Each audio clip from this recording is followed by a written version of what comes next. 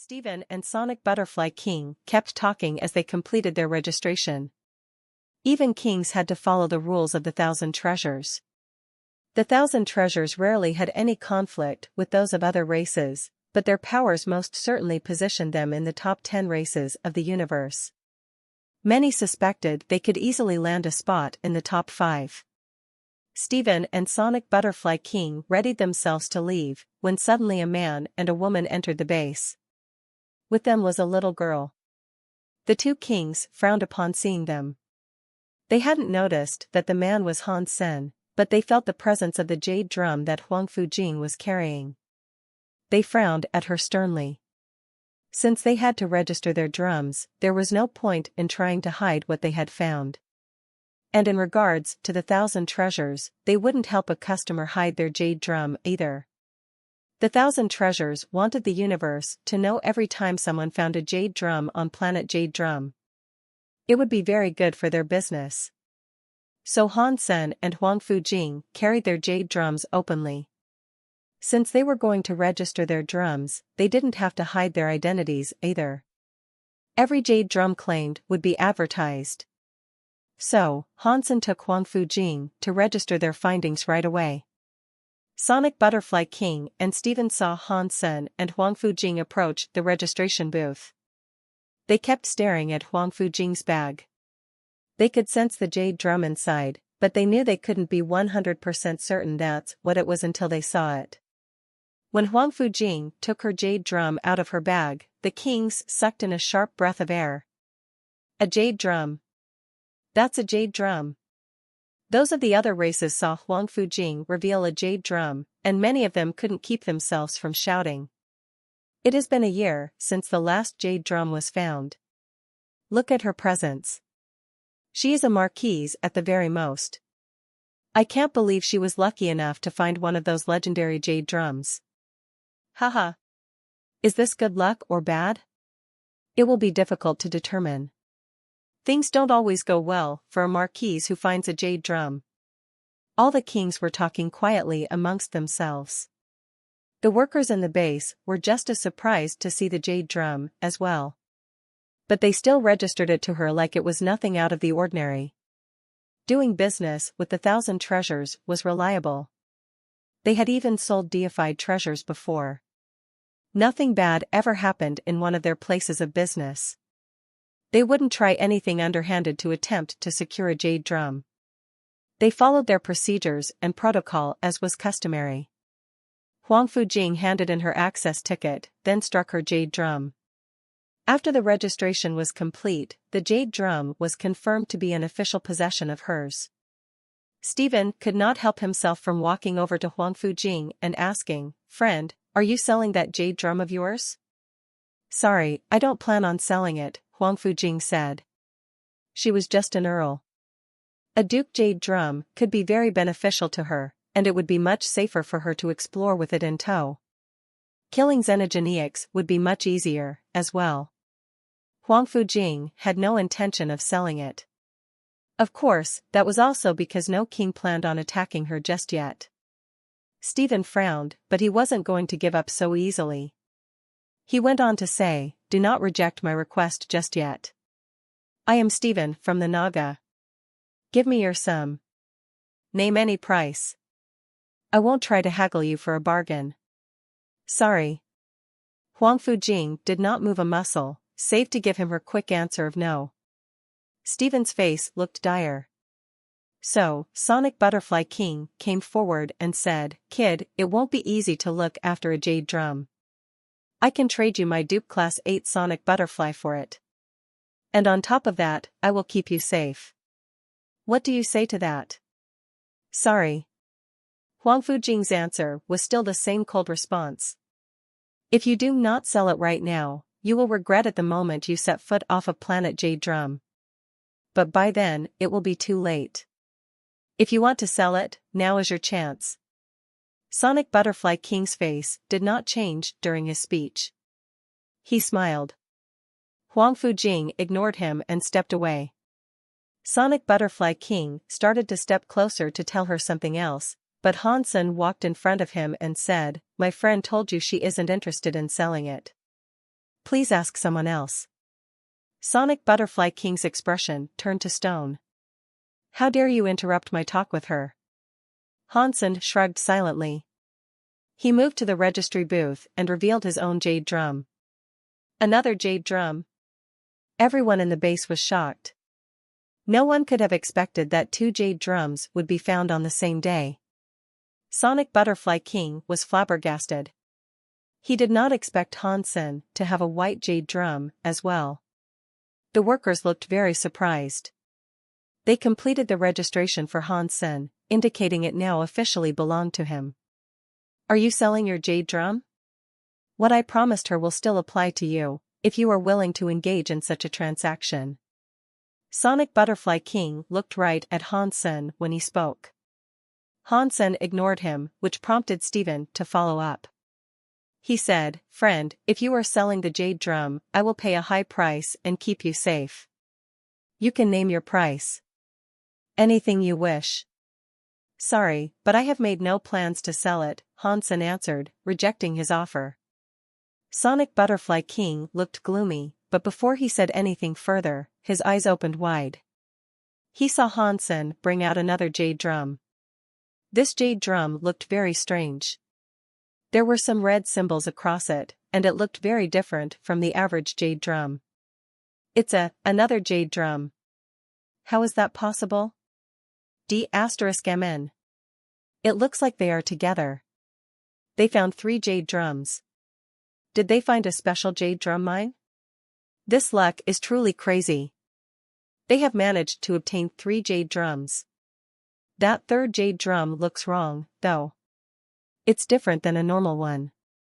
It cannot be a mutant one, can it?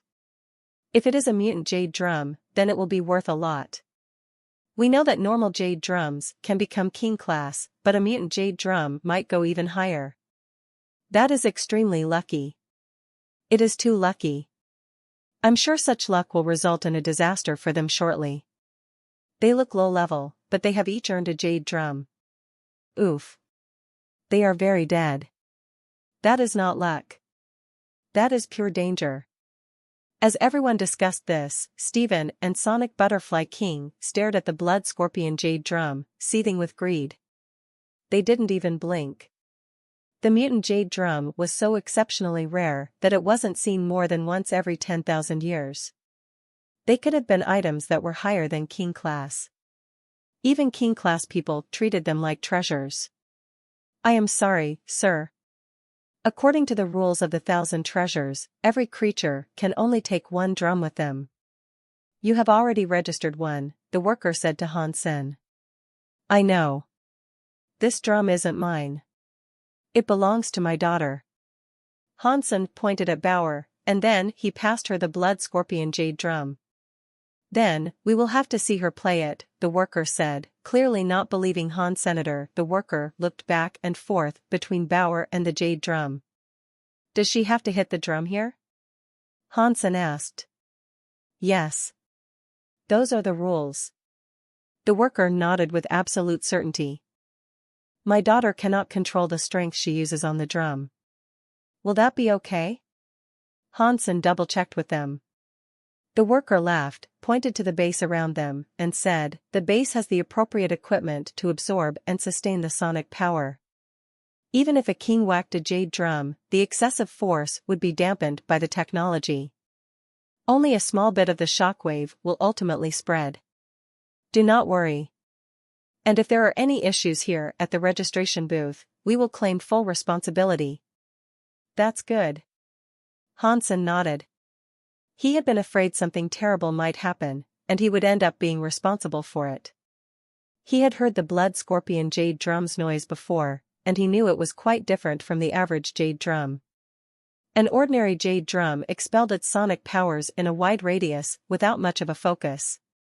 The blood scorpion jade drum's behavior was unique. The force lashed out in the manner of a scorpion's stinging tail. When the drum was struck, the sound was sharp and focused. It pierced right through a person. It was very difficult to describe.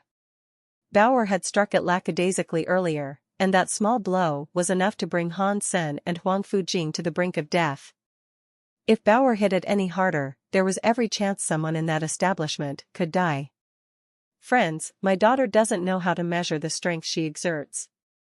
How about you all take a step back, in case something happens? It's so you can avoid injury. Hansen looked at the elites in the lobby.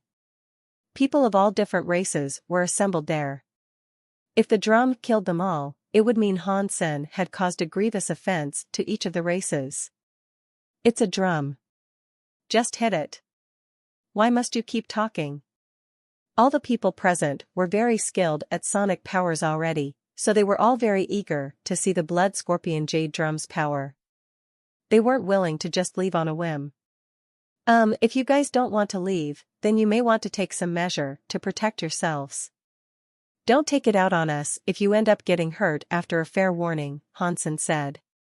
Who will take it out on you for this? We might take something else out on you for talking constant crap and not getting a move on. Hit it now, or put the jade drum down and get lost. Many of the elites were growing annoyed with the delays. Well, I warned you. All I can say is, look after yourselves. Hansen set Bauer down by the drum and then retreated. He summoned his Bysema around himself, Huang Fujing, the worker, and the registry booth. Then, he blinked to Bauer, who was still outside of the Bysema. Bauer, hit it. But don't hit it too hard. Hansen shielded the worker because he was genuinely afraid that the man wouldn't be able to withstand the hit.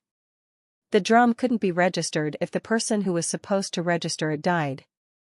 Everyone saw Hansen taking this so seriously, and they started to appear a little confused. The worker said that there was equipment in place to ventilate excess sonic powers. They were designed to deal exclusively with the power of the drums. Even if a king-class elite struck a drum, nothing much would happen. The blood scorpion jade drum was a mutant jade drum, yes, but if a mere child was going to strike it, that shouldn't have posed much of an issue.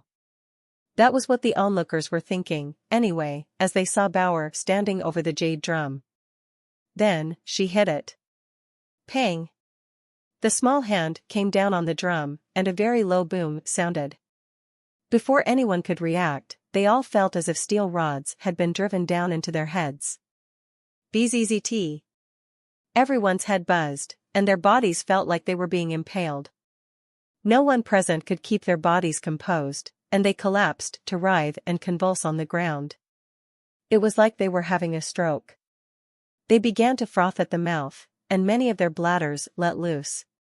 The entire lobby began to stink, as a whole bunch of nobles began rolling around on the ground and soiling themselves. Sonic Butterfly King and Steven believed themselves to be sonic elites. And there was sonic absorption equipment installed there. They hadn't taken any measures to protect themselves. They had no idea that the blood scorpion jade drum would pose that big of a threat when compared to the average jade drum. When the strange drum sounded, they didn't even see the sonic ripples assault them. The sonic needles didn't give them time to block. Their brains no longer functioned correctly, and they collapsed to wriggle and roll across the floor. Although they weren't in as bad shape as the dukes and marquises, they still felt as if their heads were about to explode. They couldn't think straight, and they couldn't even lift themselves up off the floor. Hansen thought he'd end up killing someone, but it looked as if no one had actually died. Their heads had been hit fiercely, though, so he did not think anyone would be recovering for quite some time. It looked like the blood scorpion jade drum's power didn't actually kill those it affected. It just messed with their brains and left them incredibly dazed. Hansen kept thinking that such a weapon was perfect for him. And while all those people were still disoriented, Hansen could take Huang Fujing and Bauer to leave safely. You guys said the 1,000 treasures would bear the responsibility for anything bad that might happen. Can we register this item now? Hansen shook the worker to rouse him and get his attention. The man was still frozen in disbelief. The worker looked very surprised by the events that had just transpired. He watched the nobles rolling around on the floor. While they might have looked very elegant only moments before, they now looked filthy with all the bodily deposits they were rolling in. Their prior cockiness had quickly evaporated. Even Sonic Butterfly King and Steven.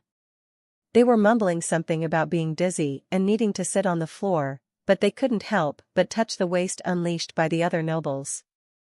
What are you waiting for? Hurry up and get this thing registered. Hansen stared down at the worker. The worker snapped out of his daze as if he had just woken from a dream. Then, he went to register the Blood Scorpion Jade Drum. After that, Hansen took his companions and departed. The Blood Scorpion Jade Drum was strong, but that was because Sonic Butterfly King and the others hadn't bothered to prepare any defenses. Now that they knew what to expect, it would be harder to use the Blood Scorpion Jade Drum on them again. Clients weren't permitted to kill anyone on planet Jade Drum. Being wanted by the 1,000 treasures would be bad. Hansen needed to put as much distance as he could between himself and the people who had just been dazed while they were still unable to follow. Hansen took Bauer away from planet Jade Drum and thought to himself, the Blood Scorpion Jade Drum's dazing powers are strong. Even the kings were affected by it. I really need to get its approval so I can use it for myself in the universe. If I use that on an enemy, I can do whatever I want to them. 10 minutes after leaving planet Jade Drum, Sonic Butterfly King and Steven started to regain their senses. Their heads, however, were in agony. Sonic Butterfly King ignored his own discomfort. He stood up, with his hand clutching his head. He asked the worker, which way did they go? They have now left planet Jade Drum. Where exactly they went, I do not know, the worker said. Sonic Butterfly King wouldn't dare attack the people of the 1,000 treasures. While holding their heads, they left planet Jade Drum in the hope of finding their escapees. After 10 minutes of searching, they were unable to find Hansen, and they had no clue in which direction he might have fled. Sonic Butterfly King flew out of planet Jade Drum, his body still shivering. He had a pounding headache that was worse than a heavy hangover. Steven followed. He was in the same state, and he didn't find any trace of Hansen's group either. They were lucky that their king-class bodies could withstand what they had just endured. The dukes and marquises were sure to be out of commission for another few days. Their heads felt as if they were going to explode. Hansen took Huangfu Jing back with him to planet Eclipse.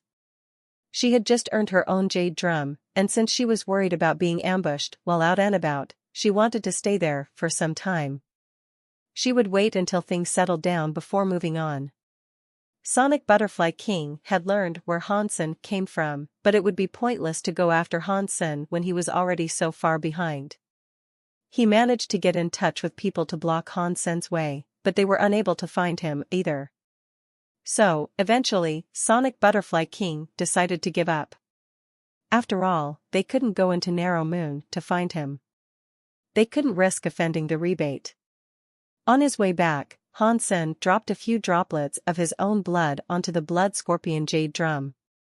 He hoped to earn the Jade Drum's approval gradually. In Planet Eclipse's base, people were in the middle of practice when a sudden report was received. Someone came running in, telling them of an army of Xenogeneics converging on their position. Han Menger, Zero, Little Angel, and Han Yen went out to take a look. There, they found a mountain that was swarmed with what appeared to be red clouds. The clouds were heading toward the base so quickly that they'd arrive in only a little while. The red clouds weren't clouds, of course. They were swarms of red bees that were each the size of a dog. They were very powerful, and the sight made Han Yen frown. When did Planet Eclipse come to possess Xenogeneics such as this? I have never seen them before. As this occurred, Night River King was watching Planet Eclipse's base. His expression looked venomous, and he said, Shadow Queen Bees are special Xenogeneics that come from Planet Queen Bee. They are only dukes, but they sure breed quickly. If there's enough food, she can make lower-level Shadow Bees. But that primary Shadow Queen a mutant duke Xenogeneic. Aside from being able to produce Shadow Bees like the rest, the mutant Shadow Queen Bee can also produce Duke Shadow Bees. The Queen didn't have much time, and it has only produced 2 thus far, but that should be enough to deal with Hansen's base. Shadow Queen bees eat the flesh of enemies and place their eggs inside the carcasses. When Hansen returns and sees all this, the look on his face will be so sweet. Night River King gritted his teeth. Night River King wasn't worried about the consequences. A Shadow Queen bee was one of the xenogeniacs that escaped from the cargo ship. It would look like an accident, and no one would know that it was his fault. Even if Hansen believed it was him, there was nothing he could do but make wild accusations. Night River King wanted this, though. He wanted Hansen to hate him. It would be painful for Hansen to know he couldn't do anything about that seething hatred. This is the beginning of making me your enemy, Night River King spat. He really loathed Hansen. The shadow bees appeared like wisps of red clouds under the command of the two dukes in charge of the army. They raced towards the base. Night River King was prepared to enjoy the fight, but a blue shield suddenly appeared. It enveloped the entire base and shielded it. The red clouds of shadow bees came down like a barrage against the blue shields, but a mere touch sent them blasting back. Even the two Duke shadow bees up front were unable to get through. Night River King's jaw tightened. He felt a little frustrated about the result, as he hadn't expected Hansen to leave his blue shield treasure in the base. Night River King thought Hansen would carry a defensive item such as that everywhere he went. If he knew Hansen hadn't taken it with him, he wouldn't have concocted the grand scheme to attack Planet Eclipse.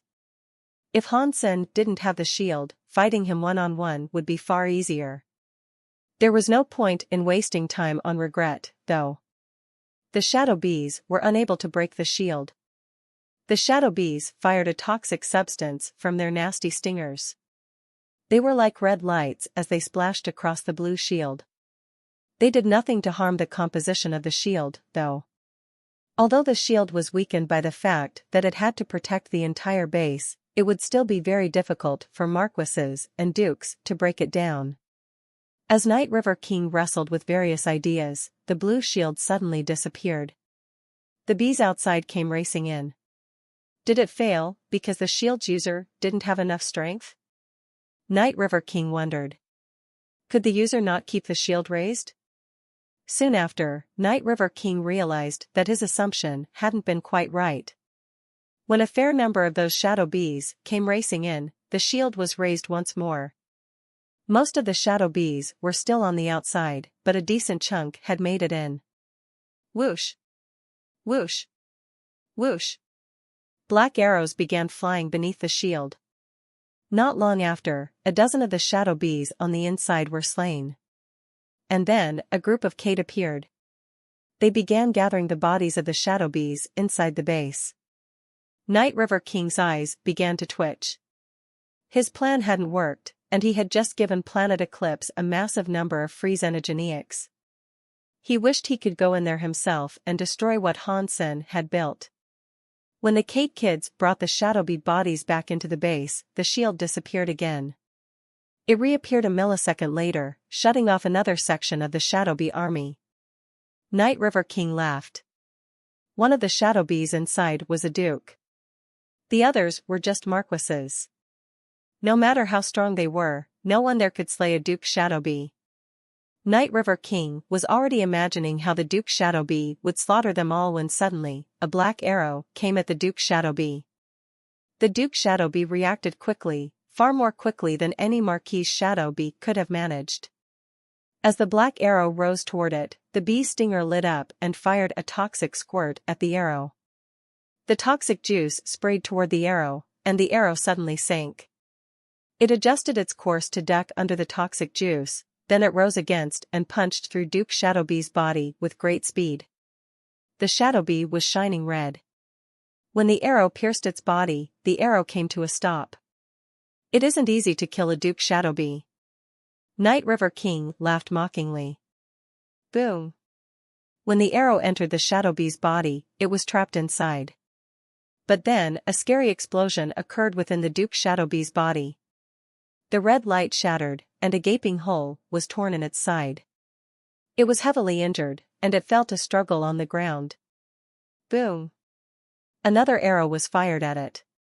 It pierced through the shadow bee via the already dealt wound. The creature's head then blew up, bringing a swift end to the Duke's shadow bee. While that happened, the rest of the Marquis's shadow bees were dealt with by Han Yin. How is this possible? That woman is just a Marquise, and yet she can so simply kill a Duke's shadow bee? This is impossible. She is Han Sen's blood, but since when have crystallizers ever been that strong? Night River King was incredibly angry, and he couldn't believe his eyes. Han Manger and the others finished off the remainder of the shadow bees effortlessly. They managed to collect a lot of xenogenic genes through the effort, and many of them earned shadow bee beast souls. The beast souls were arrows that wielded a toxic fire. When Han Manger killed the second Duke shadow bee, she earned a Duke toxic arrow beast soul. When he saw the last of the shadow bees get destroyed, Night River King knew his plan had failed. In his rage, he smashed the screen he had been watching to pieces. After Han Sen returned to Planet Eclipse and learned of what had unfolded with the shadow bees, he guessed that Night River King had been behind it. Planet Eclipse did not have any shadow bees that were native to the place. Thank God I left the demon bug by Sima behind. Otherwise, even though Han Manger and the others would probably have survived the assault, many of my other nobles would have been killed, Han Sen thought, relieved at how things had turned out. Han Sen knew the Bee Queen was still around, though. So, he assembled expeditions to go out in search of it. The Shadow Queen Bee's nest was not difficult to find. She made her home in a large mountain, and the entrances that the bees had carved were clearly visible. Many shadow bees had been slain only a few days prior, and the Shadow Queen Bee didn't produce shadow bee eggs fast enough to have replaced them yet. So, Han Sen entered the beehive easily to locate the ruby-looking Shadow Queen Bee. Han Sen perused the information he had compiled on her, and he knew exactly where she had come from. Seeing the Shadow Queen Bee now made him a happy fellow. He recognized instantly that it was a mutant Shadow Queen Bee, which was a very rare being to procure. That being said, Han Sen had already guessed that the queen would be a mutant after hearing about the dukes that had assaulted his base. But still, seeing the mutant Shadow Queen Bee in the flesh made him super happy. Dong. Dong. Dong. The Shadow Queen Bee moved incredibly quickly.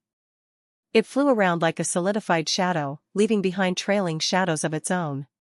Her wings flapped so quickly, Han Sen could hardly keep track of her.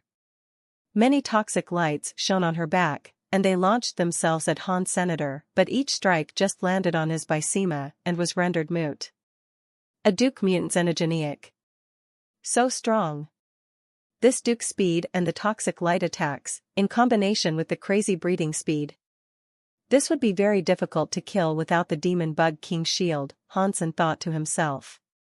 The Shadow Queen Bee kept flying around Han Sen, firing her toxic darts. But against the Demon Bug Bysema, it was nothing. Han Sen didn't attack the creature, though.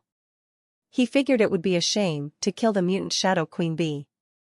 Han Sen wanted to keep it alive so it could produce more Duke and Marquise offspring. That way, some of the scarcity of high-level resources offered by Planet Eclipse could be alleviated. So, Han Sen hadn't gone there with the intent of killing the mutant Shadow Queen Bee. Instead, he wanted to take it and use it for himself. If Han Sen had been a duke, it would have been far easier for him to claim her. But he was just a Marquise, and his speed and power weren't as good as hers. It would take much effort to collect her. The Shadow Queen Bee launched attacks at Han Sen furiously, but they slid harmlessly off his shield. After a while, the creature exhausted itself. Her attacks became far weaker and far slower. Visit website ourlistnovel.com. The Shadow Queen Bee wasn't an intelligent creature, and it was a very territorial being. Although it was exhausted, he was still in her nest, and she would never consider fleeing. She still tried to fight Han Sen. Seeing her growing frustration, Han Sen decided to put away his demon bug, Bysema. The Shadow Queen Bee, upon seeing the Bysema disappear, flapped her wings to resume attacking Han Senator. She was much slower now, though. Han Sen brought out his white jade drum and hit it. A very deep boom of sonic power ripped out of the drum. It clipped the tired Shadow Queen bee and brought her down. The Duke Jade drum sound shouldn't have affected a mutant duke like her very strongly, but she was too tired by this point, so she couldn't withstand the force of that sonic shockwave. The Shadow Queen bee dragged herself off the floor, intent on going after Hansen. Hansen was still holding the jade drum. He hit it another 2 times. The shockwaves made her roll and writhe around on the ground again. It looked as if she was in pain. "If you listen to my commands, I will spare your life," Hansen told the Shadow Queen bee that was now on the ground. The Shadow Queen bee lacked intelligence. When the drum stopped, she tried to attack Hansen again, the intruder that had invaded her space. Hansen didn't know what to do except continue pounding the jade drum, which made her roll around on the ground over and over. Some of her bee blood began to pour from her mouth. But Hansen didn't want to kill her. Killing her would be pointless. Seeing that the Shadow Queen bee was about to die under his repeated torture, he decided to exit the hive. A xenogeniac without proper brains had to be broken in by slow torture over time. Hansen stationed people to keep an eye on that beehive. If the queen bee made bees, they would go and kill them. That would teach her a lesson. They hoped that after a while, she might actually listen to Hansen and obey his commands. "We will never be safe for as long as Night River King exists," Hansen thought grimly. He considered how he might dispose of Night River King. With the current limits of his power, Hansen couldn't go after Night River King just yet. He needed to become a duke, and he needed to own a lot more treasures. It would have been best if he could use the Blood Scorpion jade drum. That would be the only weapon he'd need to take down someone that was a higher level than he was. But even if he was able to kill Night River King, he wouldn't be able to do it while he was in Narrow Moon. If they fought, the rebate would rally behind Night River King. An outsider would never earn their favor. "It looks like I need to become a duke quickly and find a way to take him out elsewhere." Hansen calmed himself down and tried to think things through rationally. Allowing his anger to make him rush wouldn't solve anything. If anything, it would just reveal weaknesses for his enemies to exploit. He needed to be calm if he was going to do this. "Night River King, I am going to kill you." Hansen kept practicing. The 1st and 15th day of each month, he went to Cold Palace to absorb moon and cold powers, hastening his ascension to the rank of duke. Hansen dropped his blood onto the Blood Scorpion jade drum every day, too, slowly letting his essence sink into it. He wanted his blood to become one with the scorpion. Hansen felt that he was slowly building a connection with the Blood Scorpion jade drum. Claiming it would only be a matter of time. One day, Black Moon King dropped in on Hansen unexpectedly. "Hansen, the Extreme King will be hiring knights from Narrow Moon. Are you interested in going?" "Extreme King recruits elites." "I don't think they'd want a small marquise like me," Hansen answered, confused. He thought they were only interested in elites like Isha. That would require him to be at least a king. The Extreme King will only grow and care for future elites that are showing great potential. We have a good relationship with them. When the Extreme King hire knights, they offer a few slots to us. If you would like to join them, I can get you in, Black Moon King said. Do I have to go? Hansen asked with a frown. It is merely a recommendation of mine, Black Moon said quietly. But the dragons don't tend to swim with fish, and tigers don't like living with dogs. This is your opportunity to get out of here. Hansen knew Black Moon King was merely being nice to him, and he knew that the king didn't want him and Night River King to be embroiled in more fights. But Hansen still shook his head and told him, "Thank you for your kindness, but if I cannot stand my ground here, how will I make it where I want to go in the future? I know you aren't the sort of person that gives up easily." Black Moon King wished to say something more, but he faltered. Then he just stopped and sighed. Never mind. The road everyone traverses is different, and it's impossible to determine which road is right for anyone else. If this is your desire, then we can let this matter be. Black Moon King then left, which got Hansen to thinking. Extreme King seems to be going on a hiring spree lately. Has some internal affair gotten out of hand? Hansen had no information pertaining to them, so he couldn't guess anything more. He continued to practice Jadeskin every day, hoping to become a duke as soon as he could. On that day, everyone in Narrow Moon assembled in Moon God Plaza. They were all dressed in their finest uniforms, which suggested they were meeting with someone important.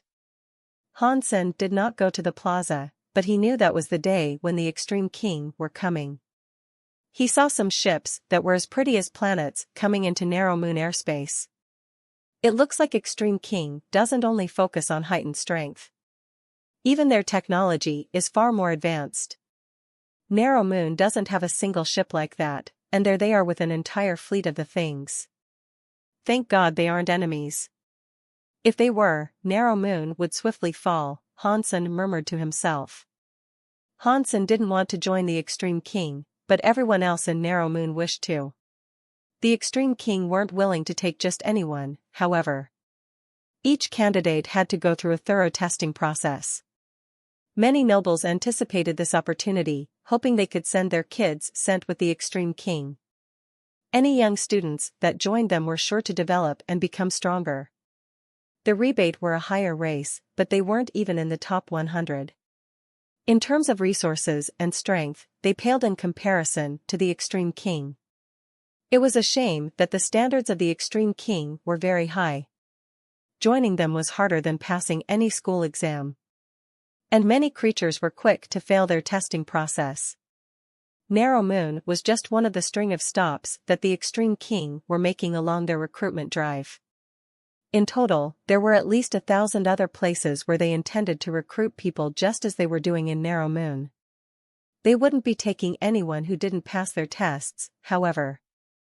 Although Hansen did not participate in the testing, he learned that over the past 4 days, only 1 Earl and 1 Marquise had passed the bar of quality. Countless young people were not permitted to join. The Extreme King were recruiting backup knights. Their level did not matter. All that mattered was their current talent and their potential for the future. So, even some so-called genius dukes of the Rebate were booted from the tests. Moonwill King, I have heard Knife had a student.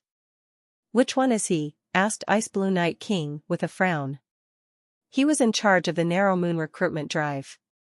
There were 10 groups of knights in Extreme King. Every group of knights had one leader who was a Knight King. Ice Blue Knight King was the leader of the Ice Blue Knights. When they assigned the different areas the knight groups would visit to recruit, Ice Blue Knight King selected Narrow Moon purposely.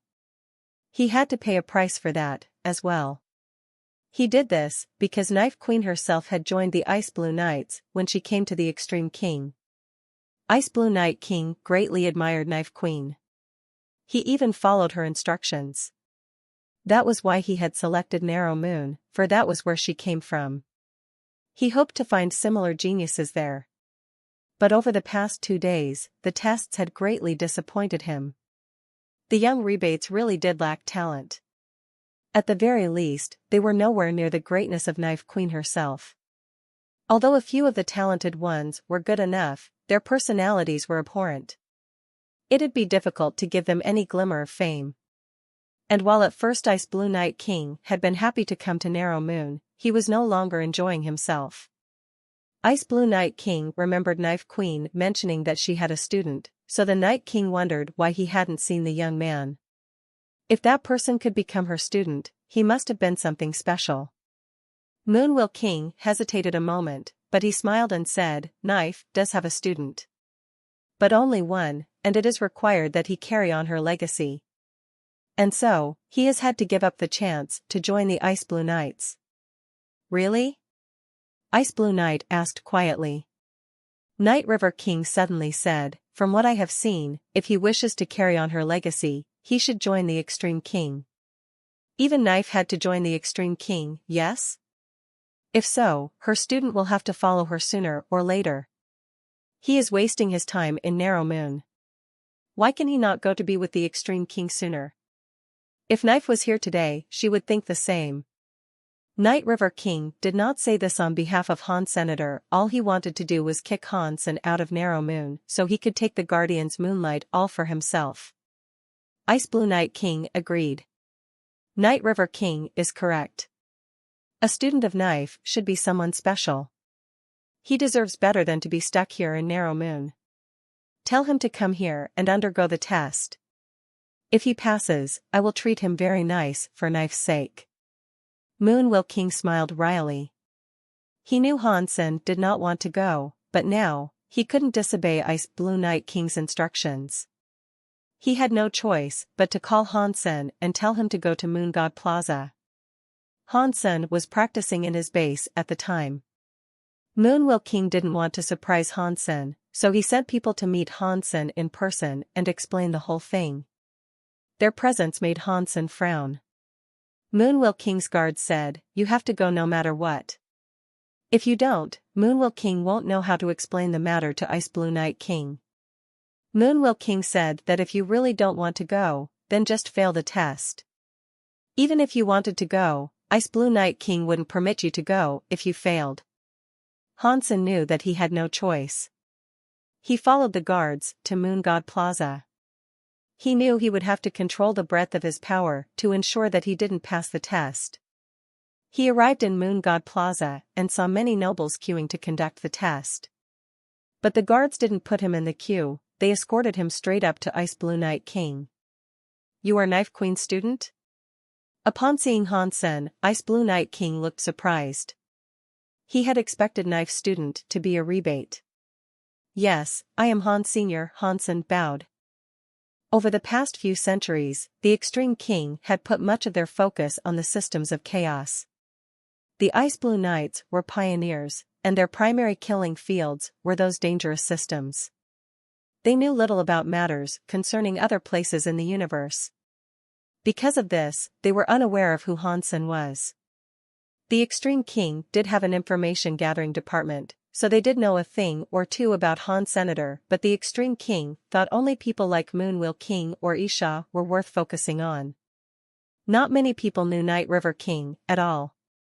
The only people that cared for that sort of information were the locals of Narrow Moon. Ice Blue Night King only knew that Isha had a student. He didn't know that person's name or race. He had just assumed that her student would be a rebate, not a crystallizer. Ice Blue Night King didn't say much to Han Sen, and he simply encouraged him to engage in the test.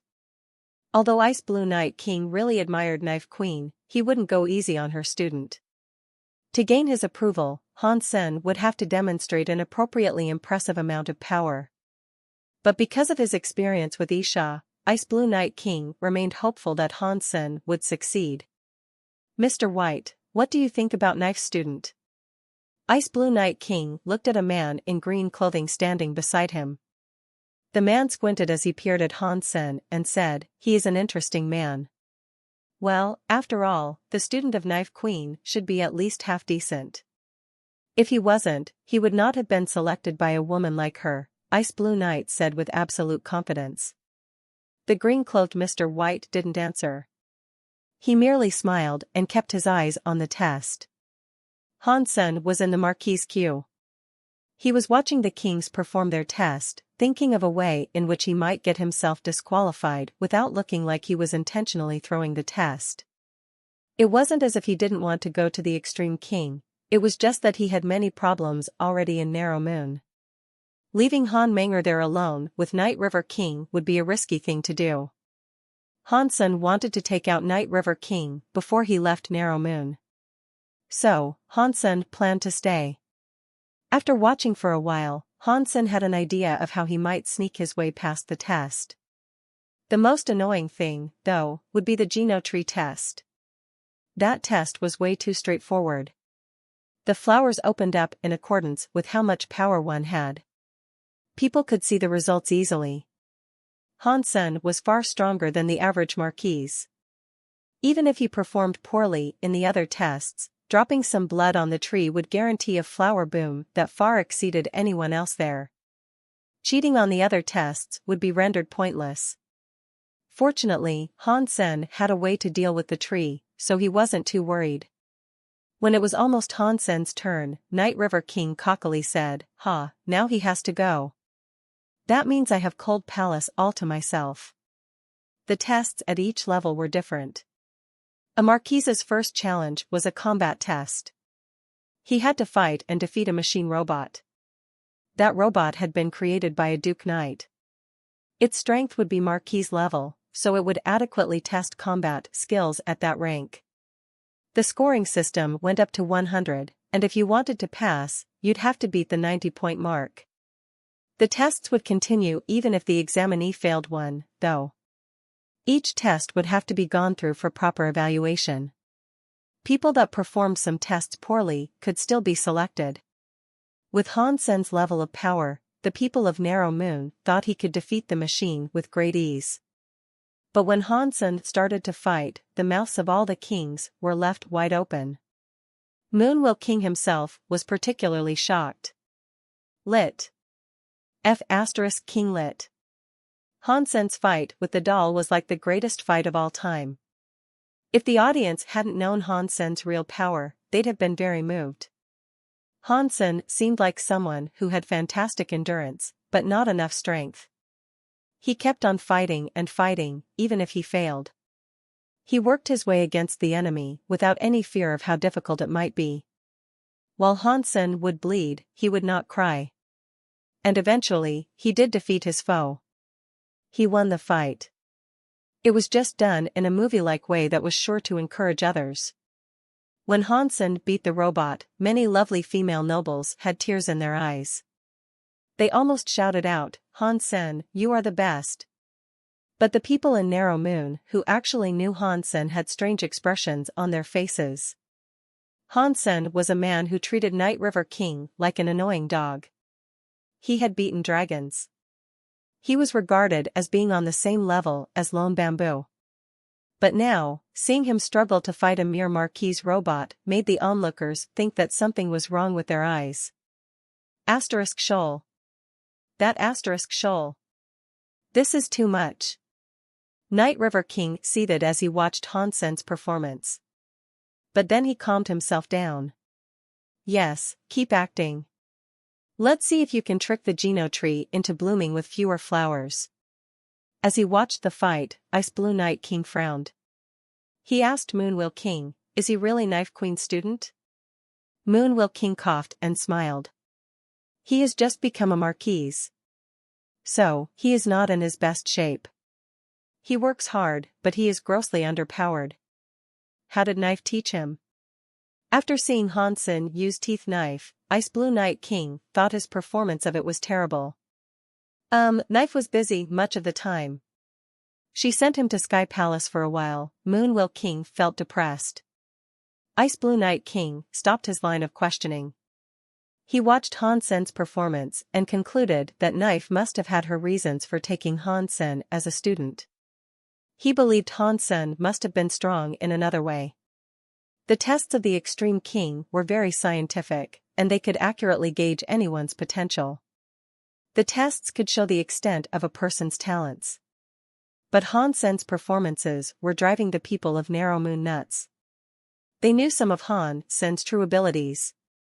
They knew how scary he could be, but now, he looked like a man that worked hard and had no real talent. He worked very hard, but his results were terrible. Moonwell King's expression was becoming increasingly strained. It was difficult to avoid laughing when looking at his pinched face. It looks like Knife didn't have a replacement. Ice Blue Night King sighed. Han Sen seemed well behaved, and it looked like he worked very hard. His talents, however, were downright terrible. Night River King only laughed at Han Sen coldly, without saying a word. He wanted to see how Han Sen planned to make it past the Geno tree. The results given by the Geno tree were always accurate, so his act wouldn't pay off. Taking the Geno tree test would reveal the true extent of his power. Perhaps it would make Ice Blue Night King angry. The final test was the Geno tree. Han Sen stood before it and cut his finger. He let a droplet of blood fall onto the Geno tree. As everyone watched Han Sen's blood fall onto the Geno tree, Night River King stared at Han Sen intently. He wanted to make sure that Hansen didn't try to cheat his way through this too. The geno tree could accurately gauge one's geno power. It was very precise. If Hansen let his own blood fall onto the geno tree, it would bloom with a number of flowers that was equal to his strength. Hansen had spent some time researching the geno tree, and he had discovered some interesting things. The operation of the geno tree turned out to be quite simple. The geno tree was like a gasoline-operated generator, and the genes in a person's blood were like gas. The more gene power a person's blood possessed, the more electricity the geno tree could generate. In the case of the tree, there'd be more flowers. Hansen's geno power was much stronger than the average marquise's. Ordinary marquises could generate up to 100,000 flowers. Hansen believed his own power would easily open a few 100,000 flowers. If Hansen wanted to be disqualified, he would have to reduce the number of flowers that bloomed. This was a task that no ordinary creature could accomplish because success wouldn't depend on strength. Even deified elites couldn't change their own genes. Or at least, if people like that did exist, there were very few of them. When the deified Buddha called Burning Lamp Alpha had turned Hansen into an ant, he had demonstrated a rare gene-changing power. Hansen's Blood Pulse Sutra could change the messaging of genes, but Burning Lamp Alpha's geno art was quite different. The Blood Pulse Sutra primarily controlled its own genes. It couldn't change the genes of another creature, like Burning Lamp Alpha's shapeshifting technique. It wasn't difficult for Hansen to use the Blood Pulse Sutra to control the genes in his own blood. He had tried doing this once before. Night River King watched Hansen's drop of blood fall onto the tree. And when that occurred, life crept over the barren tree as flowers began to bloom. As the flowers grew, it was like watching a wind rustle through a meadow of a few thousand flowers. But when the flowers stopped blooming, Night River King's eyes opened wide. He screamed, "A mere 10,000 flowers? Impossible." There was no way that Hansen's blood would only produce 10,000 blooms. Even the weakest marquise could earn 10,000 flowers, but everyone knew that not even the strongest rebate marquises could defeat Hansen in combat. Ice Blue Night King didn't look surprised. After all, the results aligned with the results of the other tests. Ice Blue Night King thought Knife Queen must have taken Hansen as a student because of his work ethic, but his talents and powers were still poor, no matter which way you cut it. The sole purpose of the Ice Blue Knights was to fight. They were not a school, so Ice Blue Night King gave up on the prospect of hiring Hansenator. If Hansen lacked power, then it didn't matter if he was Knife Queen's student. The Night King wouldn't allow any talentless person to join the Ice Blue Knights. It would be irresponsible to the other knights he commanded, and on top of that, it could put Hansen himself in danger. Seeing Hansen walk away from the testing platform, Night River King looked sick. He firmly believed Hansen had cheated. Even so, he watched Hansen's blood fall on the tree with his own eyes. He knew there should have been no way for Hansen to cheat. His face turned red in frustration as he thought furiously of ways that he might stop Hansen. He didn't dare to declare that Hansen was cheating, though. Saying something like that would draw too much attention. If he asked for Hansen to be tested again, and Hansen was able to do the same trick that proved he wasn't cheating, then Night River King would be showing disrespect to Ice Blue Night King. Moonwell King was shocked, too. He didn't know how Hansen had deceived the geno tree. Hansen, meanwhile, acted depressed. He looked up to the skies and let out an elongated sigh. He left the platform with slumped shoulders and returned to Planet Eclipse. On the way, he thought with satisfaction, now I don't need to go to the Extreme King. The final tests of the day ended. In the end, only 2 of the rebate had managed to pass. But Ice Blue Night King wasn't happy about this. After perusing the day's reports, he sighed. "Why do you sigh?" Mr. White asked Ice Blue Night King with a smile. Ice Blue Night King displayed a wry smile. "I can barely believe that a person like Knife Queen was willing to take a student like that. So ends the lineage of Teeth Knife." I will never watch that incredible knife skill get used again. Mr. White smiled and said, if you're feeling sad about that, there is no need. What do you mean? Ice Blue Night King asked in confusion. Mr. White smiled and said, that is because Knife Queen has an excellent student. He might one day surpass the woman herself. Ice Blue Night King stared at Mr. White blankly. Surely Mr. White couldn't have been complimenting Hansen on the terrible exhibition they had both just witnessed. You mean, she has another student? Ice Blue Night King asked, grasping for an explanation. Come and take a look at this.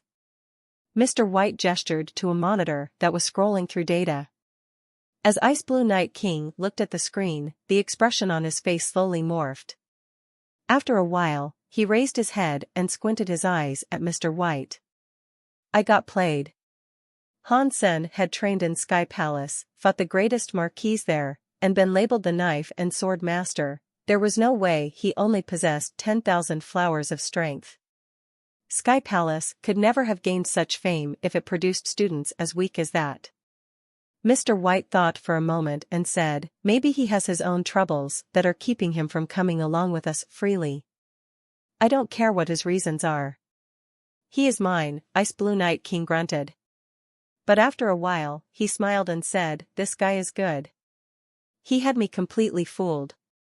His personality is different than Knife's, that's for sure. I am surprised she selected a student such as that. Let's find out why he doesn't want to join the Ice Blue Knights first, Mr. White said. That's simple.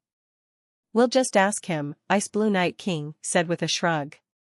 Together, Ice Blue Night King and Mr. White snuck onto Planet Eclipse. There, they found Hansen hosting a barbecue in the company of many ladies and beasts. He was talking and laughing with those around him, and he didn't look sad at all. It looked like a party. Hansen was indulging himself with quality drinks and food hot off the grill, but he suddenly looked up and let his face go blank. Something powerful was coming his way, and it extinguished the fire in a single moment. Not even smoke was left to rise from the ashes. Hansen, how dare you cheat on my tests? Ice Blue Night King barked. He stood with his arms crossed over his chest, a man clad in green clothing beside him. Hansen instantly became worried, but his expression remained unchanged. Night King, why would you say something like that? How could I have cheated? When Ice Blue Night King saw Hansen remain so calm despite the powerful presences approaching him, he knew for sure that he had drastically misjudged Han Senator. The man really had played him. Ordinary dukes would be groveling on the floor in front of such a dangerous aura. Only someone extraordinary could have kept his cool in this situation. If I say you were cheating, you were cheating. Even if you didn't intend to deceive the tests, I still consider you a cheater. Ice Blue Night King approached Hansen with a scary amount of power. Ice Blue Night King had led knights throughout the systems of chaos for over a century, and he had killed countless creatures in that time. He was a very scary man. And in addition to all that, he had the will of a half-deified being. Even a king would be intimidated in his presence. Hansen sighed and said, well, what are you going to do to me? Although that sounded very hopeless, Ice Blue Night King knew that Hansen wasn't actually cowed. The Night King was actually quite curious about this resilience, though. Kill you. Ice Blue Night King pulled out his sword so fast, the others at the barbecue didn't even see when it cleared the sheath. Before they could blink, a blue light was coming down on Hansen's head. The ice blue greatsword stopped 1 inch above Hansen's hair. Hansen didn't flinch or show the slightest change in his expression, though. All he did was look at Ice Blue Night King and Mr. White and say, if you do not mind joining me, I can have wine and meat brought for you. Would you please accept some as an apology? Ice Blue Night King was quite surprised, but he kept his gaze flat as he stared at Hans Sr. You didn't think I would kill you? No, Hansen responded. There was something else Hansen could have said, but didn't. Even if Ice Blue Night King wished to kill him, he wouldn't have been able to. His sword would have greeted the demon bug by Sema, not Hansen's flesh. Ice Blue Night King glanced at Mr. White and sheathed his greatsword. He then moved to sit beside the fire. Looking interested, he asked Hansen, "Why didn't you choose to join us Ice Blue Knights? Give me a decent reason, and I might just let you go." Hansen sat down and began to explain the situation without hiding any details. He told the Night King about the grudge he held with Night River King, then finished with, "If I go, Night River King will do harm to my friends and family here." Ice Blue Night King laughed and said, "That is trivial. I will make a recruitment order to forcefully conscript Night River King into the Ice Blue Knights. Wouldn't it be easier to leave me? Why go to all this trouble?" Hansen murmured, depressed. Recruiting a king to join the Ice Blue Knights was a big decision, and so Hansen didn't understand why the man was going through all that trouble to secure one marquise. Ice Blue Night King took Hansen's bottle of beer and had a swig. He said coldly, "The Ice Blue Knights are in charge of cleaning up a planet in the systems of chaos, but this planet has many deified xenogeneics. They appeared unexpectedly, and we were short-handed on troops. If Knife hadn't sacrificed herself to buy us more time, the Ice Blue Knights would all be gone. We owe her a great deal, and so, our debt falls to depend on you. If you really want to pay her sacrifice back, then let me stay here." Hansen really didn't want to be a part of the Ice Blue Knights. He hated the concept of being confined. The Ice Blue Knights were like a proper army with way too many rules. Ice Blue Night King didn't answer. He cheered and tapped his drink with Mr. White. Then, he looked at his empty cup and told Hansen, "This drink is nice. You can bring more with you when we leave." Seeing Hansen looking rather glum, Ice Blue Night King grinned. Mr. White smiled and said, "Do not worry. If Ice Blue Night King wishes to take you, he will prepare everything. Night River King will go, too, and we will certainly be keeping an eye on Narrow Moon." Hansen seriously said, "If things are like that, then I won't complain too much. But I do have one important condition. If you agree to this, then I will have no problem with coming along. If you don't agree, then I'm afraid you'll be taking me there in a body bag." "What condition is that?" Ice Blue Night King asked, curiously. "I want them to come with me as part of the team. You cannot split us up, no matter what." Hansen pointed at Han Menger and the others. Ice Blue Night King shook his head. "The Ice Blue Knights have rules. If they cannot pass the test, they cannot join. And if they cannot pass the test, then your conditions cannot be met. I haven't completed the test, so I'm not qualified to join." "Please let me go," Hansen said. Ice Blue Night King looked at Han Sr., "Do you know what a chance you're trying to give up? I'm aware of your difficulty. Your body and geno arts require many resources to level up. Knife is gone, and Narrow Moon won't be giving you anything but scraps. The only chance you have is to come with me to the systems of chaos." Hansen just stared at Ice Blue Night King without speaking. He stood by the decision he had made. Ice Blue Night King didn't want to concede. He had his rules, and Hansen's request had been too much. The scene froze with two men unwilling to take a step back. Mr. White smiled. "The Ice Blue Knights do have rules. Hansen's demands are too much to ask." Before Hansen could speak, Mr. White continued. "You don't have to join the Ice Blue Knights directly, but I could use a few more guards. And my guards don't belong to the Ice Blue Knights. There aren't too many rules with me, so if you would like to, you can come along as part of my team." "Mr. White, how could you do that? Your guards are required to be King class." Ice Blue Night King exclaimed. "They're my guards, and I'm free to choose who I want, am I not?" Mr. White smiled. Hansen looked at Ice Blue Night King, and then he looked at Mr. White. He was confused. Night River King thought Hansen wouldn't be allowed to go with the Extreme King, but when he saw the recruitment roster the next day, Hansen's name was on it. This made him exuberantly happy. Hansen had just been added that day. Seeing his name there made Night River King want to scream in joy. "Good. This is exactly as I'd hoped. Night River King had to do his best to contain his mirth. If Hansen was gone, then it wouldn't just be Cold Palace that Night River King could keep for himself. He could likely take over Planet Eclipse unhindered. He could erase all trace of Hansen having ever existed in Narrow Moon. Over the next few days, Night River King was on Cloud 9 as he waited for Hansen to be taken away by the Ice Blue Knights. The recruitment process was still ongoing, and the elites on Planet Eclipse soon started packing their things. It seemed as if Hansen really was on his way out. Night River King couldn't wait for the 15th of the month to come, so he could bask in and absorb all the moonlight he wanted. The Ice Blue Knights would leave on the 14th. He could go and absorb moonlight the day after that. He was so happy.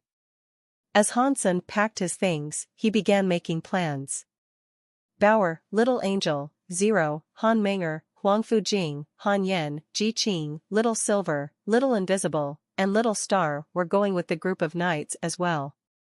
But they wouldn't actually be Ice Blue Knights themselves. Instead, they would act as guards tasked with protecting Mr. White. Mr. White was obviously important, but other than that, Hansen didn't know exactly what position the man held within Extreme King society. He only knew that the Ice Blue Knights referred to the man as an advisor. But even the half-deified Ice Blue Knight King greatly admired him. If he hadn't agreed to be Mr. White's guard, then Hansen would never have been allowed to bring so many people with him. The only people they left behind on Planet Eclipse were those that wouldn't be able to grow in the Chaos systems. Little Angel and the others had developed as far as they could on Planet Eclipse, so going to the systems of Chaos would allow them to continue gaining strength. He had wanted to tame the Shadow Queen Bee, but he had no more time. He eventually had no choice but to kill it inside its hive. Otherwise, after he and his strongest people left, there'd be no one left to control the queen bee. The base would be in trouble once the queen bee started breeding again. Mutant Xenogeneic Duke Shadow Queen Bee killed. Mutant Xenogeneic gene found. Obtained Shadow Queen Bee Beast Soul. Hansen was happy. He hadn't expected to earn the Shadow Queen Bee's Beast Soul. He looked into his sea of soul to examine what sort of beast soul it was. Ordinary shadow bees were toxic arrow beast souls, so gaining a dupe toxic arrow beast soul wouldn't be bad. Mutant Shadow Queen Bee, pet beast soul, evolvable. Hansen was shocked to see the description, but disappointed as well. Pet beast souls needed to reach combat mode if they were ever expected to fight. He didn't have the time to grow a pet right now. But after he thought about it, Hansen's eyes lit up. He realized that the Shadow Queen Bee pet beast soul was different. It could reproduce endlessly. If Hansen could keep cultivating it, the pet could spawn additional bees out of flesh on the battlefield. It could be used to spawn an infinite number of bees. The most important thing, though, was the fact that it was evolvable. If the Shadow Queen Bee could reach King Class, then it should be able to spawn King Class Shadow Bees. When Hansen thought about King Shadow Bees flying everywhere, he felt incredibly happy. I have to grow this pet. Hansen merrily summoned the Shadow Queen Bee. A red crystal Shadow Queen Bee began to fly all around Hansenator. It looked like a very calm being, but it was small too. It was far smaller than the original Shadow Queen Bee. It was only around the size of a man's fist. It looked as if it needed to reach battle mode before it would become a proper queen bee. Hansen wasn't a duke yet, so he couldn't consume the queen bee's mutant xenogeneic gene. He would need to hold on to it for a while. Hansen gave Xie Qing King a ring, and he told his old friend that he was joining the Extreme King. Hansen also told him that he shouldn't ever go back to Planet Eclipse. After everything was established, the recruitment drive for the Ice Blue Knights was over. Out of the whole of Narrow Moon, only a dozen elites had been selected. They were mostly rebate earls and marquises, with a single dupe joining as well. The day that the Ice Blue Knights would be leaving, Hansen brought his companions to them to enroll. Night River King was grinning like a lunatic, and when he saw Hansen taking his whole family with him, he laughed and said, "Hansen, you can leave them here. I will be delighted to look after your friends and family." Hansen looked at Night River King and smiled. "Thanks, but no thanks. They are coming with me to join the Ice Blue Knights." Night River King looked at him with disdain. "What do you think the Ice Blue Knights are? Do you think you can take along anyone you want to?" Black Moon King and Moon Will King didn't know what Hansen was doing either. It was hard enough for someone to join the Ice Blue Knights, but bringing family and friends along was simply out of the question. But Hansen wasn't someone who would make random, unfounded claims. He must have had a sound reason for saying what he just did. "You are right. I can bring anyone I want, and not only them. I can take you, if you want to go." Hansen smiled at Night River King. "A lame joke," Night River King grunted, but he suddenly felt a little nervous. Hansen turned his back on Night River King and moved to join the Ice Blue Knights with his companions. Moon Will King and Night River King watched Hansen take his entire family into the Knights' camp. He even brought a child. And on top of that, it seemed as if Ice Blue Knight King was okay with it. The rebate lined up, their eyes wide. They couldn't believe that this was happening. This was one of Extreme King's top 10 knight groups. Everyone knew how hard it was to enlist with any of them. Many of the rebate nobles had wished to send their kids to join them, but only the people that passed the tests were allowed in. Hansen's people hadn't even undergone the tests, and what's more, there was a child amongst them. But they joined the Ice Blue Knights without hindrance. This greatly surprised the onlookers. Night River King looked aghast. Hansen had taken his whole family. He wouldn't be able to beat Hansen even if he claimed Planet Eclipse. Night River King gritted his teeth. Ice Blue Knight King then suddenly said, "Night River King, I need people right now. I will have you join the Ice Blue Knights and work for Extreme King. Come now." Everyone in Narrow Moon was shocked. Night River King looked shell-shocked. He forced a smile. "Thank you, but..." Before Night River King could finish his sentence, Ice Blue Knight King revealed a conscription paper. He said, "This is a recruitment order that comes straight from the Extreme King's ruler. Are you going to go against this decree?" "I won't." Night River King looked ill. He was as stunned as he was angry. He thought about what Hansen had said, then turned to look at him. Hansen was smiling his way. Inside a ship that was bound for the systems of chaos, Hansen and Han Yen were engaged in a card game. They had been flying for a long time, and boredom had set in. The Ice Blue Knights wouldn't play card games, even if they were bored to death. But Hansen and the others were Mr. White's private guards now, so they could play any game they wished because Mr. White allowed it. Mr. White was actually playing with them. Hansen, Mr. White, Han Yen, Ji Qing, and Bauer were all playing together. Zero and Little Angel hadn't been interested. Han Manger was probably off obsessing over her beloved bows, and Little Silver and Little Star were resting. In the room where they were playing cards, the only people that weren't very close to Hansen were Mr. White and another guard. The guard was a man named Crime who belonged to the lane race. He was 3 meters tall, and his body looked lean and powerful. He had long blonde hair that brushed his shoulders, and his square face was alarmingly serious. His eyes gleamed brightly. His black armor had gold markings, and a gold lion sword was belted to his waist. It looked like a sturdy weapon. He was different from Han. Senator Crime was one of Mr. White's guards as well, but he was a king of the lane. He was a very smart person, and he had a keen insight into things and people. Every time he looked at Hansen and the others, he couldn't help but frown. A group of marquises, and even earls, had become Mr. White's guards. It seemed like some sort of bad joke. He didn't think they were worthy, and they would cause nothing but trouble. When they failed, he would have to pick up the slack. But Crime wouldn't voice any of his concerns because the decision had come directly from Mr. White. He was just going to do his job and at the same time, keep his eyes trained on the others. Okay, I'm done. This is boring, Hansen said as he lost again. He stretched long and slow. All the chips on the table were heaped close to Bauer. It looked like she was sitting beside a small mountain. Hansen owed her a lot of money now.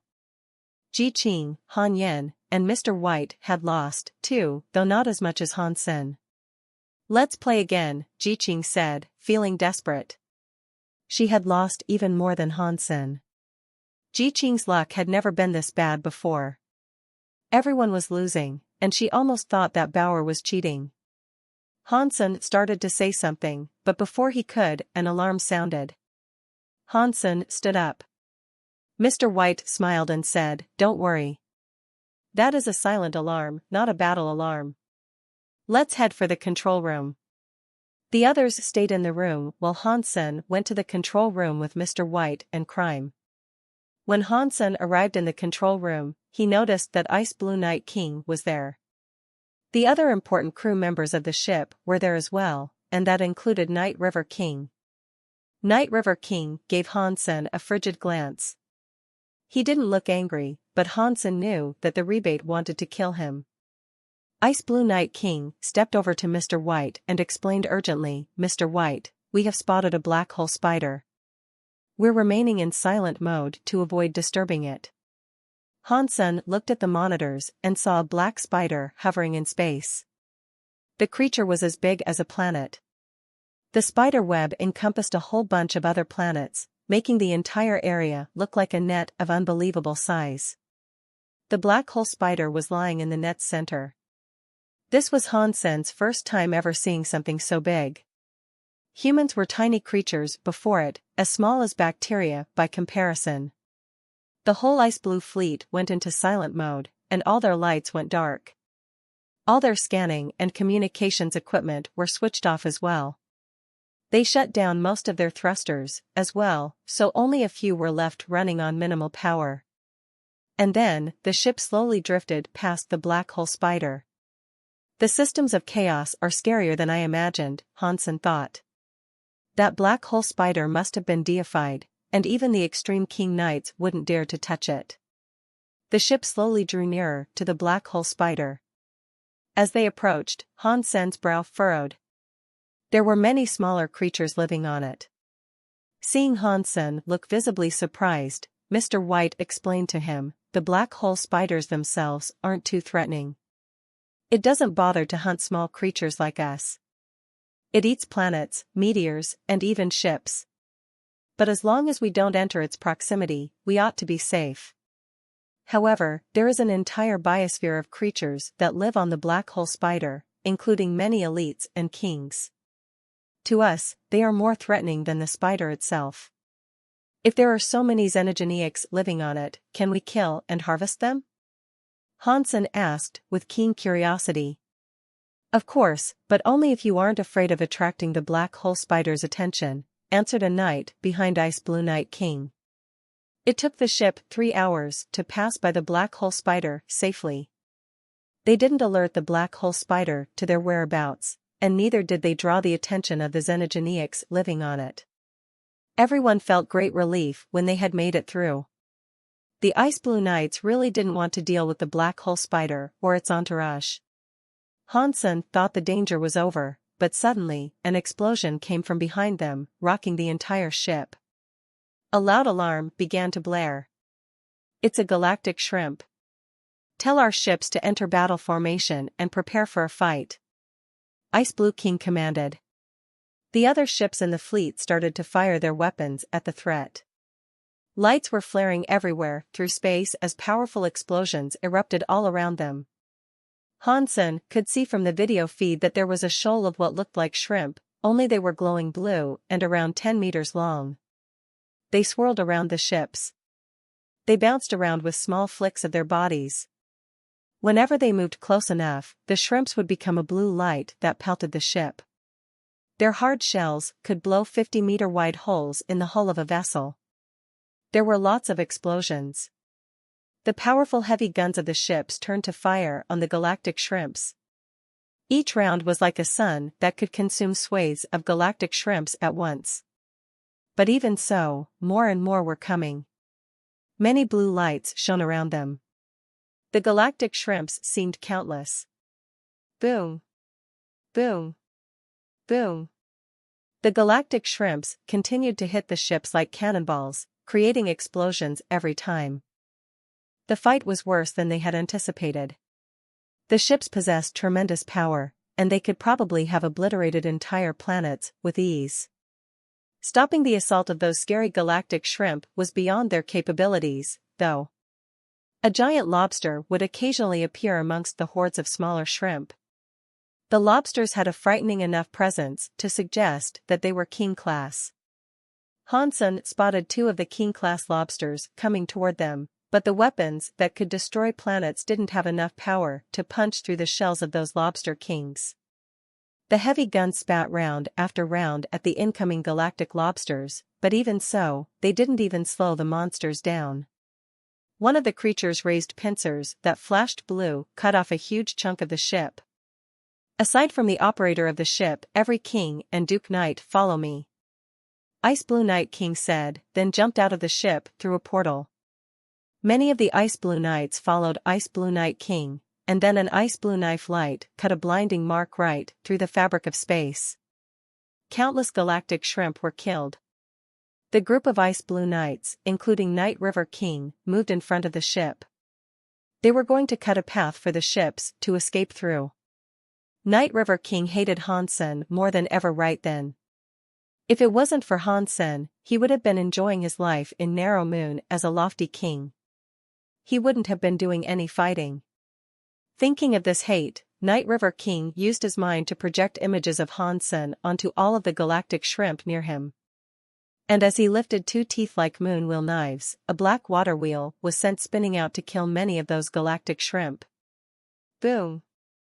The black water wheel hit a lobster's shell, sending a shower of blue sparks into the night sky. In response, the king lobster moved its pincer and sliced the black water wheel in 2.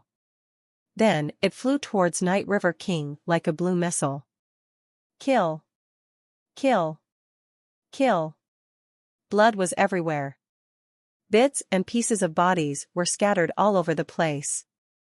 The ship was moving slowly under the cover provided by the Ice Blue Knights, but even still, the ship was hit more than a few times.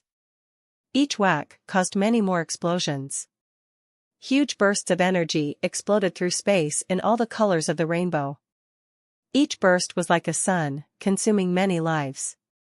Hansen felt a great level of excitement as he watched it all unfold from the comfort of the ship. He thought to himself, this is what war is really like. Mr. White, can I join the fight? Hansen asked Mr. White. Hansen didn't kill for the fun of it, but he was watching the galactic shrimp die in droves. He didn't want to miss the spoils. At the very least, the galactic shrimp were marquises. And a great number of them were dukes. And on top of that, there were king-class galactic lobsters. If he could get the final hit on one, he might have the opportunity to claim its beast soul. Crime hadn't yet grown accustomed to Hansen's strange attitude towards things, and so he coldly said, "You are Mr. White's personal guard. Your task is to protect him. You are just a marquise, and if you go out there, you will only cause trouble." Mr. White smiled and said, "Hansen might be here bearing that title, yes, but he isn't solely a guard. If he wants to go out there, he has my permission. But if you do go, please be careful and perform your best." "Thank you, sir. You guys protect Mr. White in the meantime." Hansen directed the command at Zero and Little Angel. Without saying another word, Hansen exited the ship. In his heart, he shouted, "Beast Soul baby, Big Brother is on his way." Hansen summoned his dragon wings on his back and ears. His body was petrified through the Dongshan aura. He scanned the entire fight, then flew towards Ice Blue Knight King. Hansen didn't think he could fend off a swathe of galactic shrimp by himself, and so he knew he would have to stay next to Ice Blue Knight King to take advantage of the best opportunities. He was going to attack the injured galactic shrimp, and by finishing them off, he hoped that he'd receive a goodie or two. Amidst that messy fight, Hansen employed the Dongxian Sutra, Heavenly Go, and Under the Sky Knife skills liberally.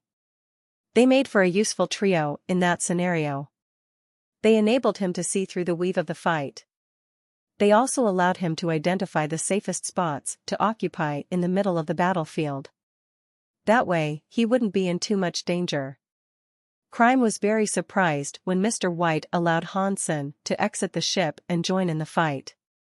Marquises were just backup for the Ice Blue Knights, usually. If nothing out of the ordinary was happening, they wouldn't be allowed to join any fights that came up. A proper Ice Blue Knight was required to be a duke. But Hansen was having good luck. After getting to Ice Blue Knight King safely, Hansen killed a shrimp that had slipped behind them without getting attacked. As he went, Hansen kept trying to predict how the battle would unfold. He readied himself to rack up some kills. Xenogenic Marquis Galactic Shrimp killed. Xenogenic Gene found. Hansen slashed and killed a galactic shrimp. The blue, fluorescent blood sprayed all over him. In no time at all, he had managed to kill 30 of them. Not a single one had given him a beast soul, though. He didn't have the time to pick up the xenogenic genes either. He had to keep going, killing as he went. There were too many galactic shrimp, and Hansen had to keep teleporting to reorient himself and fix his location. He moved continually between safe spots to give himself some breathing room, but staying away from the bulk of the galactic shrimp required him to kill a fair number of them, too. Ice Blue Knight King's fight was too dangerous to get very close to, from what Hansen could see. He saw Ice Blue Knight King slay a King-class galactic lobster in a flash. Hansen was unable to get there in time, which made him feel depressed. Hansen kept fighting and looking around as he went. He found Night River King engaged with a King-class galactic lobster. Their fight was a nasty one, for sure. Night River King held 2 knives as he used the Night River Beast's special techniques against the lobster. They ground the lobster's shell open, revealing the blue meat on the inside. It looked as if the King-class galactic lobster wasn't strong enough to repel him. Hansen kept fighting, and as he did, he approached Night River King. Night River King is evil. This old man is fighting the King-class galactic lobster, but he stays someplace safe where he won't be attacked by shrimp. It looks like he's decided that fighting the lobsters, while dangerous, is a safer bet than tangling with all the shrimp. But because of that, he has given me a chance. Hansen slowly drew closer to Night River King. This was no time to attack Night River King. If the Ice Blue Knights found out what he had done, it would be labeled a crime. Hansen's target was the galactic lobster that was engaged with Night River King. He wanted to take advantage of its distraction and injuries. The guns fired their energy bolts, resulting in an array of explosions erupting all over the place. The capital ship looked like it was in the middle of a rainbow. And beneath those colors was the unchecked carnage of battle. Countless lives were being consumed. It really wasn't fair. Night River King's power wasn't impressive when compared to other kings. That skill he was using now was very powerful, though. As he fought, even the King-class galactic lobsters were hurt by the attacks he hurled. Sections of their shells were shattered by the force, and the revealed flesh began to rot away immediately. Night River King sure has some skill, Hansen thought to himself. He kept moving around the battlefield, waiting for his best chance to strike.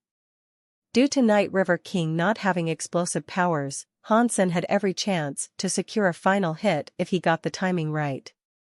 If Hansen had been following around another king, one that had explosive powers, he wouldn't have stood a chance. Explosive attacks of king level would tear the lobster apart too quickly for Hansen to slip in a final blow. Xenogenic Marquis Galactic Shrimp killed. Xenogenic Gene found. Obtained Galactic Shrimp Beast Soul. Hansen was relieved to have finally gotten a beast soul. After killing so many galactic shrimps, at least one was willing to yield me something. Hansen didn't have the time to inspect the beast's soul at that moment, though. He had to focus his attention on the fight. He didn't want to stumble into danger while he was distracted. He didn't want to make use of his demon bug by Sema unless it was necessary. His ghost teeth knife was glowing a dark shade of purple. Its knife airs, when unleashed, killed large numbers of galactic shrimp. There were hordes of xenogeniacs occupying that parcel of space, though, so he wouldn't be able to kill them all. While Hansen watched things unfold, a Duke-class Ice Blue Knight was fighting a galactic shrimp. That galactic shrimp looked a little stranger than the usual variety. It definitely wasn't a King-class galactic lobster, but it was bigger than a normal galactic shrimp, and it had a translucent blue body. That soft blue glowed with the light of stars. A mutant xenogeniac? Hansen immediately focused on that fight. The Ice Blue Knight was strong. Every individual knight there was powerful, but the one that was engaged with the mutant galactic shrimp was one of the best dukes there was. As he began fighting the mutant galactic shrimp, he was able to get in a few early hits. But then the tables turned, and he was having a hard time fighting the mutant galactic shrimp. It was plain to see that he wasn't winning the engagement. Hansen took a closer look at what was going on, and he noticed that the Ice Blue Knight had abandoned the standard knight formation in order to block the passage of the mutant galactic shrimp. But he had done that specifically to draw the attention of the mutant galactic shrimp, so its arrival wouldn't ruin his entire team's formation. The mutant galactic shrimp was strong, and its body carried a galactic light. It was incredibly fast, and each of its strikes was like a hammer blow. The Ice Blue Knight couldn't evade its strikes.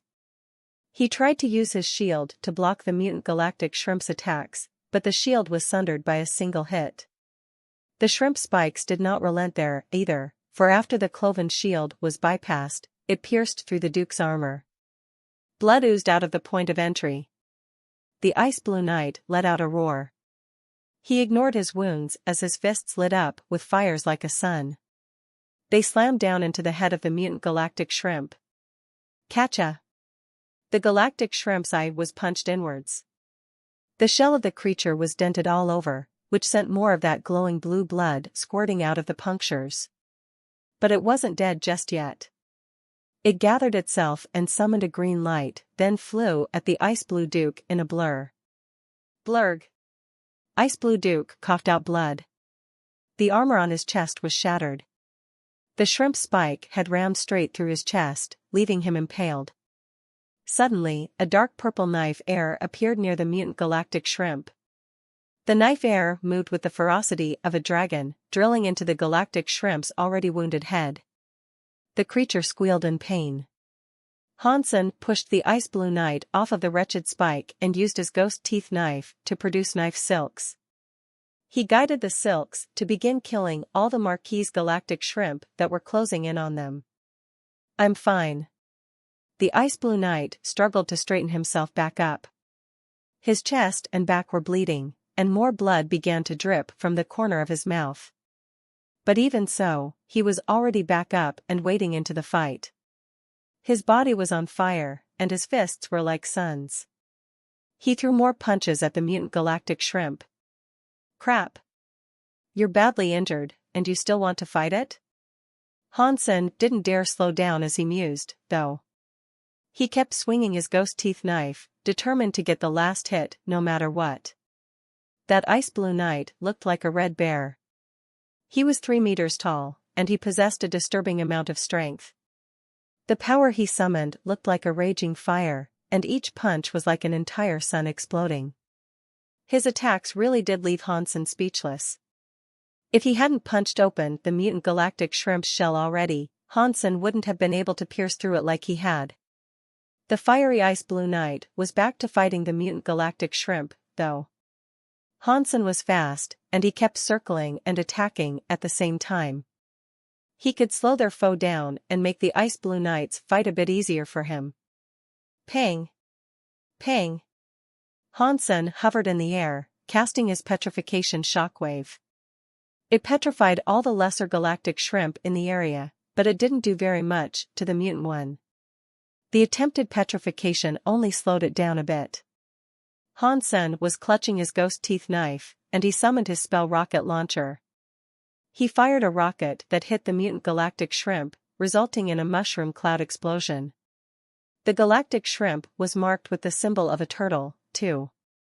That definitely slowed the beast down. But in that universe, turtle didn't do much to a creature that was flying. Even so, Hansen's petrification and turtle rocket attacks made the fight a lot easier for the Duke.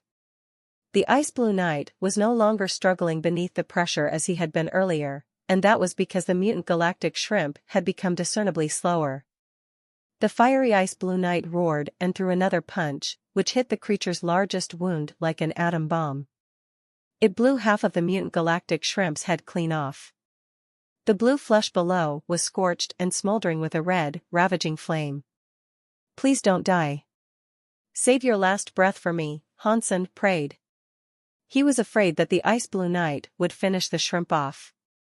He flew forward, intentionally crossing the Ice Blue Knight's path to block him. Then he fired a rocket at the mutant galactic shrimp. It carried the Break 6 Sky's powers, delivering them directly to the exposed brain of the severely wounded head. The rocket exploded and dealt heavy damage to the foe. But the next second, the mutant galactic shrimp glowed green. Its body began to swell, expanding like a supernova. Its green light covered everything within a radius of 1 mile and destroyed everything within that distance. Fortunately, Hansen and the Ice Blue Knight were far away from that self-exploding mutant galactic shrimp. They had fled as quickly as they could, and thereby avoided the harm dealt by that explosion. Mutant Xenogenic Duke Galactic Shrimp killed. An announcement played inside Hansen's head, but he earned no beast soul. And after the mutant galactic shrimp exploded, no gene remained for the taking. That made Hansen quite depressed. "Thank you, brother," the flaming Duke shouted at Han Senator. He then raced back towards the other knights to continue their battle against the hordes of galactic shrimp. As Hansen hovered in surprise, he realized what had happened. Hansen had wanted to steal the kill, which was why he had swooped down in front of the Duke. The Ice Blue Knight misunderstood, however, and he thought Hansen knew the galactic shrimp would explode.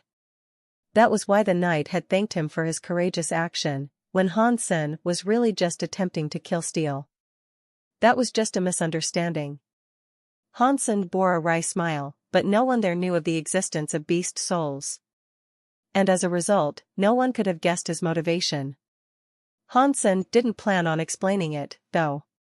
He didn't have the time to do so, even if he had wanted to. Endless hordes of galactic shrimp were still charging, and Hansen was in the middle of that awful fight. As Hansen began attacking, he heard a shout from that same fiery Ice Blue Knight. "Brother, send a rocket at these ones." Hansen saw many Duke galactic shrimp moving to attack the knight's tight formation. The formation was already struggling, as many of the knights were injured.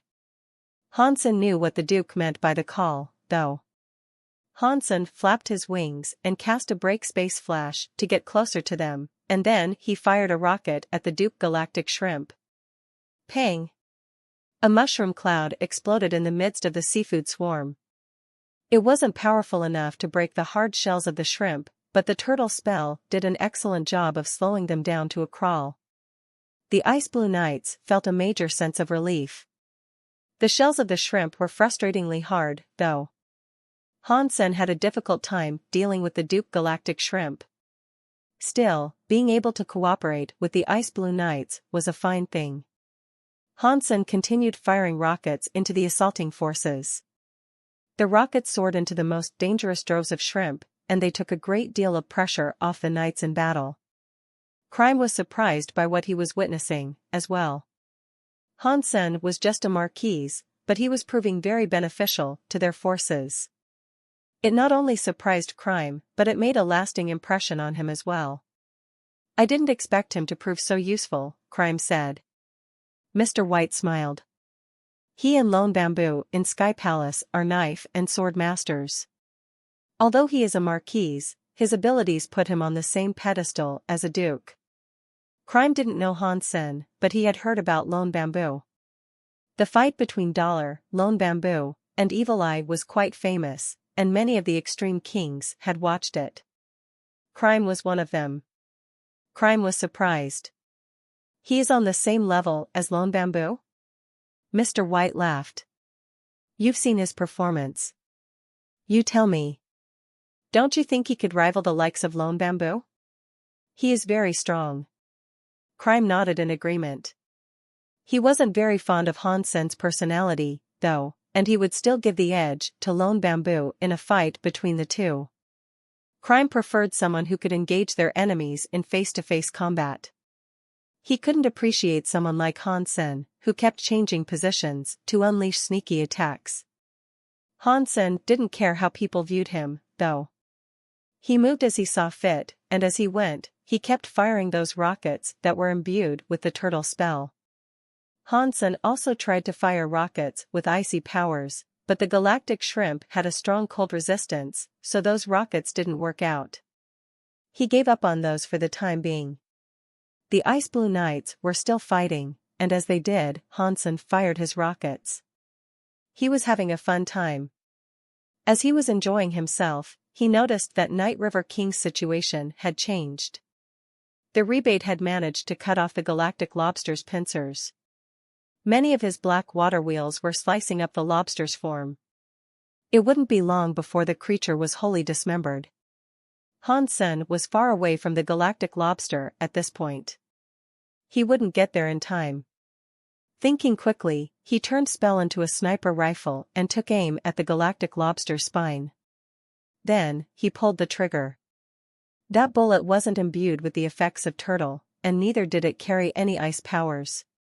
It was being fired with a firm dose of Break 6 Sky's power. The bullet traveled right past the hordes of galactic shrimp to reach the galactic lobster. Night River King was on the precipice of killing the galactic lobster, but then, there was a flash. The flash punched deep into the shell he had worked hard to destroy, going right through the galactic lobster's head. Boom! The lobster looked like little more than rotten meat by this point, and it suddenly exploded. The spine broke, and the brain came splattering out. Night River King was left in shock. He followed the light back along its path to its origin, and there he saw Hansen with a sniper rifle.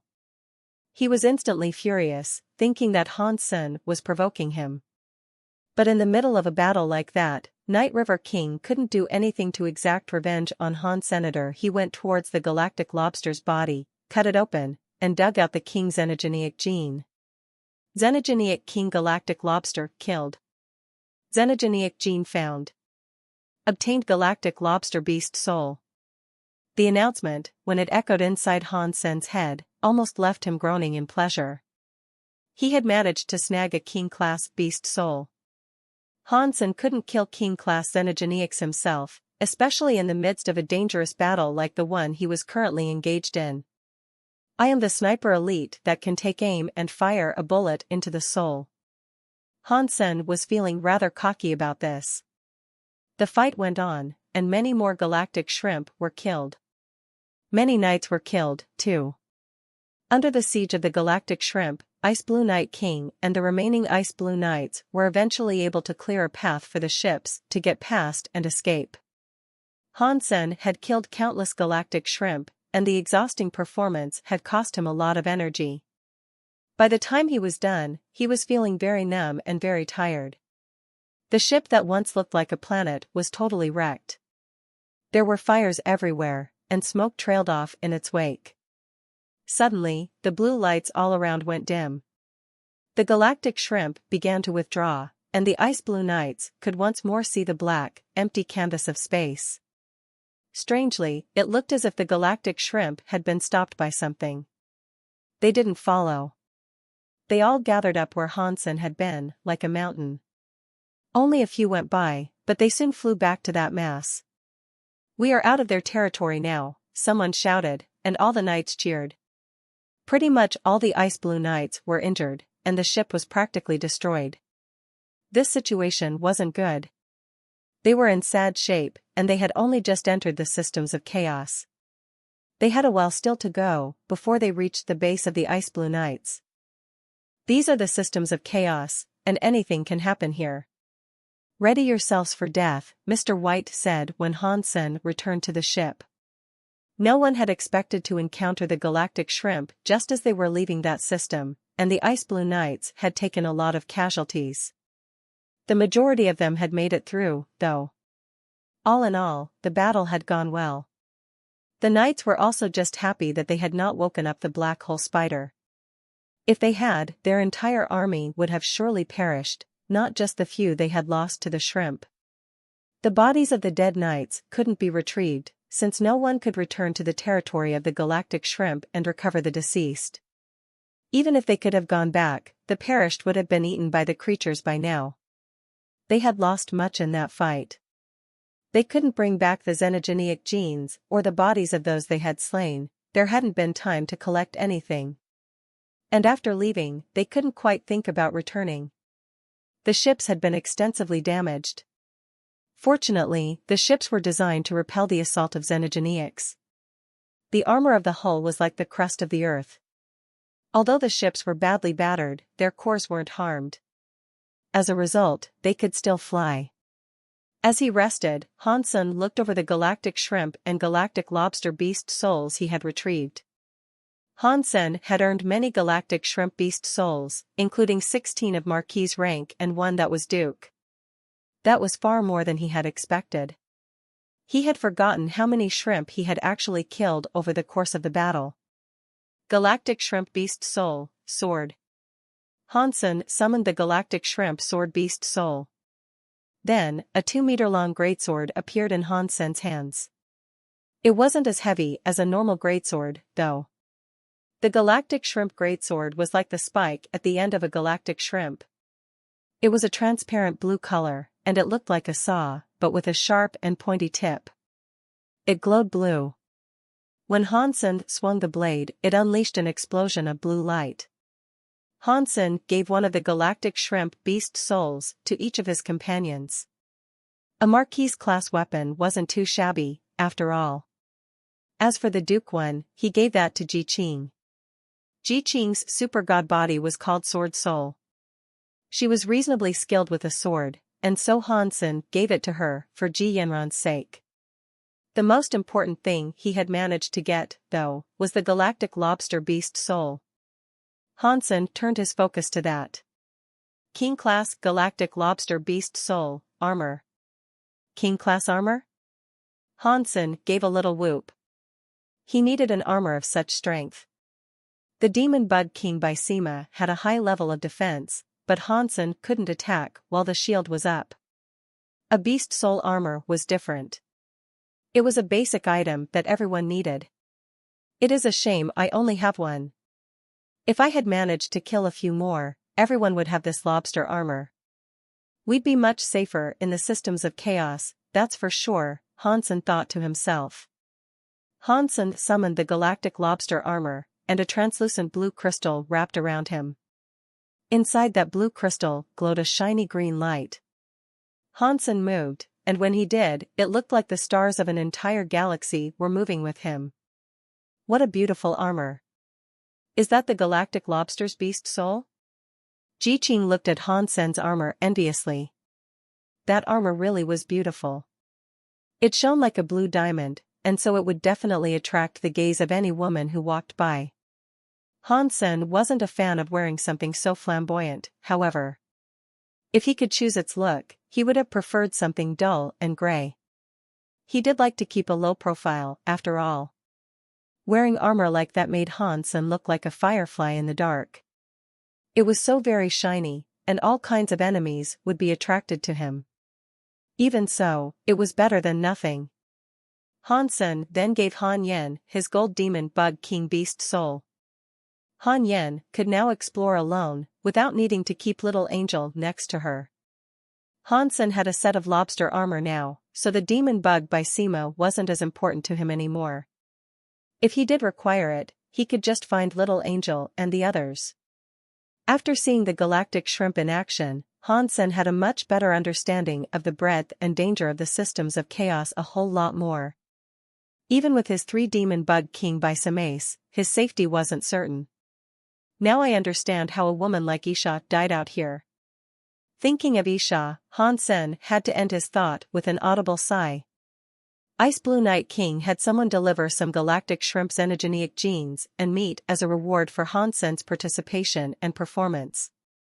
The person who delivered the items was that same fiery Ice Blue Knight from before. Brother, my name is Exploding Bear. I am known for my appearance as a raging bear. I will look after you from now on. If you need anything from the Ice Blue Knights, all you must do is call my name.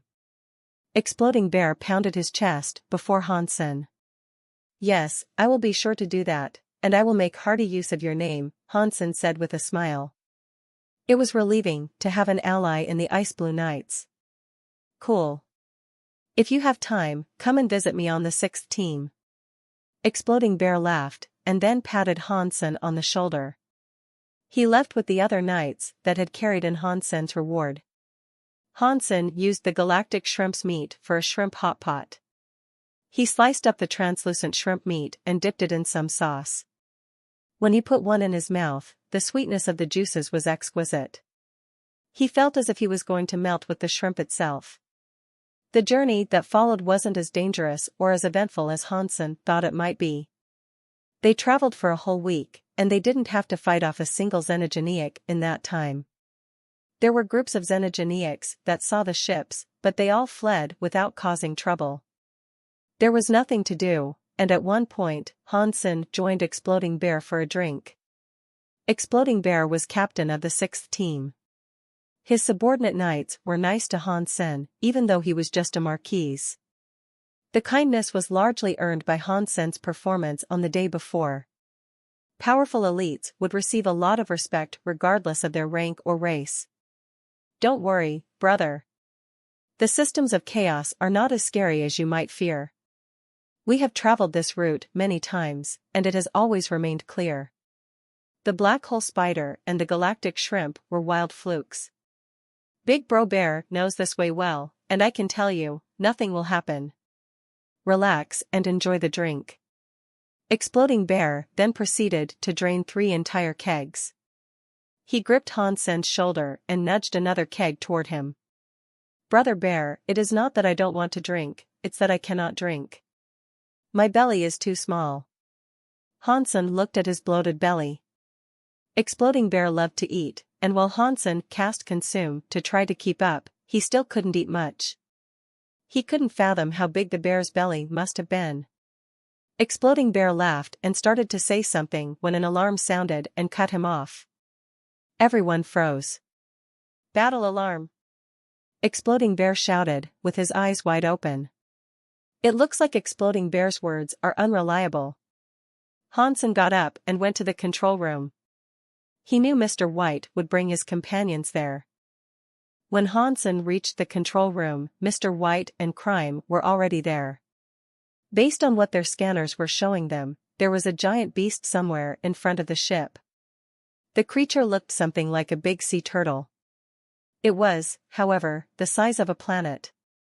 It was almost as big as the Extreme King's ships. Its giant body seemed to be made of white jade, and its legs moved and created swirls in space. It was flying through space, but it looked like it was swimming. The strangest thing about it, though, was the turtle shell atop its back. The jade shell was as tall and imposing as a space fortress. But rather than being smooth and nearly featureless like a real sea turtle's, this shell had many castles and palaces atop it. It looked rather amazing.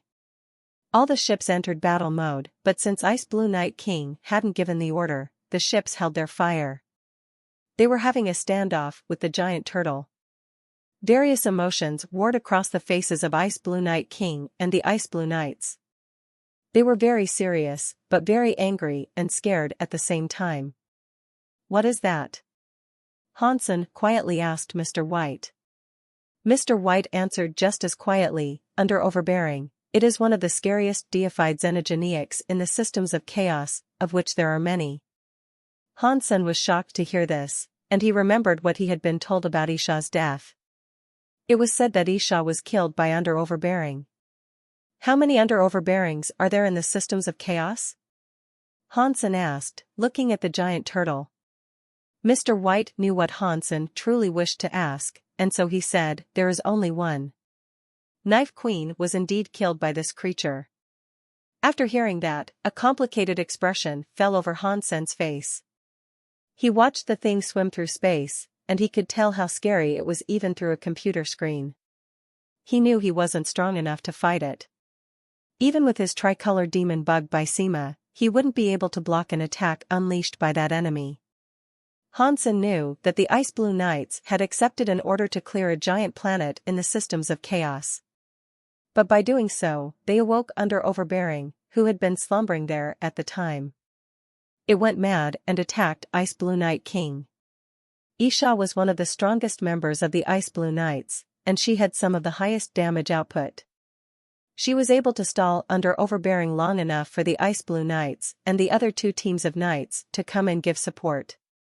Isha was swallowed by under-overbearing, but the armies of knights were able to protect the ships and lead them away from the giant planet. They didn't actually deal any damage to the beast. Now that they had encountered under-overbearing again, every person in the Ice Blue Knights looked conflicted. They quietly gripped their weapons. And while they looked angry for their prior losses, they didn't look confident in the prospect of taking on the creature again. They knew their collective power wouldn't be enough to beat under-overbearing. It was deified, after all. The monster was playing in space. It didn't approach them. Overlooked the Ice Blue Knights like they were insects scurrying around its feet. After a while, it swam away from the ships. After an interminable wait, under-overbearing disappeared from everyone's vision. The Ice Blue Knights all sagged in relief, as if they had been carrying a mountainous weight and could now let out a lengthy sigh. They restarted the ships and continued their travel as planned. Hansen and Mr. White returned to their rooms. Mr. White sighed and said, "This trip hasn't gone as planned. First, we ran into the black hole spider and those galactic shrimp. Now we have just encountered under-overbearing. I hope the rest of this trip will be uneventful, with nothing unexpected happening." Hansen asked, "Mr. White, the castle-looking buildings atop under-overbearing. Who created them?" Mr. White quirked a smile. "No one knows. The Extreme Kings have explored these systems of chaos for a few centuries, but even after all that time, we have only managed to claim 0.3% of it all. The systems of chaos are like one massive xenogenic space, bigger than any others we know of. Only Sacred could compare to this place. It is a super xenogenic space, in a sense." After pausing, Mr. White continued his explanation. "From what I know, over the past few centuries, there have only been 11 encounters with under-overbearing. The very first sighting of the beast was 200 years ago. Even back then it looked like it does now, with castles already built atop it. No one knows where the castles and palaces came from. While we have spotted it many times, no one has ever seen any evidence of creatures living in those constructs. It is truly a mystery." The Ice Blue Knights were on edge for the rest of the trip. Too many incidents had occurred during their travel, and so everyone was feeling rather tense. Luckily, no more terrible monsters crossed their path. The ship eventually made it to the Ice Blue Knights base in the systems of chaos. It wasn't a particularly big system, but the Extreme King had a firm foothold there. There were 10 teams of knights, and 4 of them were located in the systems of chaos. One team of knights had claimed 2 other systems, and the other 3 had taken 1 each. The Ice Blue Knights owned this system in particular. They used the team's name when naming the locale, and so it had come to be known as Ice Blue System. The Ice Blue System had 6 planets. The largest of the planets was massive. A giant ship like the Ice Blue ship was just a mountain before it.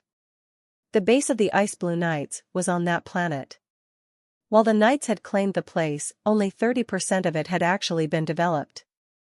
There was still much of its surface that had yet to be explored. They named it Planet Ice Blue. When they landed, Hansen immediately noticed that the base had been constructed out of ocean stone. He was impressed by how much money the extreme kings must have spent on it. Han Sen was Mr. White's guard, but he was also under the command of the Ice Blue Knight King. When they reached the base of the Ice Blue Knights, Han Sen and his companions were tasked with a few missions. The same applied to the other knights, and their missions were to clean up and begin exploring. Inside the area that the Ice Blue Knights had claimed, Han Sen was given the task of locating xenogeneics and then drawing maps so they could be found again. Han Sen was different from the ordinary knights. He wasn't in a backup team, and he had his own team comprised of his own people. That was the deal he had struck before he joined. If he had joined the Ice Blue Knights the usual way, Han Menger and the others would likely have been scattered across the different teams, and Han Sen wouldn't have had any way to keep them close. Now that Han Sen worked for Mr. White, Ice Blue Knight King couldn't split them up. If this hadn't been the case, Han Sen wouldn't have brought his companions there in the first place. Right after Han Sen's team arrived with the Ice Blue Knights, they were given a priority task to exterminate the xenogeneics that could be found around the base. The base had been established there for some time, but xenogeneics emerged constantly from the mountains. Those xenogeneic hordes frequently caused trouble for the base. Han Sen's mission was to venture into those mountains and clear the creatures out. There were many bird xenogeneics there, and they bred quickly. Han Sen had to wipe out their homes and destroy whatever eggs he could find. If he didn't, it'd only be a matter of time before they returned. In the midst of those mountains, Han Sen was shelling a few boiled bird eggs. He ate them and frowned. His group had been in those mountains for half a month, and they killed birds and destroyed or ate bird eggs each and every day. In the beginning, they thought the eggs were delicious, but after half a month with the eggs as their only food, they were growing tired of the taste. The Ice Blue Knights had already killed the most powerful xenogeneics, so there were no kings around. There weren't even any dukes. They were mostly finding low-level xenogeneics whose only skill was reproducing quickly, so none of the kills helped Han Sen. But the cleaning job did have some benefits. It would earn them points, and those points could be used to redeem items from the vendors in the base. There were genoarts and xenogeneic genes available for redemption. Of course, to Han Sen, the potential rewards weren't worth the trouble. The things that he wanted would require a hefty load of points, and it would take a long time doing menial cleaning tasks to amass the necessary amount. Still, it wasn't entirely pointless. There were many bird xenogeneics of a variety of different elements on that mountain, and that factoid gave Han Sen an idea. Han Sen couldn't use his Sun Raven Gem Beast Soul, and he needed a fire element Bird Beast Soul as a base. There were many birds there, so if he was able to find a high-class fire Bird Beast Soul, he could combine it with the gold Bird Beast Soul. That might allow him to earn a deified Beast Soul. King-class Beast Souls could survive the merging process with a high success rate, but it would be difficult for Han Sen to kill a King-class xenogeneic at his current level of strength. And since it would be hard to find one, too, he'd settle for locating a duke. After days of constant research, Han Sen found a Firebird xenogeneic that he deemed to be a suitable catch. The Ice Blue Knights had a map that marked territories that were known to be particularly dangerous.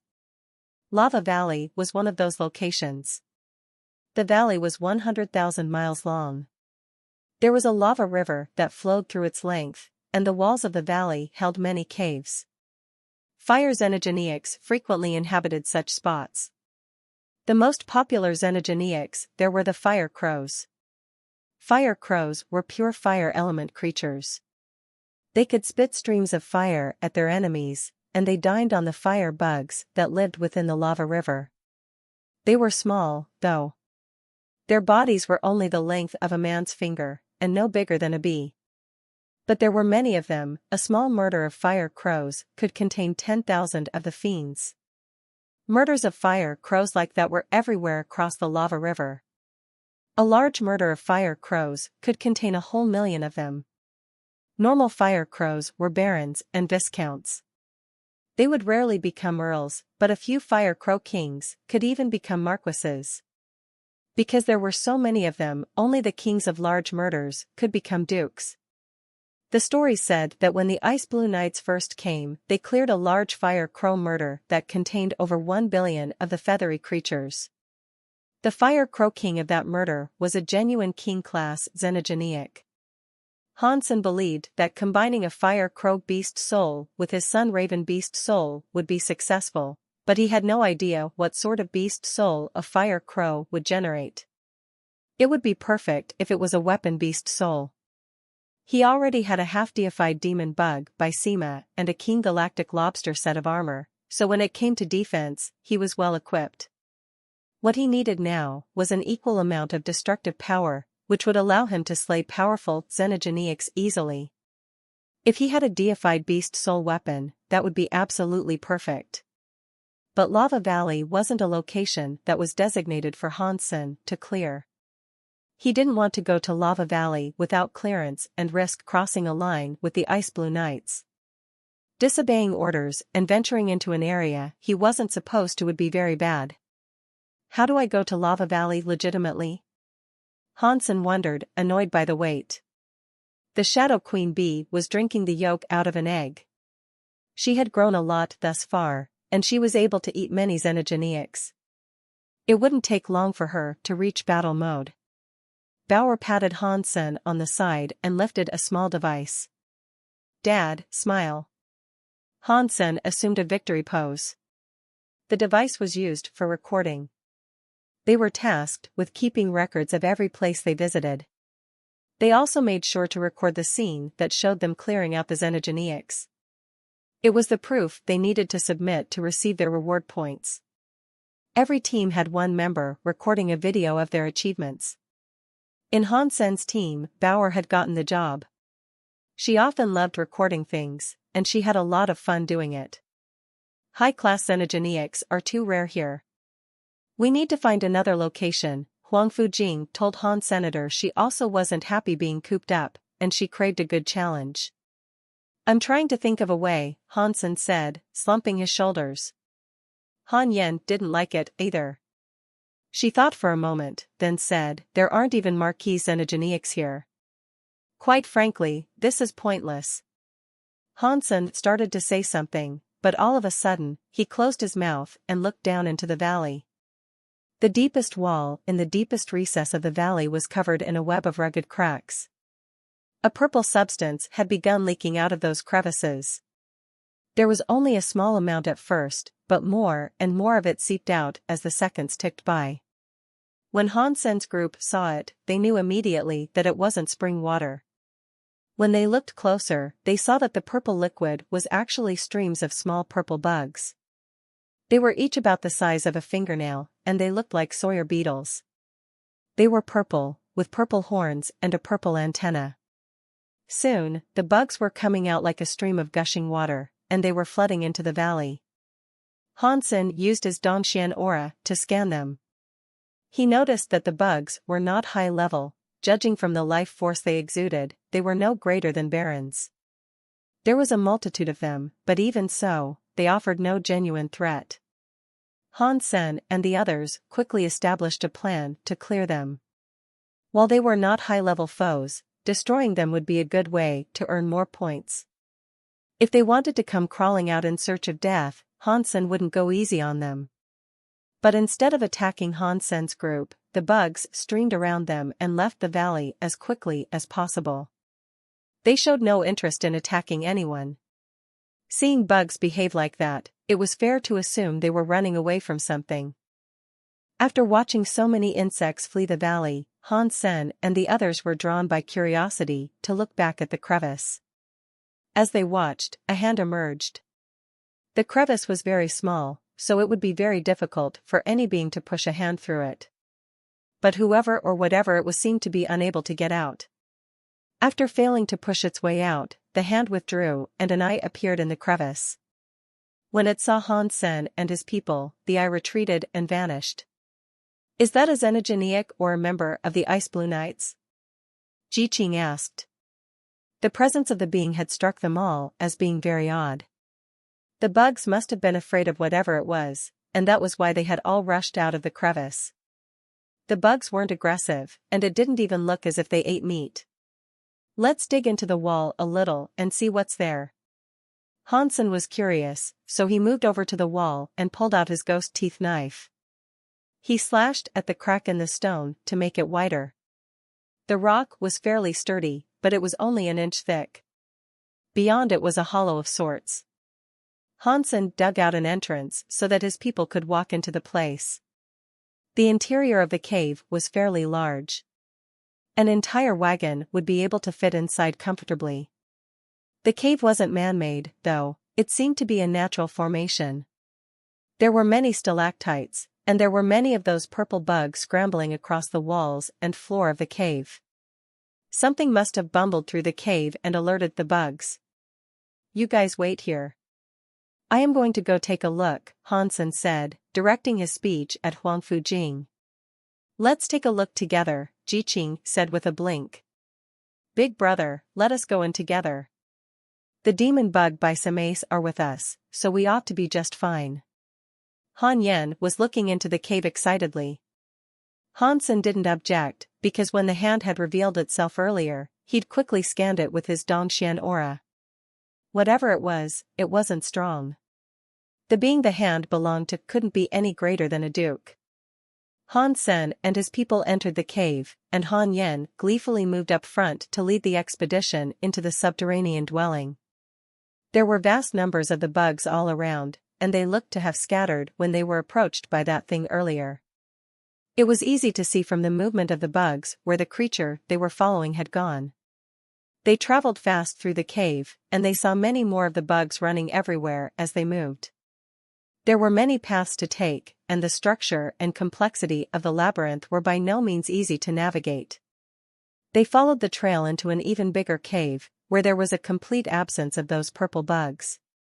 Strangely, there was no other road to take, and that cave only seemed to be home to black vines and mushrooms.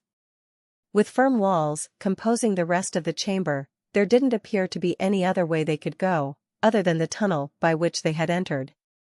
Weird. It should be here. Where has it gone? Did we somehow take the wrong path? Jiqing asked, looking up and down the cave.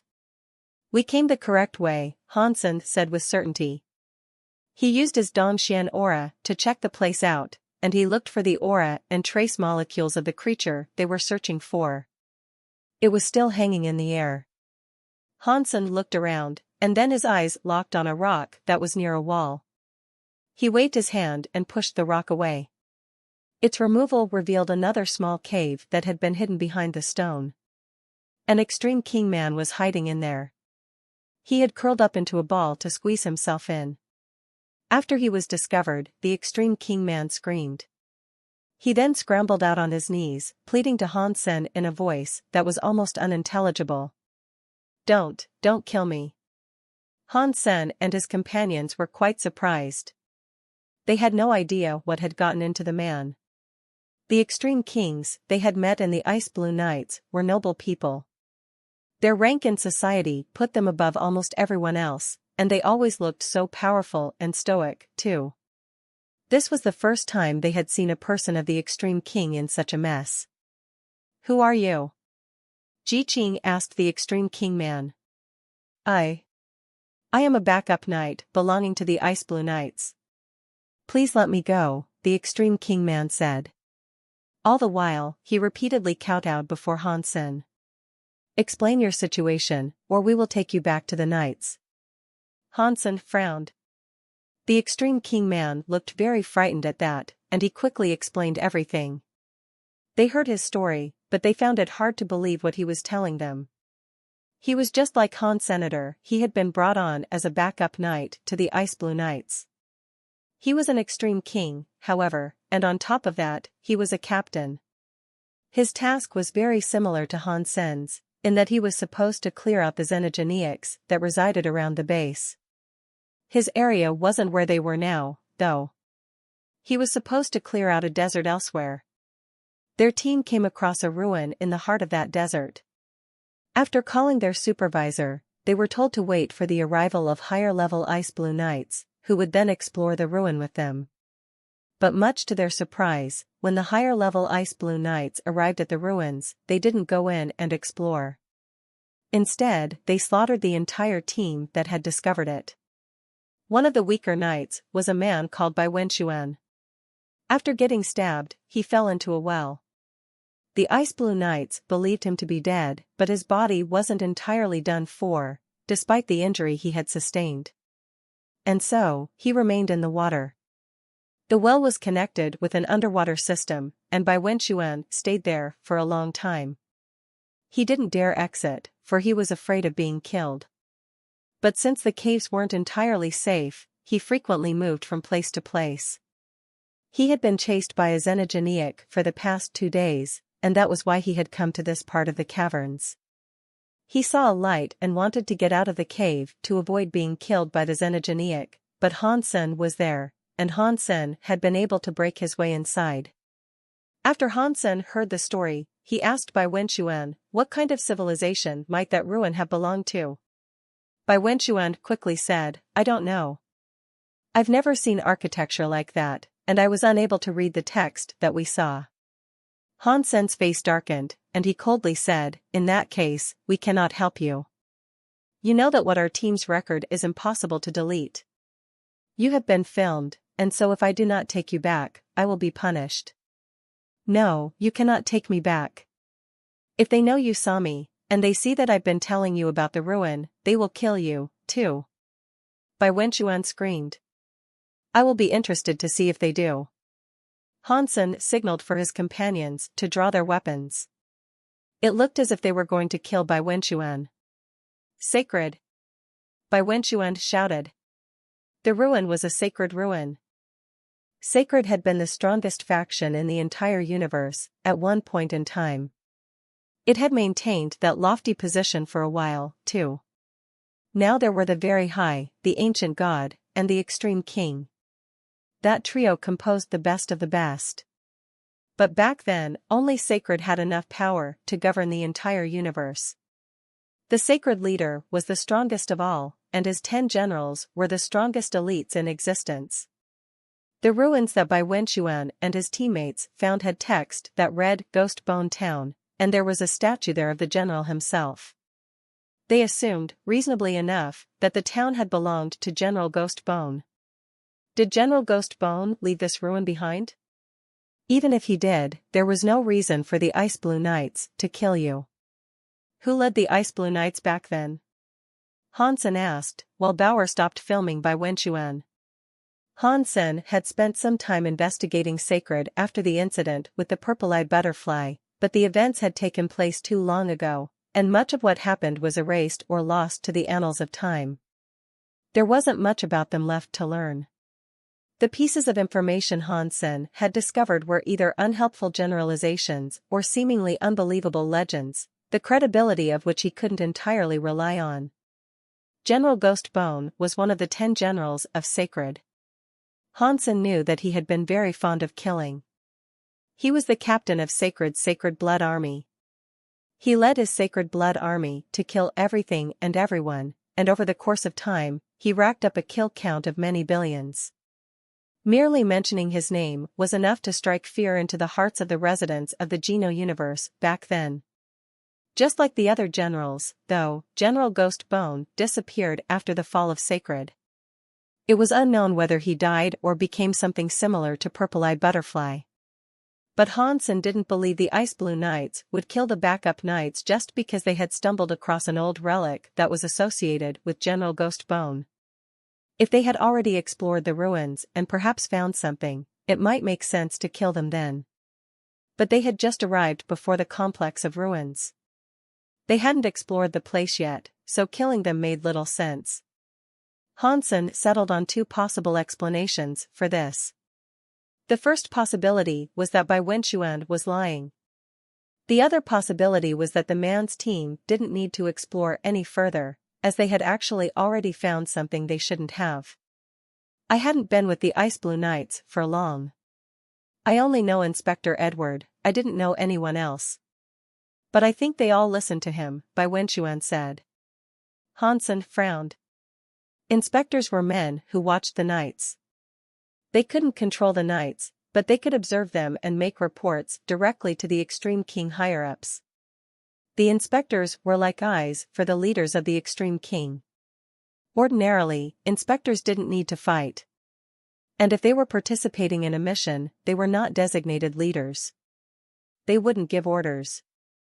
They could only observe and inspect. They had no authority. Judging from what Bai Wenchuan said, this inspector didn't behave like one should have. If Bai Wenchuan wasn't lying, then something must have happened that he had missed. Take me to the ruins, Han Sen said to Bai Wenchuan. But, Bai Wenchuan hesitated. Either you take us to the ruins, or we take you to the Ice Blue Knights. Prove to me that you're telling the truth. The choice, however, is entirely up to you, Han Sen said calmly. According to Bai Wenchuan, when his team discovered the ruins, the Ice Blue Knight Kings had been outside of the systems of chaos. If what he was saying was the truth, perhaps Inspector Edward was looking to take something from the ruins for himself. Han Sen was curious about what might have been there, if Inspector Edward wanted it badly enough to kill everyone for it. Han Sen was very interested in any matters pertaining to sacred. Bai Wenchuan was just a marquise. He was an extreme king, but he was no greater than the average citizen. If he had been someone special, he wouldn't have been a backup knight. For a marquise of a higher race, his power was rather good. But compared to Han Sen, he was far inferior. So, Han Sen demonstrated his power to the man. And then, the man obeyed. He agreed to take Han Sen's group to the ruins. But Bai Wenchuan had gotten lost while he was escaping through the subterranean labyrinth. In that tangled knot of underground tunnels, it took him a long time to find his way. Han Sen couldn't travel across the surface, because his team wasn't in charge of clearing other regions. If the knights found out they were going to the desert, it'd be considered a failure of their duty. And there was every chance that the knights would believe that they were spies belonging to another race. Although their path wandered a little, their direction was ultimately correct, and after a day of travel, Han Sen and his crew came to an underground water system. Before they went into the river, there was a splash. A giant snake that was as thick as a barrel came slithering out. It huffed a haze of green smoke right at them. Duke-class river snake. Bai Wenchuan shouted. He turned around with the intent to flee. Huang Fujing grabbed him by his shirt and pulled him back, though. As she did, Han Menger fired her arrow. A black light appeared, and it tore through the green smoke and took the creature's entire head off. The river snake's giant body collapsed on the bank of the underground river. Bai Wenchuan stared. He turned to Han Menger with a blank expression. Who are you people? A marquise backup had just killed a Duking river snake in one blow. People like that were supposed to be fully fledged members of the Knights. Plus, Han Sen was saying he wanted to go to the ruins. Surely they couldn't have been backup knights. Do you know Mr. White? Han Sen asked with a squint of his eyes. You mean Advisor White? You are acquainted with Advisor White? Bai Wenchuan looked surprisingly happy. Look, you might have a chance to live here. Taking you back to the Extreme Kings won't be difficult. Han Sen pretended to be mysterious. He patted the man's shoulders and then stopped talking. Bai Wenchuan knew now that Han Sen and his people belonged to Mr. White, in some capacity. And that helped boost his confidence and desire to help. There were many underwater xenogeneics they encountered, but none of them were king class. They were mostly either marquises or dukes. Han Menger was able to kill everyone before anyone else had a chance to. I remember this place. Turn at this stone, and we will be close to the pool. Swim down that pool, and there will be a path that leads us to the well. Bai Wenchuan pointed at a strange rock as he spoke. Not long after, Han Sen came across the pool that the man had mentioned. Han Sen led the way, and then, everyone dove in to reach the underwater passage. Shortly after, Han Sen's head broke the water surface inside a well. He hid there, but sneakily had a look around. He looked quite surprised by what he saw. A 9-life cat? Hansen was very surprised. He hadn't expected to find a statue of the 9-life cat there, as well. The small city was shaped into a simple square. The well was at the center of the city's plaza, and at the end of every long street radiating out from the city center, the city's walls were visible at the far ends. Behind the plaza was a stone palace, and on both sides of the gates stood stone statues. On the left side was a 9-life cat statue. Aside from it being bigger than an actual 9-life cat, it looked exactly the same in all its features. It even gave off an identical feeling. It was creepily similar. And on the right side of the gate was a statue of a warrior that was plated in armor. In addition to the armor, it wielded a bone knife. The warrior's face and hands, which weren't plated, were skeletal. This statue must be General Ghost Bone, but if this is his city, then he is the owner of this place. Why would his statue be near the gate like a guard, then? Hansen then had an idea, and his breath caught in his chest. The statues for the 9-life cat and General Ghost Bone are before the gates like guards. Does that mean the owner of the palace was actually the sacred leader? Hansen tried to think of other options, but he couldn't come up with any other figure in sacred who might have used those two as guards. Hansen didn't know the exact nature of the 9-life cat's association with sacred, but General Ghost Bone was one of the 10 generals. Surely only Sacred's leader could command a man like that to guard the gates. Hansen used his Dongxian aura to scan their surroundings. He couldn't detect any other creatures in the vicinity. Perhaps Inspector Edward had already managed to find what he had come for and then left. Hansen didn't want to take the risk of leaving the well just yet, however. The gate ahead was open. With it being ajar, it was hard not to suspect someone might be there. He had to be careful. You guys wait here, I will go and take a look. Hansen looked at Huang Fujing, who was beside him in the water, then he touched Little Invisible. After that, Hansen disappeared. He climbed out of the well in secret.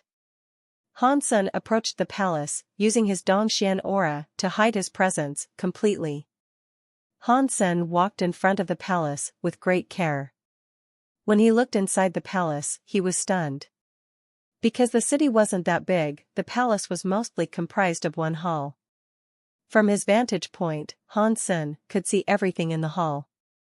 And curiously, there were many holes in the floor of the hall. They were like graves. There were 2 people inside, and they wore badges that identified them as belonging to the Ice Blue Knights. They were resting atop a statue. After Hansen saw what that upside-down statue depicted, he was even more surprised. That statue looked exactly like the one he had been in the Human Emperor's shelter. Hansen thought the statue inside that palace would depict the sacred leader, but oddly, it was actually a statue of the Human Emperor. No way.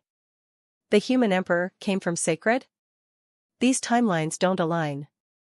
The Human Emperor was in the sanctuaries, and he had been there for many years. Sacred was already destroyed before he left the sanctuaries. So, how can his statue be here? Hansen walked over to the door and looked inside the hall. Aside from the Human Emperor statue, there was nothing else. There were only some stone tables and stone chairs. Including the Human Emperor statue, though, everything stone had been heavily damaged. At first, Hansen could only see one half of the broken statue, as the other half was nearby. Clearly, someone was looking for something in this hall. But whatever it was, they hadn't found it yet. If they had, 2 of them wouldn't have been guarding the area as they were. Hansen looked at those 2 Ice Blue Knights, and he noted that they were neither weak nor strong. They might have been dukes, but they didn't belong to the Extreme King. One of them looked like Exploding Bear, while the other looked like a dragon hybrid. He had the horns, but he didn't have the dragon wings. I say that Inspector Edward must be mistaken. If this was the holy place belonging to the sacred leader, then how come we haven't found the relic that we're looking for? Asked the Fire Bear Duke with a sigh. If Inspector Edward says it is here, then here it is. Now, shut up and go back to work, the Hybrid Dragon Duke said. I want to work, but I would like to know how to work, the Fire Bear Duke chuckled.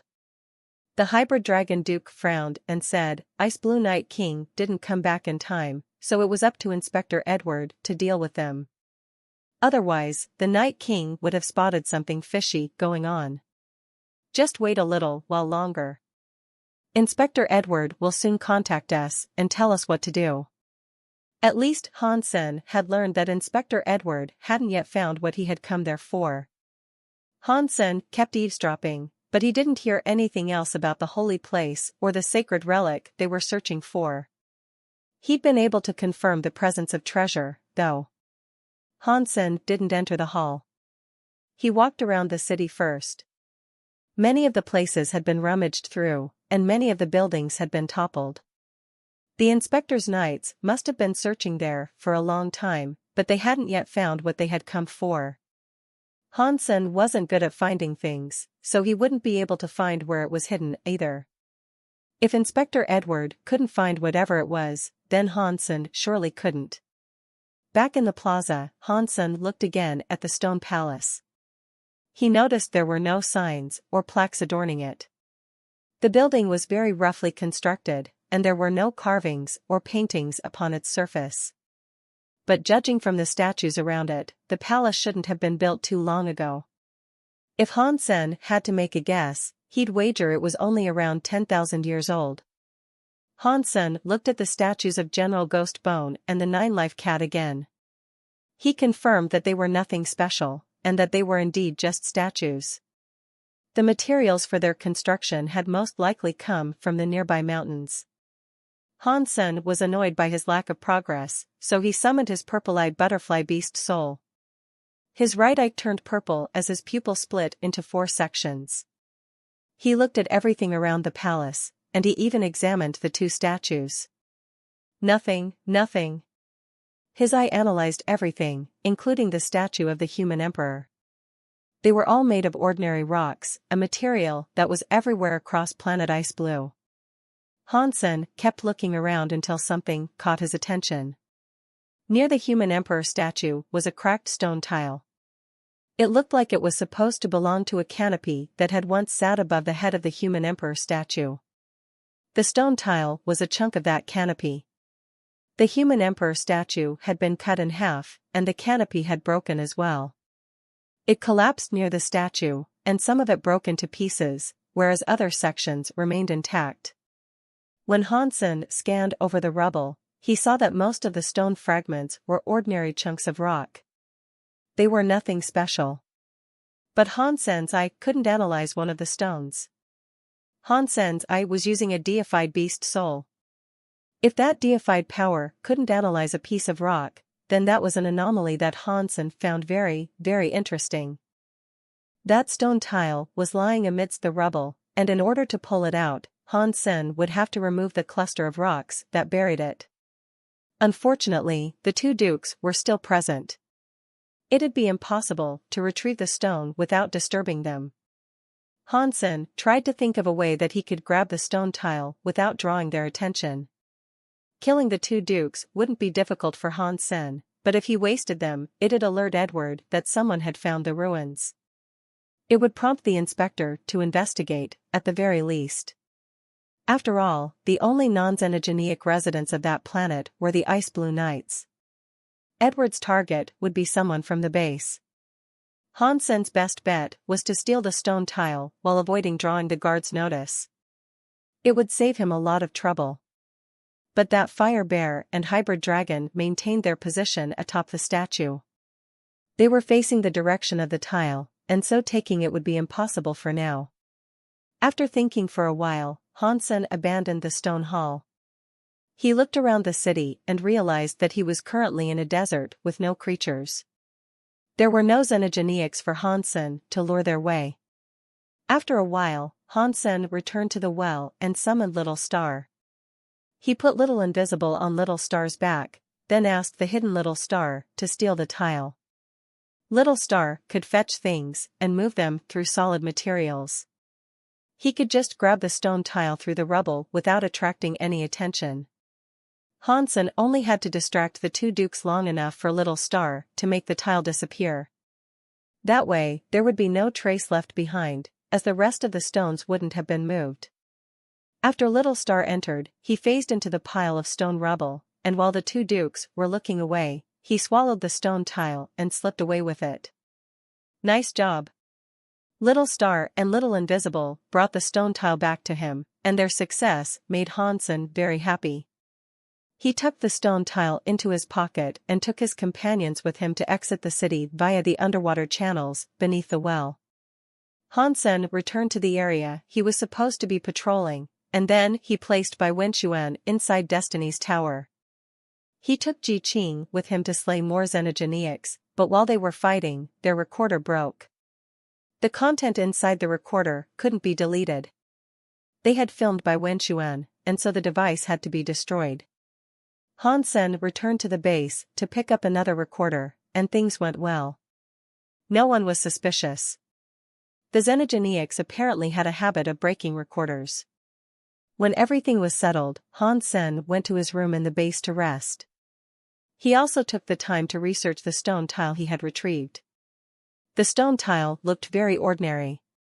The slab itself was only around the size of a man's hand. There were no words or symbols on it. It had a slight curvature, sort of like a stone plate. Hansen used the purple-eye butterfly lens to examine it, but he couldn't analyze its composition. He was unable to find out how it had been created. Since he couldn't find out anything more that way, he put the stone plate away. Hansen gathered his team and readied himself to kill Xenogeneics again, and in a stroke of luck, the knights ordered them to clear out Lava Valley. The team that was previously in charge of clearing Lava Valley had the misfortune to encounter a fiery duke monster in the lava sea. Due to the injuries they had sustained, they were no longer able to work that area, hence the need for another team to be sent in their stead. Few teams wished to go there, due to the inherent dangers of the locale. But the other groups quickly began recommending Hansen and his team. Hansen happily accepted the task as he wanted to go there anyway. He hadn't expected things to work out this well, though. He didn't even have to think of an excuse for going there. Without saying much, Hansen rallied his comrades and took them to Lava Valley. His enthusiasm made the officer who had given him the task quite confused. The valley was as long and winding as a dragon, and it stretched into the distance beyond what their eyes could see. Lava bubbled and spurted all around them, flecks of molten material rising like steam. Fire-attuned Xenogeneics were everywhere. Many bird Xenogeneics flitted back and forth near the walls of the valley, trying to capture the fiery Xenogeneics, such as the fire bugs, that came from the banks of the river. Hansen saw the fire crows. They were only a few centimeters long, but their red bodies flew so fast that it was hard to see that they actually had wings. They swirled around each other in a mass, like red clouds hovering over the valley floor. The murders of fire crows swarmed and swirled over the lava river. They often swooped down to the surface of the lava stream and ate any fire bugs they could catch. After the fire crows caught the fire bugs, they would return to their nests perched in the higher walls. There, they'd feed their baby fire crows. The fire crows had advanced reproductive abilities. They could make babies every few months. If they didn't require such an extreme environment, their numbers would surely overtake the entire planet. Ji Qing wished to show off. Upon seeing a swarm of fire crows, she drew her weapon and rushed towards them. Hansen didn't hold back either, as he immediately sent a rocket toward the fire crows. Xenogeneic Viscount Finger Fire Crow, killed. Xenogeneic Gene found. Obtained Finger Fire Crow Beast Soul. Hansen never got tired of hearing that announcement. He quickly went to check what sort of beast soul he had gotten. Viscount Beast Soul, Finger Fire Crow, Halo type. Hansen froze. Halo Beast Souls were rare, but what he really wanted was a weapon. Hansen summoned the Finger Fire Crow Beast Soul, and a flaming halo appeared around his feet. It was like there was a fiery bird circling around his legs. His body looked red. When Hansen attacked, his attacks would deal fire damage. A ring that deals fire damage. It's a shame there's only one of them. Hansen felt depressed. Combining the Sun Raven beast soul with that would be a waste. Luckily, there were many types of fiery birds occupying Lava Valley. Hansen had to look for a more suitable target. If he was unable to find one that was suitable, he would have to think about settling for the fire crow. While Hansen began to work his way across Lava Valley, slaying xenogeneics as he went, a naked man with blonde hair was headed for Ghost Bone Town. He was smiling, and his body looked like Apollo's. He was one of the Extreme Kings. Mr. Edward. The Fire Bear Duke and the Hybrid Dragon saw the Extreme King man approaching. They bowed very respectfully to him. Edward nodded. He looked around the hall, then stopped near the stone rubble and frowned. Have you moved anything in the hall? The two looked very frightened, and so they said, We have been following your orders exactly. We haven't moved from that statue since you ordered us there, nor have we moved anything in the hall. Edward nodded and asked, Have you seen anything strange around? Nothing has been strange, the two said after a moment of thought.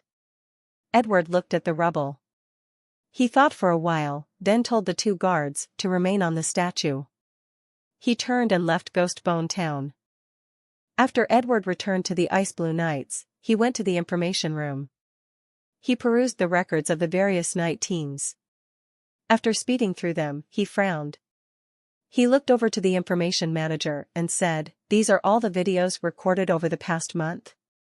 Yes, Inspector, the information manager politely answered. After a brief pause, Edward asked, Did any teams bring in damaged recorders and ask for new ones? There were 4 teams over the past month, yes, the information manager answered, after glancing over his logs. Were any of those incidents reported in the last 2 weeks? Edward asked before the manager had even finished speaking. In the past 2 weeks, 2 teams had their recorder replaced, the 79th and the 354th teams. Those teams are led by John and Hansen, respectively. Their members are, the manager quickly rattled off the member records that he had on file. The 354th team? Is that the new team the captain brought here? Edward sounded like he was asking, but it was safe to say it was a rhetorical question. He stared at the information on the 354th team intently. Yes, Mr. Inspector. This team is special. Although they are a backup team, they aren't on the list of backup knights. They are Mr. White's private guards, the manager said. Mr. White's guards? Edward asked, while perusing the information. An odd expression crossed his face as he said, He is Knife Queen's student. That is interesting. Hansen was still clearing Lava Valley, but there were far too many xenogeneics there, and there was no way that his team could take them all. Hansen had been sent there to film more than anything. If the xenogeneics didn't actively threaten his team, then they usually left the creatures alone. Hansen followed the Lava Valley's meandering path, searching for Duke xenogeneics. None of the others mattered. Hansen told Bauer to focus on filming the creatures that occupied the lava river, and only turn the camera on them when they slew ordinary xenogeneics. He didn't want the camera watching when they were killing dukes. It was a shame Hansen had yet to find the beast soul he was looking for. He had killed 3 dukes over the past 2 days, and not one had yielded him a beast soul. Be careful. Fall back, Hansen said quickly, his eyes becoming alert. He was gazing into the lava river, where a large shadow had appeared. A 10-meter-long black spine rose out of the river, but Hansen knew that what he could see was only a small portion of the actual creature. Everyone looked at the lava river. The shadow was swimming deeper into the valley, and it showed no indication of actually leaving the lava stream. Even so, all the fire xenogeneics around carefully stayed away from its passing. Even the bird xenogeneics flew away and hid inside their little cave nests. The valley had suddenly become so quiet that only the frothing bubbles of lava could be heard. When that shadow left the vicinity, all the xenogeneics came back out. A king-class xenogeneic? Jiqing asked. Probably. Hansen nodded. He and his people continued their advance. They eventually reached a dark spot on the lava river, where the stream of lava had darkened to a deep red. There were some birds there that looked like cranes. They had white feathers and red heads. Hansen smiled at the sight of them. But there were a great many of those red cranes present. There had to be at least 1,000 of them, and the weakest of them were earls. Some of them were marquises, and others even dukes. I wonder what beast souls these things give. Hansen instructed Bauer to film elsewhere. He and the team started killing the red cranes. They were a few thousand meters away from the red cranes when the red cranes finally noticed their approach. Flames burst to life on the birds' heads, then leapt over their entire bodies. They all squawked, and they raced towards Hansen like a barrage of missiles.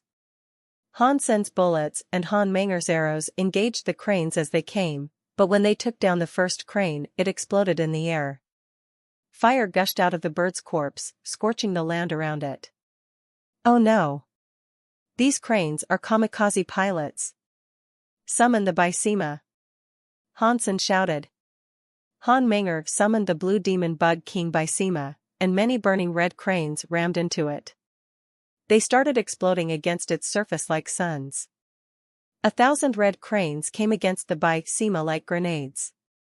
The scene was incredible to witness.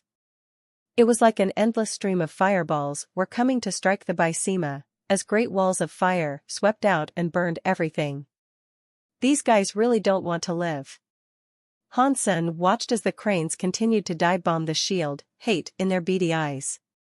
The temperament of the cranes was obviously very bad. Thankfully, Hansen's group had the demon bug king Bysema there for protection. None of their current enemies, even the dukes, would get through that shield. There were 1,000 red cranes there, and it took around 10 minutes for all of them to kill themselves on the surface of the Bysema. None of them were left alive, and they were all swiftly turned to cinders. Hansen wondered how they had managed to survive as long as they had. The other xenogeniacs in the area had all fled in fear of the crazed red cranes. One xenogeniac flew out of the lava, though, without any fear of the red cranes. It glided slowly across the lava river, coming over to Hansen without haste. The xenogeniac that had emerged from the lava looked like a gold peacock. Its body was composed of burning lava, and as it flew, the gold lava dripped off of it.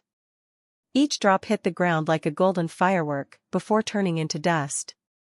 When it had drawn near the demon bug king Bysema, the peacock xenogeniac opened its mouth to spew out lava. The golden liquid soon coated the entire demon bug king Bysema.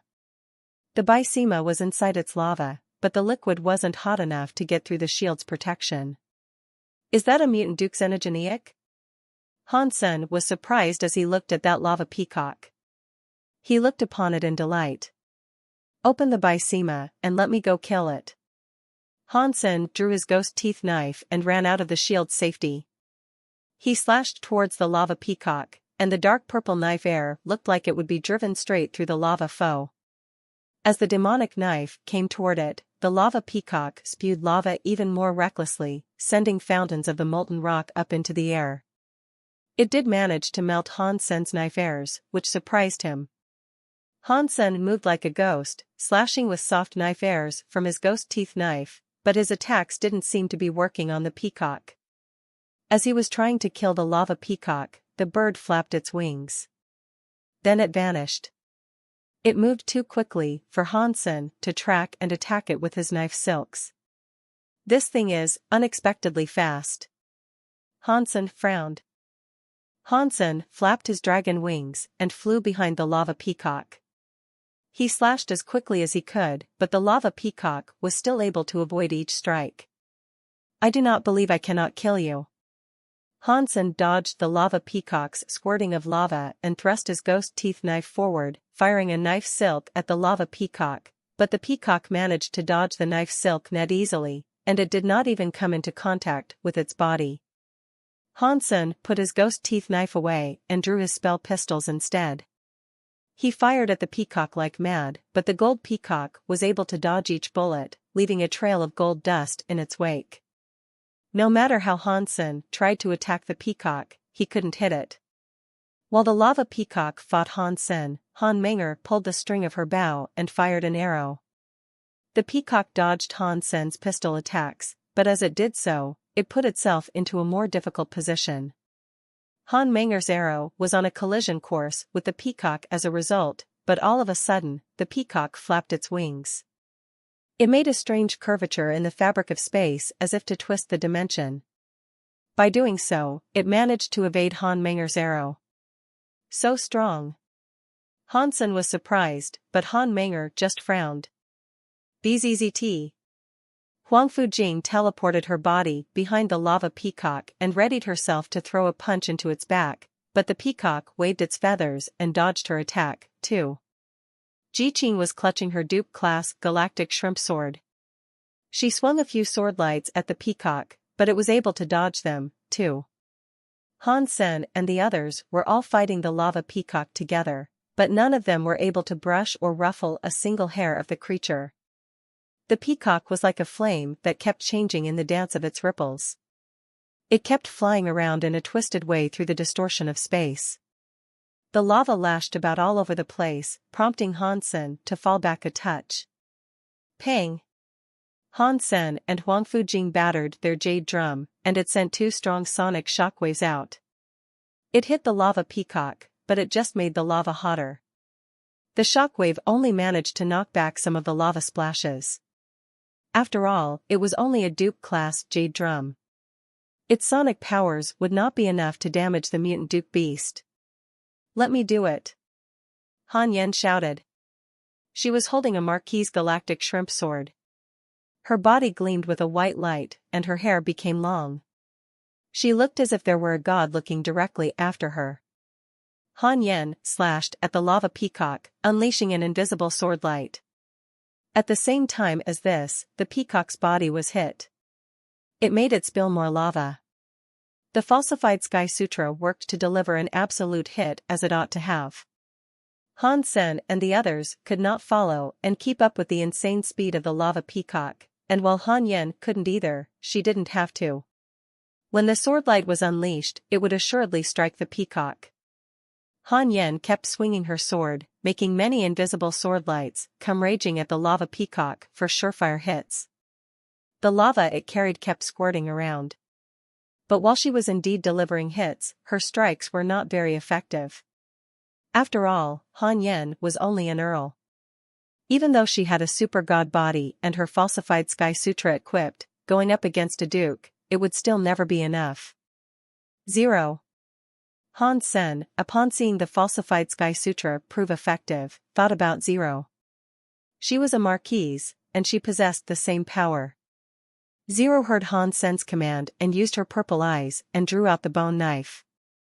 That lava peacock wished to melt the bone knife by firing a stream of lava at it, but then the bone knife disappeared. When it reappeared, it was pierced into the peacock's chest. Blurg! The peacock coughed up a bucket of blood that looked like lava. This time, their foe had been injured. 0's body then took off flying into the sky in a nifty retrieval of her bone knife. She flew down past the peacock that wished to now leap into the lava and heal, and sliced open the creature's chest. A burning flame with gold blood began to spill out from the lesion. It made the peacock freeze in its spot in the air. Hansen kept firing at the heavily injured lava peacock. Every single bullet struck its body, and the powers of Break 6 Skies were unloaded. It resulted in the peacock being blown to bits. Xenogenic Duke hunted. Goldfire peacock, xenogenic gene found. Obtained Goldfire peacock beast soul. Hansen was shocked. He did not expect to kill the Goldfire peacock as quickly as that. It was not a mutant xenogenic, and while it was revealed to be just an ordinary duke, it was certainly fast. Hansen, hearing that he had obtained a beast soul, was very happy. He quickly had a look at what sort of beast soul it was. Duke-class beast soul, Goldfire peacock, flying type. Hansen's heart stopped. A gold lava-looking set of peacock wings appeared behind Han Senator. A slight touch could make Hansen travel so far and so fast. Whenever he sped up, he could unleash a stream of fire that could twist the fabric of space in its vicinity. A flying beast soul is good, but I already have my dragon wings. I do not need this beast soul. Hansen let out a sigh, and then he gave the gold fire peacock beast soul to Han Yen. Because she was only an earl, her safety could be more easily assured with the gold fire peacock beast soul.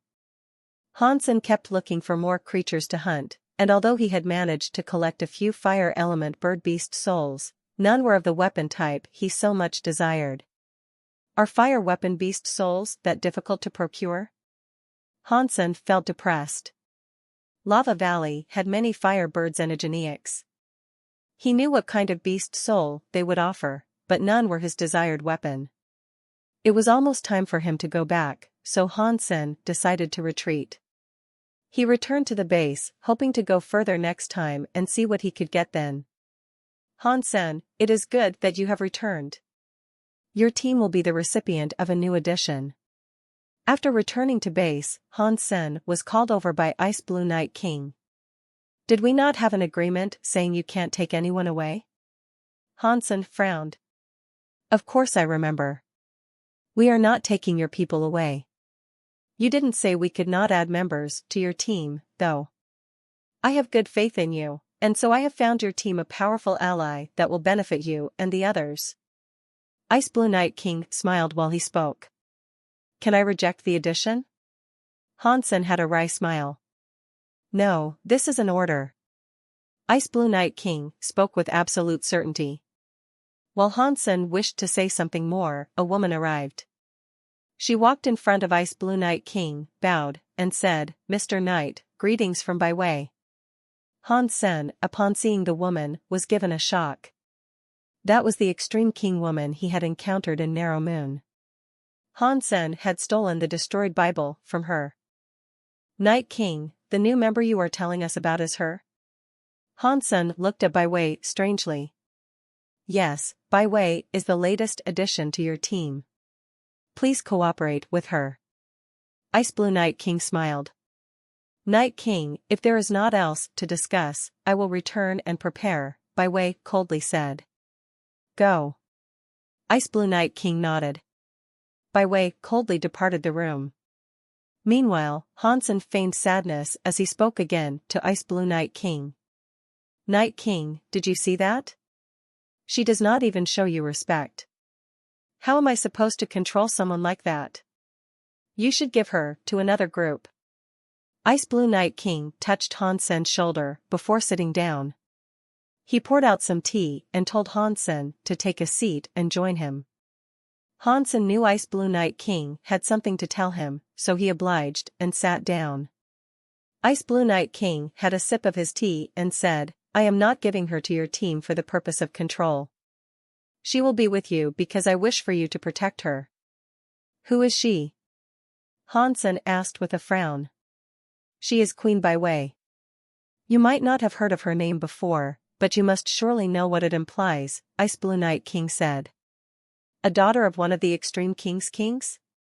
Hansen immediately understood why she had been so cocky. If she was a daughter of an Extreme King, then she had what it took to behave the way she did. She has made mistakes, so a king seeks to punish her by sending her here. But the king also wishes for her to practice more. While that must be done, I cannot afford anything ill to befall her, so you must ensure she remains protected. If something happens to her, you and I will both be killed. Ice Blue Night King smiled. Why don't you find a high-level knight to look after her, then? I doubt there is much I can do to protect her. Hansen had a wry smile, and he thought the task was a bad one to receive. If there was a king-class fellow protecting her, she would not have the opportunity to practice. Plus, she is full of pride. She would not allow that. Ice Blue Night King let out a sigh. The Ice Blue Knights have many backup teams. Surely you need not rely on outsiders like us. Don't you think it's dangerous to task outsiders with such an important responsibility? Hansen looked at Ice Blue Night King as he spoke. Ice Blue Night King looked back at Hansen, and then he spoke in a strange tone of voice. Hansen, Do you know who I trust the most out of the Ice Blue Knights? Of course I do. Your subordinates, Hansen said. Ice Blue Knight King shook his head and resumed his gaze on Han Senator. He told him, it is you. I trust you the most. You have got to be kidding me. I have only just met you. Before Hansen could finish speaking, Ice Blue Knight King stopped him. Please don't think I'm actually joking about this. You have never been in my position. You would not understand the reasons for me only being able to trust you. And so, I am letting you look after Queen Bai Wei. If she lives, you live. If she dies, you die. You are a smart boy, so I believe you know what to do. Ice Blue Knight King patted Hansen on the shoulder and then left the office. Hansen did not want to be burdened with the troubles of other people like that, but Ice Blue Knight King had made it quite clear that his problems did not solely rely on renegade xenogeneics. There were troubles stemming from the internal affairs of the Ice Blue Knights. But Ice Blue Knight King, after stressing the need for Hansen to do that which was bidden of him, had Hansen forfeit reluctance and accept the task. Hansen kept thinking all the while he walked back to his room. His heart jumped and his pupils shrunk when he neared there. All the hairs on his body stood on end. No scary power attacked him, and neither did a foreign presence, but Hansen felt as if he was being watched by a snake. He felt as if he were in danger all of a sudden. Hansen looked forward, and there he saw a slender body approaching from up ahead. That should have been a pure extreme king man, but his presence was hidden. Being unable to determine his level, the man looked like the average person. The delicate face of the man was like a jade sculpture that had been meticulously crafted by the hands of a genuine master. His blonde hair was smart, and the face carried eyes as deep as lakes that could reflect the world and people they looked upon. It looked nice. He was a shockingly perfect-looking man. While he seemed very pleasant, Hansen couldn't help but internally scream at the potential for danger in his proximity. Hansen walked close to the man, and the man stared at Han Senator just as they were about to pass each other. The man stopped and said coldly, "Have you seen the secret held by the stone plate?" "What did you say?" Hansen was shocked. He stopped and looked at him. The man smiled at Hansen, and to a man like Hansen, that smile was as warm as the sun. It could melt the coldest blocks of ice, and if he was speaking to a woman, that woman would do anything he commanded her to do. Hansen did not say anything. The man merely smiled and walked past Hansen. "Edward." Hansen did not look at the man. He just kept going. He walked straight to his room. He had never seen that man before, but he was quick to understand that it was Inspector Edward. "It seems as if he knows I am the one that took the stone plate. What an annoying and dangerous guy. If he is an inspector, though, then that means he should be a king," Hansen thought to himself. Edward walked into a room.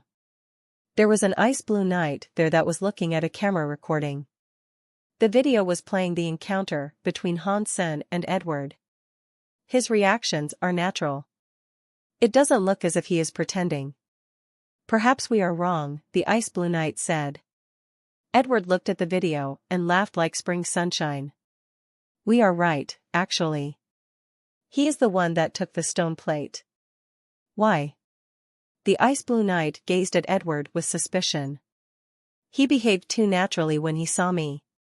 Not many marquises can remain that natural upon seeing me.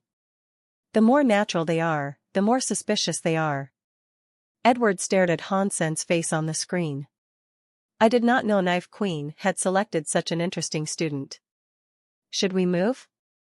The Ice Blue Knight did not proclaim his thoughts on Edward's assessment, so he posed the question. "No. Ice Blue Knight King and Mr. White are still here. We cannot fight while they are here." Edward laughed. "But these are the systems of chaos, and so it is not as if he could run. He is interesting, but he is just a marquise. Therefore, he is weak." "Mr. Inspector, do you think he is one of Mr. White's people?" the Ice Blue Knight asked. "No. If he was, then Mr. White would be the one with the item right now." Do you think Mr. White would still stay with the knights and provide us the opportunity to get it back? Edward looked at Han Sen's face with interest. This guy is funny. If he took the relic, we must get the relic back before the other knights find out. Otherwise, it'll be annoying. After returning to his room, Han Sen called out to Little Angel. He told her and the rest of his companions to be careful and to not venture out alone anymore. Is Edward really that scary? If he does not dare come here and steal the item, what do we have to be afraid of? Ji Qing looked rather confused. It's the fact that he does not come and steal the item that is most scary. But regardless, before this matter is sorted out, no one should be going off on their own. Han Sen spoke with gravitas. The next morning, Han Sen brought his team back to Lava Valley to continue their search. But this time, he had no choice but to bring Bai Wei with him. It meant the task at hand would be more unpredictable with a factor of unknowns. Fortunately, Bai Wei was not one to talk much. All she did was follow them, behaving as if she hadn't the slightest concern for what was going on. They had only just arrived in the region of Lava Valley when Bai Wei stepped forward and ahead of Han Sr. From now on, I will be the leader of this team, Bai Wei said in a very commanding tone to Han Sen. Why? Han Sen looked as if he wanted to burst out laughing at her. You should familiarize yourself with my identity, Bai Wei said coldly. What identity? I only know you are the biggest noob of this team, and you are the least qualified to be a leader amongst us. Han Sen laughed at her and didn't say anything that suggested he knew anything about her. While pretending to be unaware of her identity and title, Han Sen was free to treat her like a noob. If he made it clear that he knew who she was, then that would make it look like he was just bullying her. There was a difference. Bai Wei was stunned by the rebuttal. She looked at Han Sen and nodded. Okay. In that case, I, as a noob, will challenge you. If you lose, I will become the leader of this team. You and them will then have no choice but to obey me. No, Han Sen rejected her proposal. Are you scared? Bai Wei looked at Han Sen coldly. You are the weakest in the team, whereas I am the captain. I am the strongest that exists here. If you want to challenge me, I would have to see you beat my companions first. Han Sen pointed to Han Menger and the others. Sure. Bring them all on, Bai Wei said coldly. She was not very fond of what Han Sen had said, though. A noob is a noob. A noob doesn't know who the boss is. Han Sen sighed, and then he turned to Han Menger. Menger, teach this noob how to respect her superior. Don't hit her too hard, though. We don't want to kill her. Bai Wei, upon hearing what Han Sen had said, felt mad, but she remained the same on her exterior and just coldly laughed. You won't dare fight me yourself, so instead you get a woman to help you? Your imagination is far too wild. This is my daughter. If you can beat her, then you are free to challenge me. Han Sen laughed. Han Menger, after hearing Han Sen, stepped forward and out of the group. She walked in front of Bai Wei. Bai Wei did not care about Han Menger, and neither did she care much for Han Senator. She thought Han Sen barely had the power to put up any kind of a fight against her. She believed her opponent was a meager subordinate of Han Sen, and with her looking as young as she did not think there was anything to worry about. When Han Menger pulled the string of her bow, Bai Wei looked dim. Her whole body took on the image of a fighting leopard. She stared right at Han Menger, no longer with a look of disdain and underestimation. Bai Wei was cocky, but she wasn't dumb. In fact, she was a very smart individual, and as soon as Han Menger pulled the string of her bow, she felt threatened, so she gathered up might in her fists. Han Menger cared nothing for Bai Wei's reactions. She merely pulled back her string the farthest it could go, and when she let her finger go, the arrow flew quickly before Bai Wei's face. Bai Wei looked cold and threw a punch toward the black arrow. It was the Extreme King's final punch. It was in the top 5 strongest fist skills in the universe. The punch exploded from her hands, and she could have easily sundered an entire mountain if she were to hit one. Seeing that it was going to collide with Bai Wei's fist, the arrow suddenly disappeared from Bai Wei's vision, and when it reappeared, it was piercing her belly. Bai Wei's face remained unchanged. When her body staggered back, her fist became incredibly hard to hit the arrow. The whole action was performed very smoothly, and there wasn't a moment of hesitation or nervousness.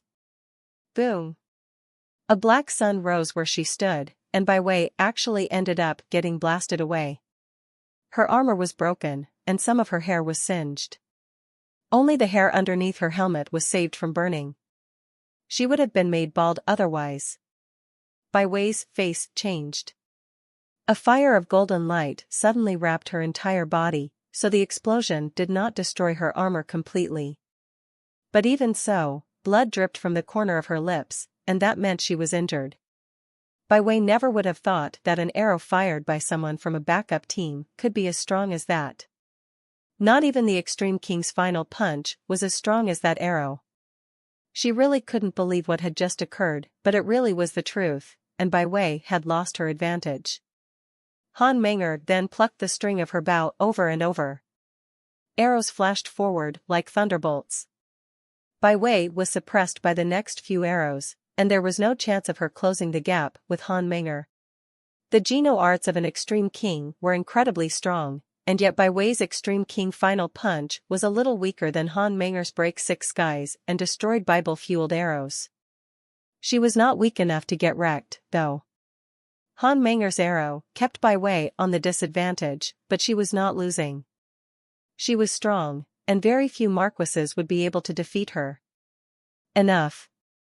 Hansen signaled for Han Menger to fall back. There is no winner yet. Bai Wei looked at Hansen. Hansen laughed and said, "You lost.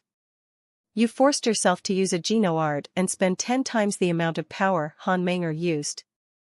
Even so, you were unable to resist the firing of those arrows. It might be a tie right now, but sooner or later you're going to lose. This is a competition, remember? It is not a death match, so there is no need for us to continue." Bai Wei could not say anything. What Hansen had told her was correct, so she couldn't deny it. If you cannot beat my daughter, then practice over the next few years. Do that, and maybe I'll give you opportunity to challenge me. Hansen spoke clearly without hiding anything. Hansen deliberately crushed Bai Wei so he could maintain his leadership of the group. If Bai Wei was to lead, Hansen would have been unable to hunt the beast souls the way he wished to. Just wait. I will beat both you and her, Bai Wei said coldly. She did not continue her insistence on being leader. Bai Wei was obviously not as calm as she looked, though. She looked at Han Menger with a complicated look. Then she looked at Han Senator. She could not believe that cold-looking lady that was equipped with a bow was Hansen's daughter. Outside of the Ice Blue system, Night River King was in the middle of slaying a bunch of Xenogeneics that were planning to invade.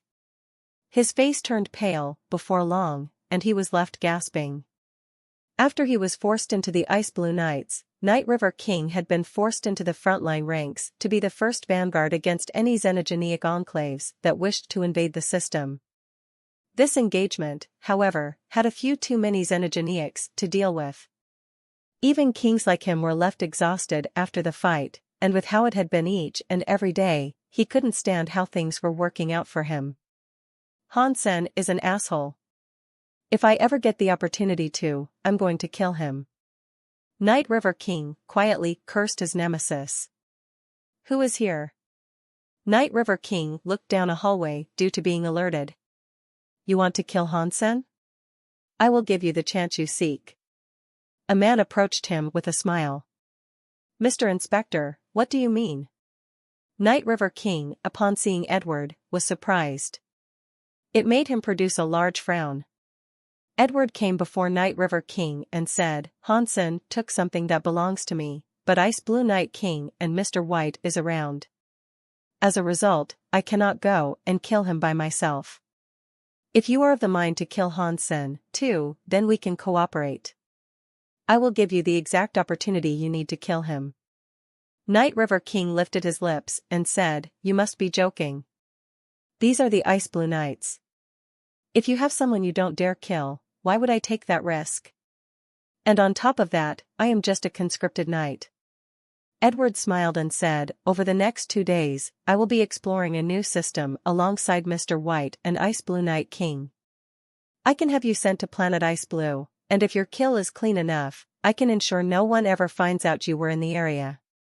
You have to retrieve 1 item for me, however. After that, I can also have you work by my side. You know, Ice Blue Night King put you out here on behalf of Han Senator. It was to please him, but you don't deserve such treatment at all. Night River King's face cycled through a variety of different expressions. He looked at Edward, not sure whether or not he would used and discarded once Edward had gained what he was looking for. Edward sighed. He looked at Night River King. You don't have to do it, but you are already in Mr. White and Ice Blue Night King's bad books. And now you're rejecting me and my fix? Oh, your fate worries me so much. Night River King's heart kept jumping. The Ice Blue Knights had 3 key figures. There was Ice Blue Night King, Edward, and Mr. White. Ice Blue Night King and Mr. White stood on Han Sen's side. If Night River King offended Edward, it would be difficult for him to foresee how he would survive the duration of his service in the Ice Blue Knights. He would be treated as little more as cannon fodder. He'd be expendable. Mr. Inspector, it is not that I don't want to kill Han Senator, in fact, I would like to skin him alive. The thing is, it's that I actually cannot kill him. He has a very powerful shield treasure that not even my power can break, Night River King said while lowering his head. Yes, I have heard about that. But don't you worry, I have a little something prepared for you. Edward, after saying that, gave Night River King something. Take this with you. I assure you that it will enable you to break Han Sen's shield treasure. Without his shield, you will surely be able to kill him with ease. But make sure your kill is clean. If it isn't, then there is no way I can assure your survival. Night River King was holding a metal figure that was around the size of a hand. He kept wondering whether or not Edward was seeking to use him and then silence him when all was said and done. Edward seemed to know what Night River King was thinking, though, so he coldly said, if it wasn't for Ice Blue Night King and Mr. White keeping an eye on my people, I wouldn't be asking this of you. But by drawing them away with me, I am giving you the only window of opportunity you are likely to get. You just have to remember to get that item for me. If you don't, I will kill you. Night River King gritted his teeth and bowed. Do not worry, Inspector. If Han Sen has the item with him, then I will surely bring it back to you. Be prepared. In a few days, people will come to pick you up. Remember, you will only have 1 chance at this. Make it swift and clean, and for the love of all, do not leave a trace. If you leave incriminating evidence, no one will be there to back you up. Edward patted Night River King on the shoulder, and he prepared his defense work. Mr. Edward, why are you asking an outsider to do this for you? What if he takes this item for himself? The pilot of the vessel asked after Edward returned to his ship. Edward laughed and answered, Night River King is smart. He will keep that item for himself as a trump card that will enable him to live. He will probably take it to Ice Blue Night King and Mr. White in the hopes of living. Then you're still using him? The Ice Blue Knight asked in obvious confusion. It does not matter. He has no choice. Edward squinted with his eyes as he spoke. With Night River King's suspicious personality, he will do the kill prettily. Including Han Sen, everyone in his team will die. Even Queen Baiwei. Queen Baiwei is in Han Sen's team? The Ice Blue Knight's face changed, and then he immediately understood Edward. Night River King knows he is going to be killing a queen? He knows going to Ice Blue Night King won't work. It will be death for him to admit the crime, so he will have to come running to you.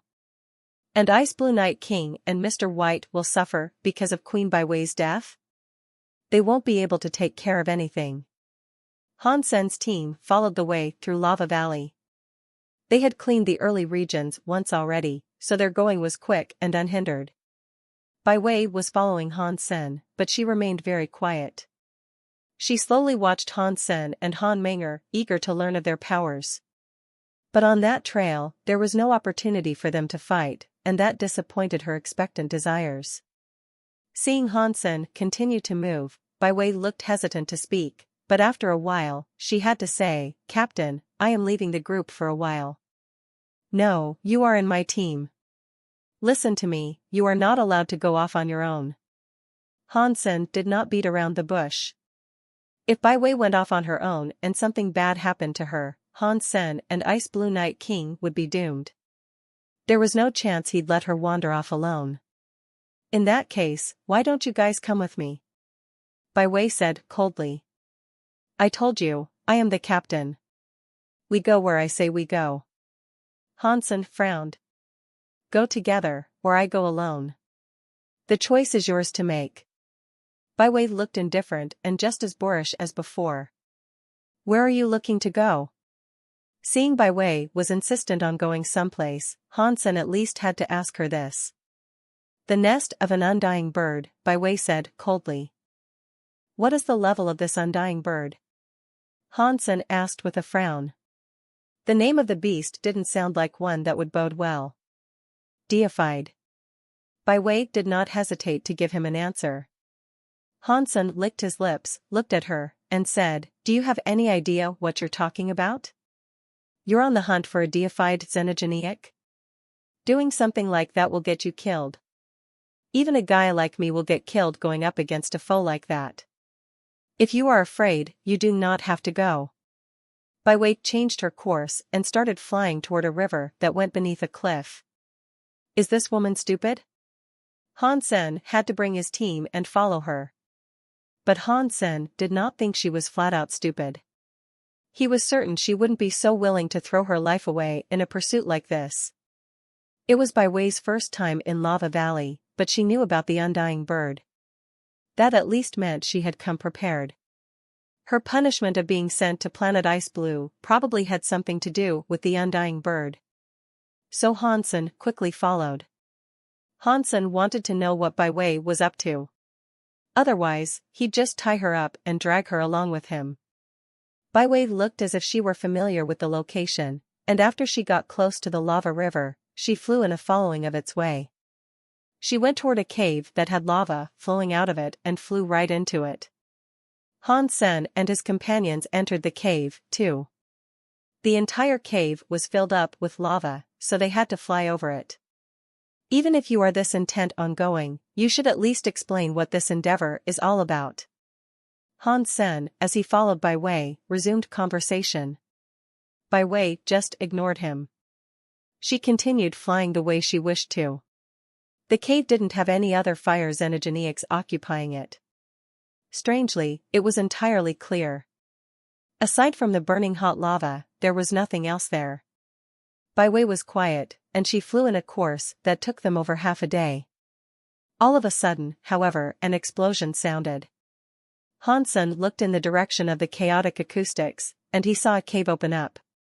It was like a giant underworld had presented itself. The lava moved to drop down a cliff that was ahead of them. It became a lava waterfall, and it looked very strange. After they flew out of the cave, they saw that the underworld was gold and red. Lava was everywhere. It was like a sea of lava. Across the large sea of lava was a black mountain.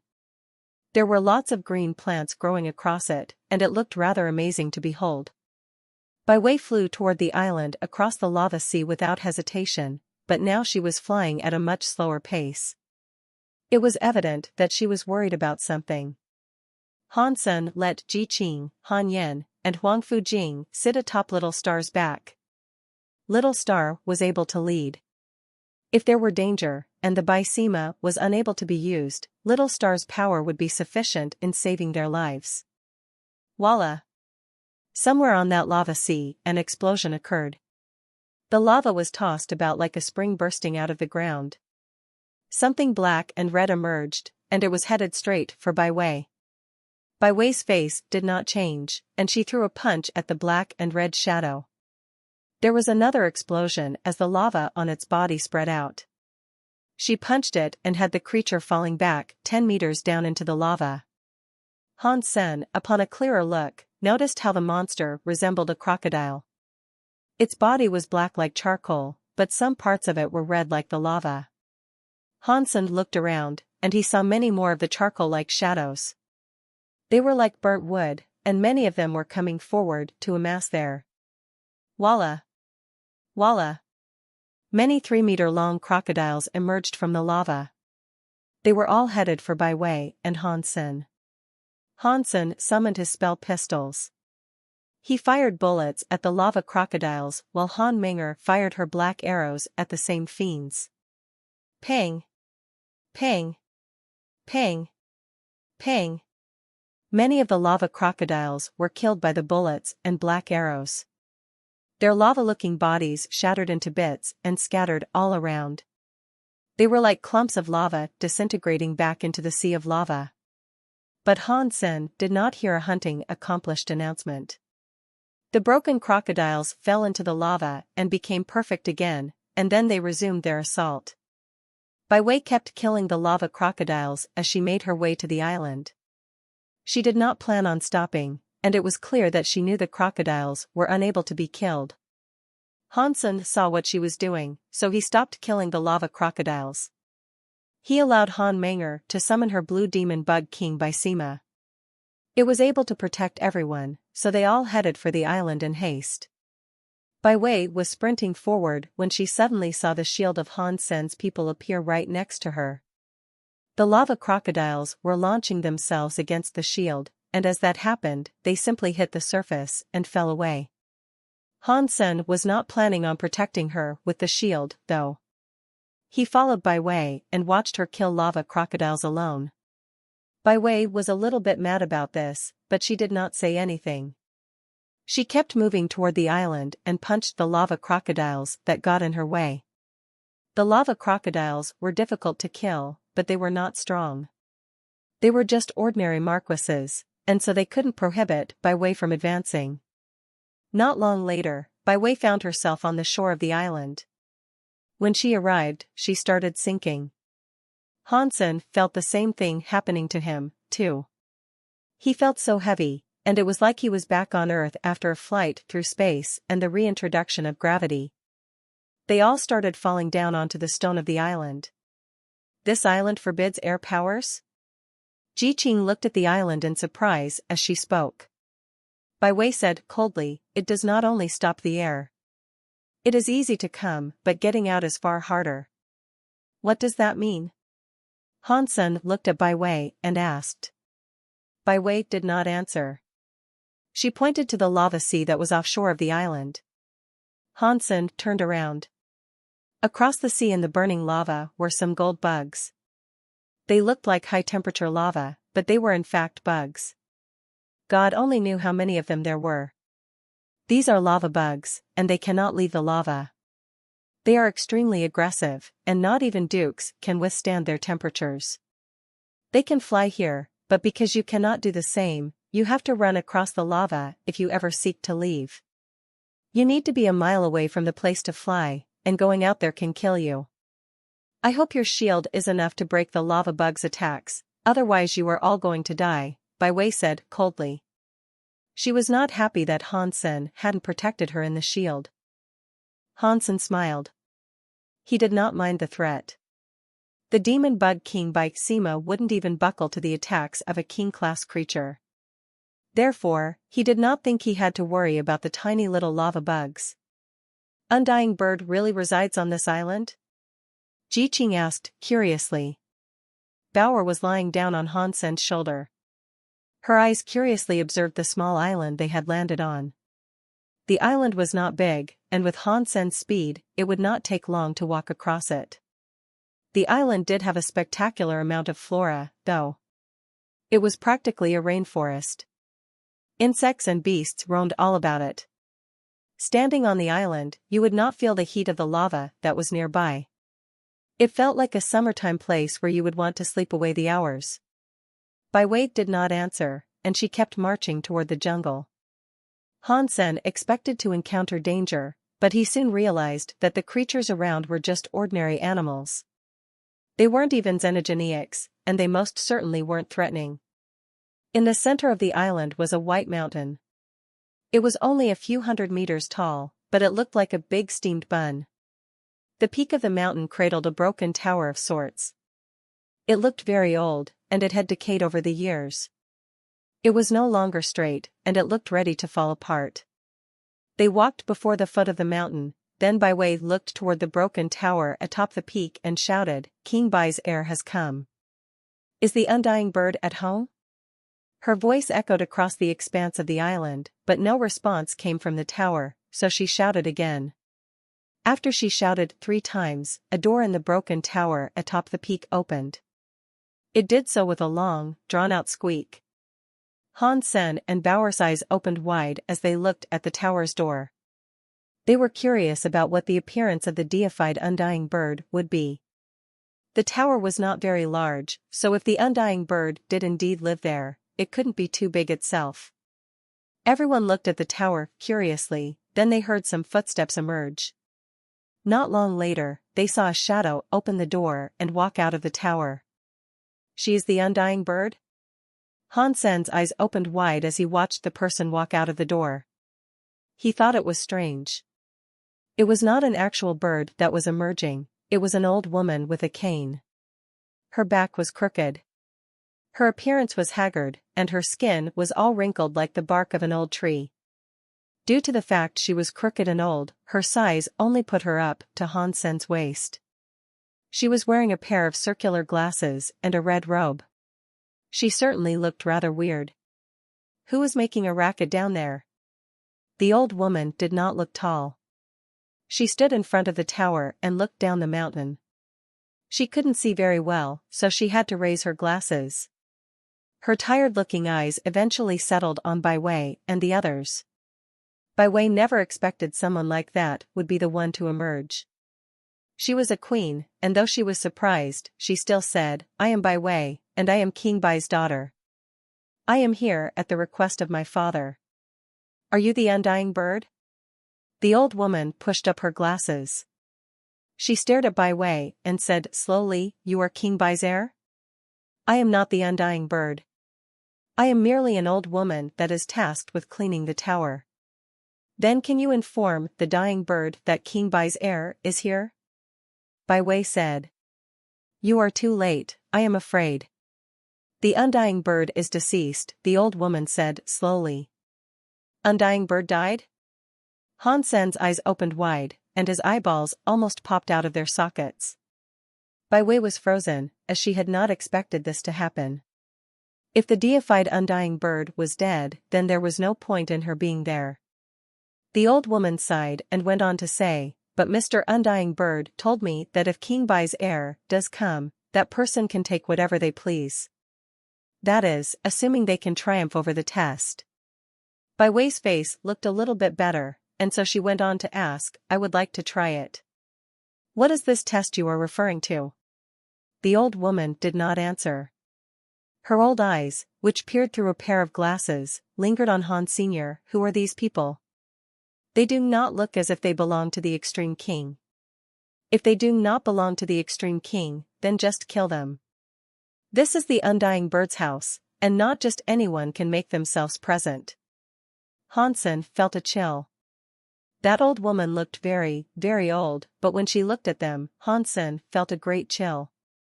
He knew she was actually a very dangerous being. Baiwei looked at Han Sen and answered the old woman. "They are indeed knights of the Extreme King. They have helped escort me here." "I see." The old woman nodded and did not say anything. She held her cane and slowly approached the edge of the mountaintop. She looked so shaky as she went, and it made the onlookers worry about whether or not she might misplace her step, slip, and fall off the peak to her death. Standing atop the peak and its stone steps, the old woman seemed to be recalling something. She eventually said, "Back then, the undying bird clashed with your father King Bai. Many people died, but there was no winner. 1,000 years later, they agreed to have matters of battle put to their marquis heirs. Their fights would determine the ultimate victor. But Undying Bird could not give birth to her heir.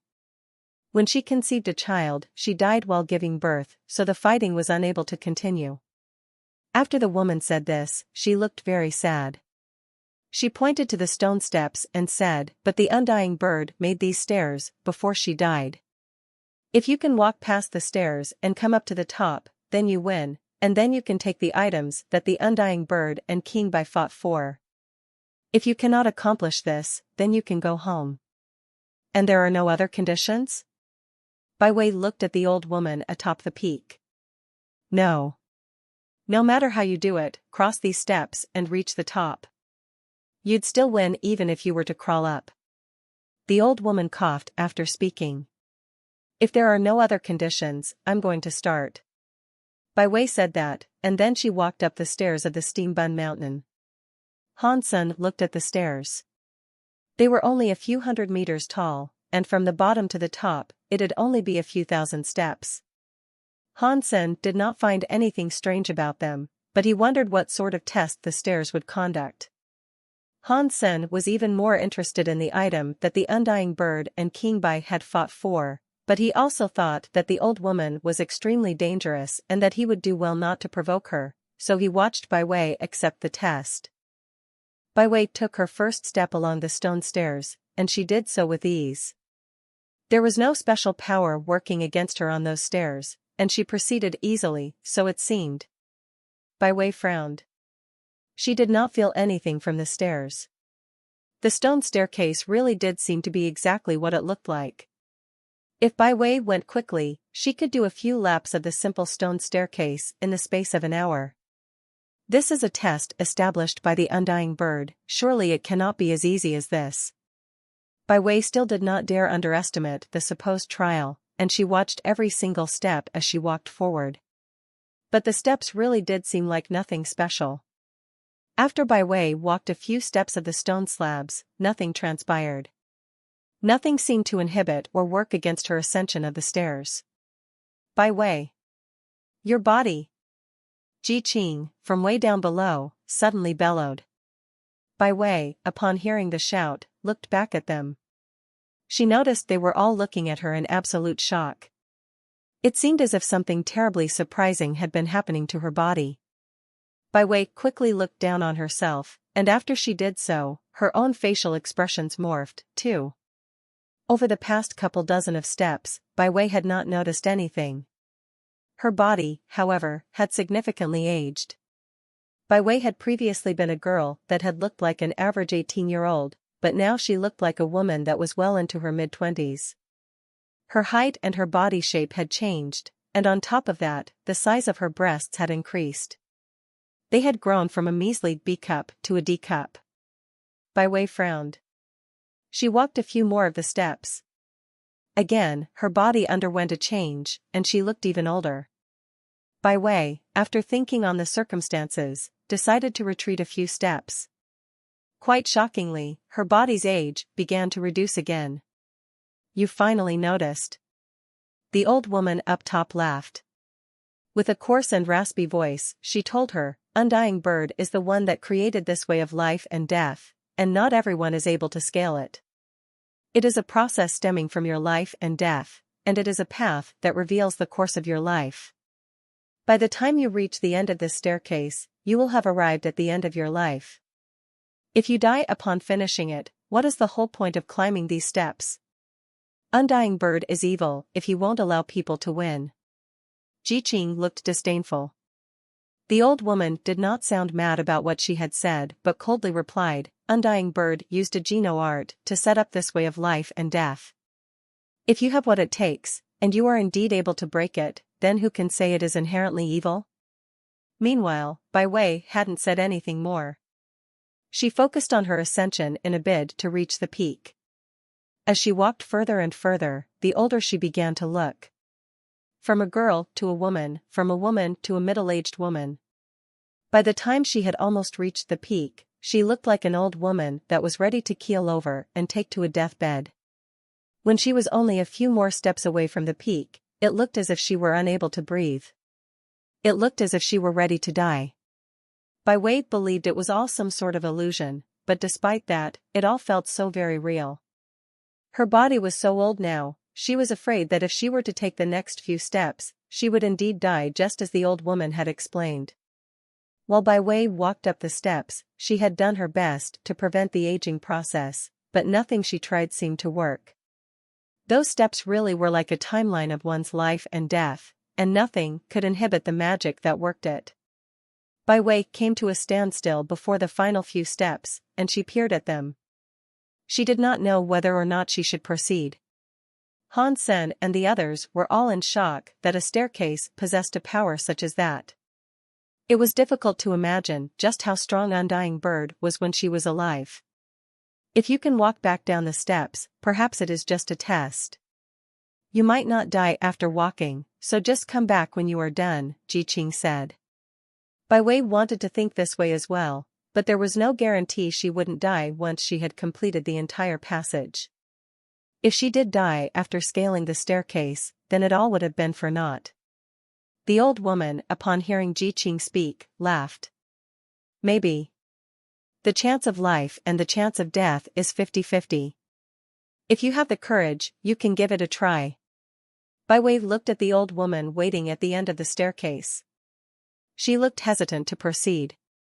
This was not a game, and if she was incorrect, then only death would await her. If I walk back down the stairs, can I come back up? Bai Wei asked as she gazed at the old woman. Her voice croaked like an extremely old person. She sounded so weak and unsettlingly close to death. You wish to grab a creature to attempt this? If that is so, then what is the purpose of this being dubbed a test? The old woman looked at her with disdain. You are an heir of King Bai. Bring out the power of King Bai. Use your life and your judgment to win this. If you leave, then the gambit will have lost. Little Silver, go and find a little creature. Han Sen spoke to Little Silver, who was next to him. When Little Silver heard the command, it took off running into a nearby thicket of bushes.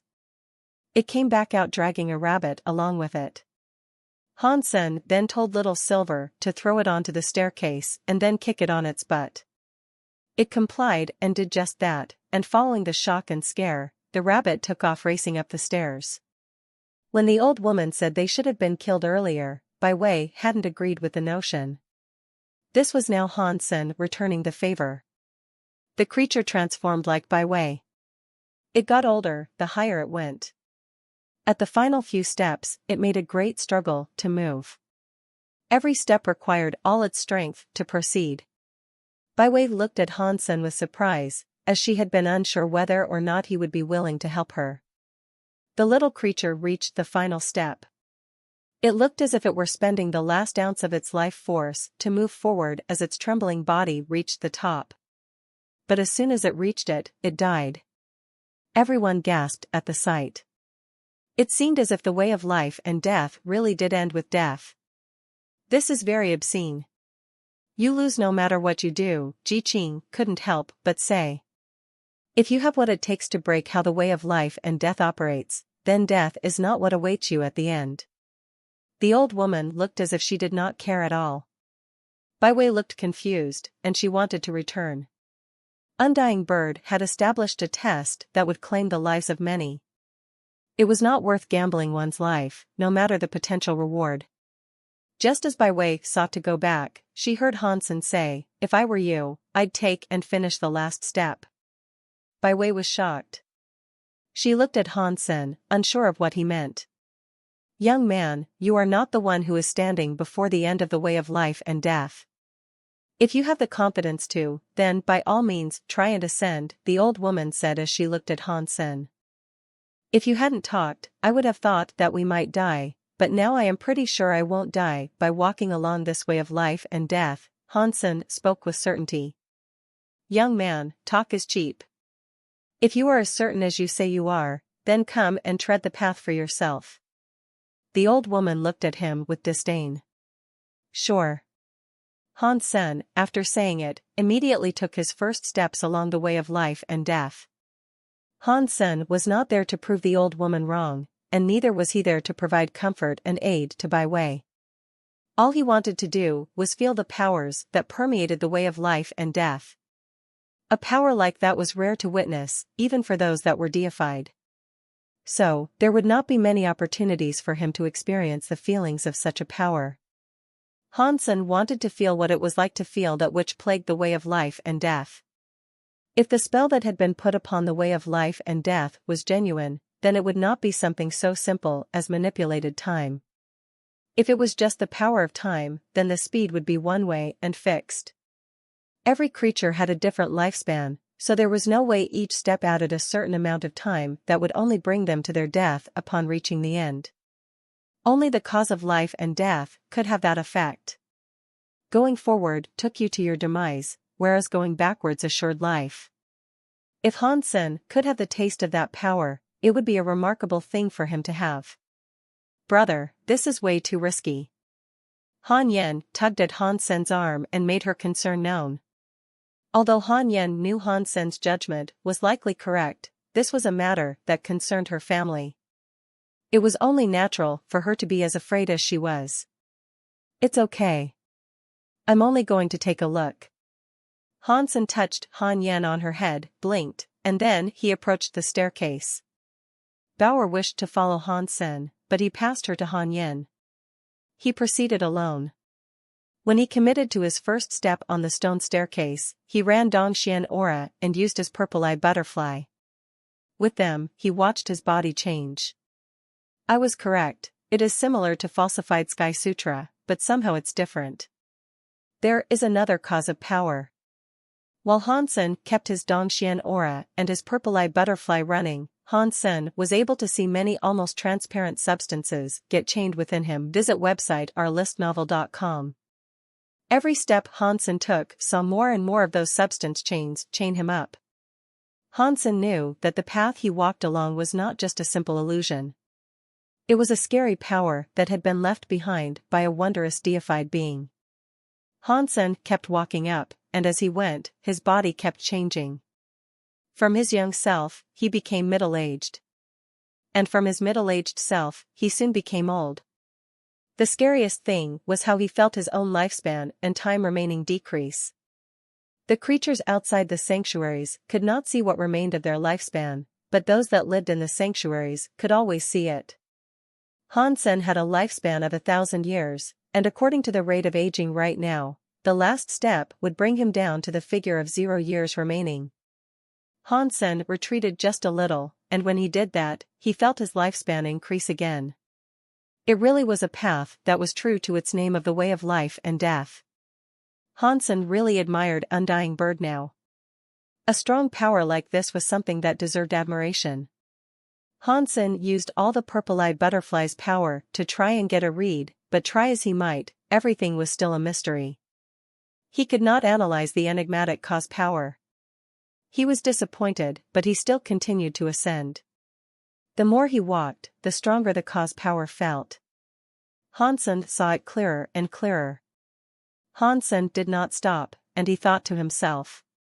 He eventually reached Bai Wei's position. He was very old right now, just like Bai Wei. The mere act of talking was enough to make him gasp. This is none of your business. Why have you walked up here? Bai Wei looked at Hansen with a complicated expression. She did not know if he was trying to be a hero or not. I just wanted to prove a little theory I have. It has nothing to do with you, either. Hansen said that, and then he continued walking up the stairs. Hansen felt as if he were tremendously old right now. He felt as if he were losing his power, too. Every single step he now took was incredibly tiring. Bai Wei looked at Hansen's back as he went, and her feelings were wrought with complication. Hansen walked another step. There were only 2 more remaining. Hansen did not hesitate, though. He took a deep breath and walked 1 more step.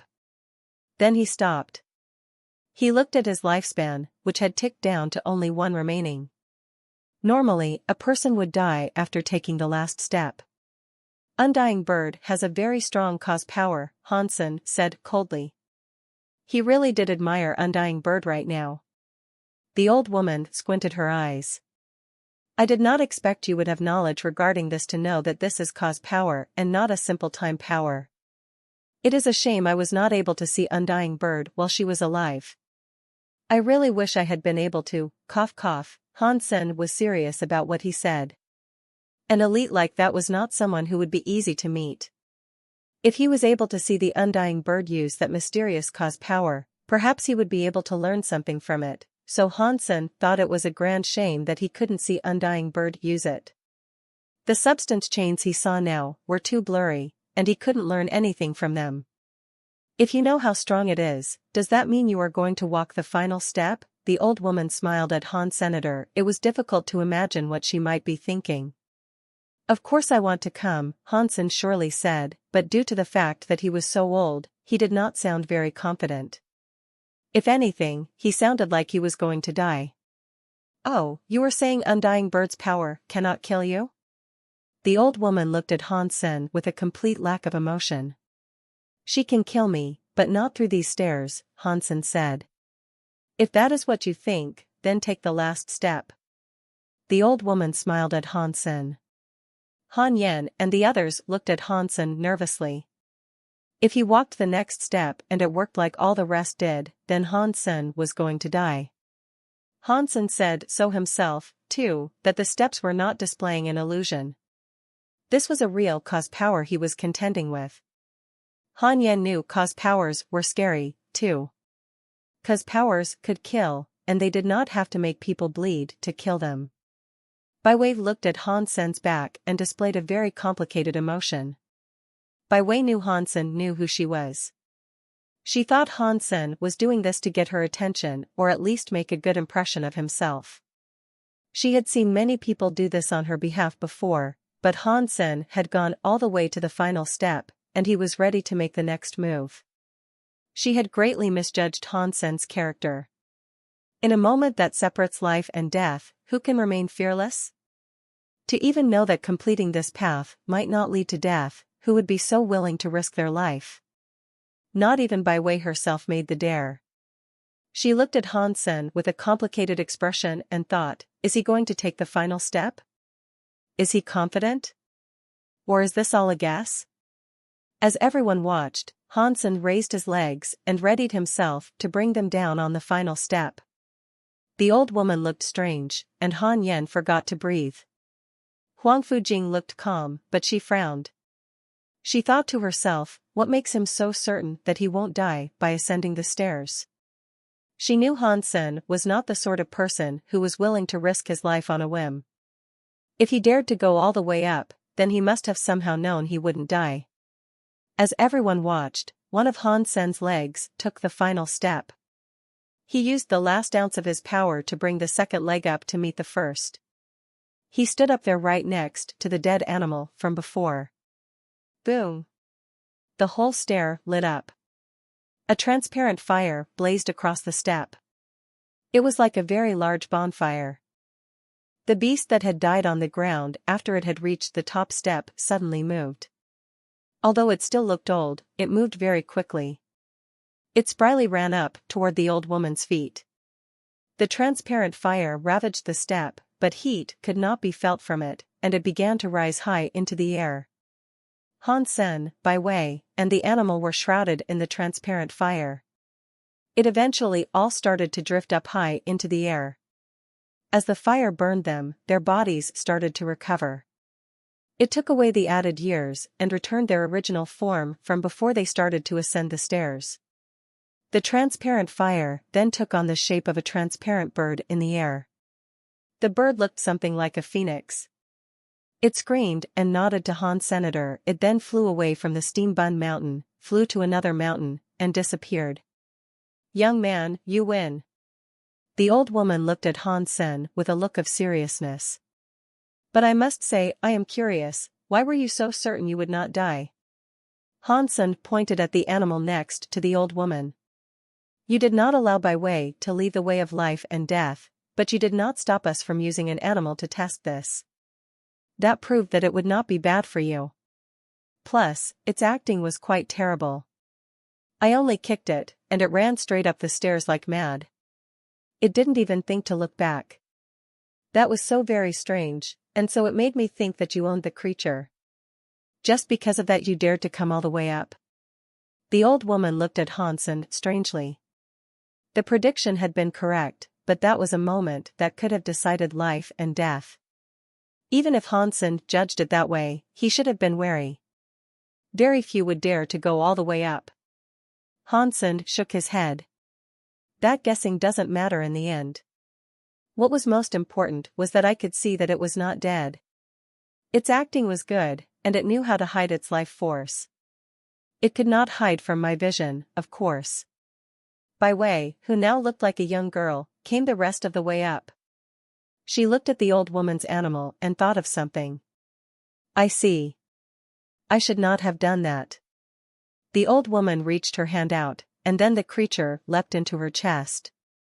After giving it a stroke, she said, "Since you two have walked the way of life and death, you can consider yourself approved in the eyes of Undying Bird's will. You guys win. Therefore, you can now proceed and claim the item." The old woman said that, but she did not move. She just smiled at them. "Where is the item?" Bai Wei asked, with a frown. The old woman continued to smile. "The item is right there in front of you. You two have been seeing it for a while." "This mountain?" Bai Wei was shocked. She realized that now, and then she looked around at the mountain. The old woman nodded and said, "This mountain is called Extreme Dead. It is a deified treasure of the universe. Undying Bird and King Bike discovered this mountain, and they both fought for its ownership. Neither won, and so they kept the mountain where it lay.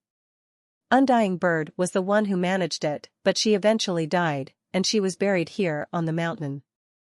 The mountain is useless to creatures. Perhaps King Bai knew this, and so he didn't come here himself. On his behalf, perhaps he sent you. If things were like that, why would father want me to come here?" Bai Wei asked. The old woman said coldly, "Undying Bird died early. She took over Extreme Dead Mountain, but she would not claim everything. She still has a few items left over for you, but it is down to you whether or not you can take them away." After that, the old woman pointed at the old tower behind her with her cane. A fireball came out of her cane and landed against it. The tower was set on fire, and it was quickly incinerated. After a short while, the construction was reduced to dust. The wind scattered it all around, but where it had once been now remained an item. They all looked at the item, and they felt weird when seeing it. The item was built from dry grass. In many ways, it looked like a bird nest. It did not look particularly pretty, and it actually looked quite rough. But it was big and a few meters wide. A few people could definitely sleep in there. Undying Bird left this item behind? Hansen asked with curiosity. The old woman looked at the bird nest and with much fascination said, "Do not underestimate it. This was where Undying Bird was born. The dry grass is very special, and it is called evergrass. If you can take it away, then you will swiftly learn what boon and benefit it can provide you." Bai Wei did not say anything. She simply walked in front of it. She reached out her hand with a desire to pick up the nest, but the bird nest, which appeared to have been made from dry grass, had the weight of a mountain. Bai Wei tried to lift it a few times, but it would not budge. She could not pull out any of the dry grass either. The old woman smiled. Undying Bird was born there, and that is where it lived for 1,000,000 years. Undying's power is all over that Undying bird nest. Even deified weaponry cannot compare to this, so it will be very difficult to move. Bai Wei frowned. She glowed with the color of gold. A gold shadow overtook her and made her appear far stronger than she usually did. Hansen was shocked. He did not know she had this in her. Even if Bai Wei did have that big power boost, it mattered not, though. She was still unable to move the Undying bird nest an inch. Nothing seemed to work. Deified items weren't something a marquis could just come into ownership of. It did not seem possible that Bai Wei would be able to take it away. Undying Bird left behind the most precious thing to you. If you cannot take it away, then you cannot blame anyone else for your inability to do this. The old woman smiled. Bai Wei frowned and did not speak. She looked at the nest, but she still had no clue about how to take the bird nest away with her. Hansen looked at the old woman and asked, Does the person need to finish the way of life and death to get approved by the undying bird?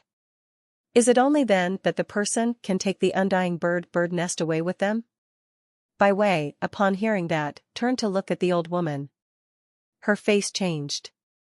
She did not need her to answer, though. They knew the answer deep inside already.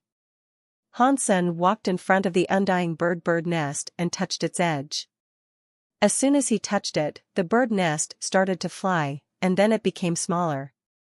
It became something as small as a hand, and it flew to land and sit upon Han Sen's hand. I see. Han Sen handed the bird nest over to Bai Wei. Bai Wei grabbed the bird nest, but as soon as Han Sen let go, the bird nest dropped to the ground like a giant rock. Bai Wei could not stop it from falling, and she fell down with it.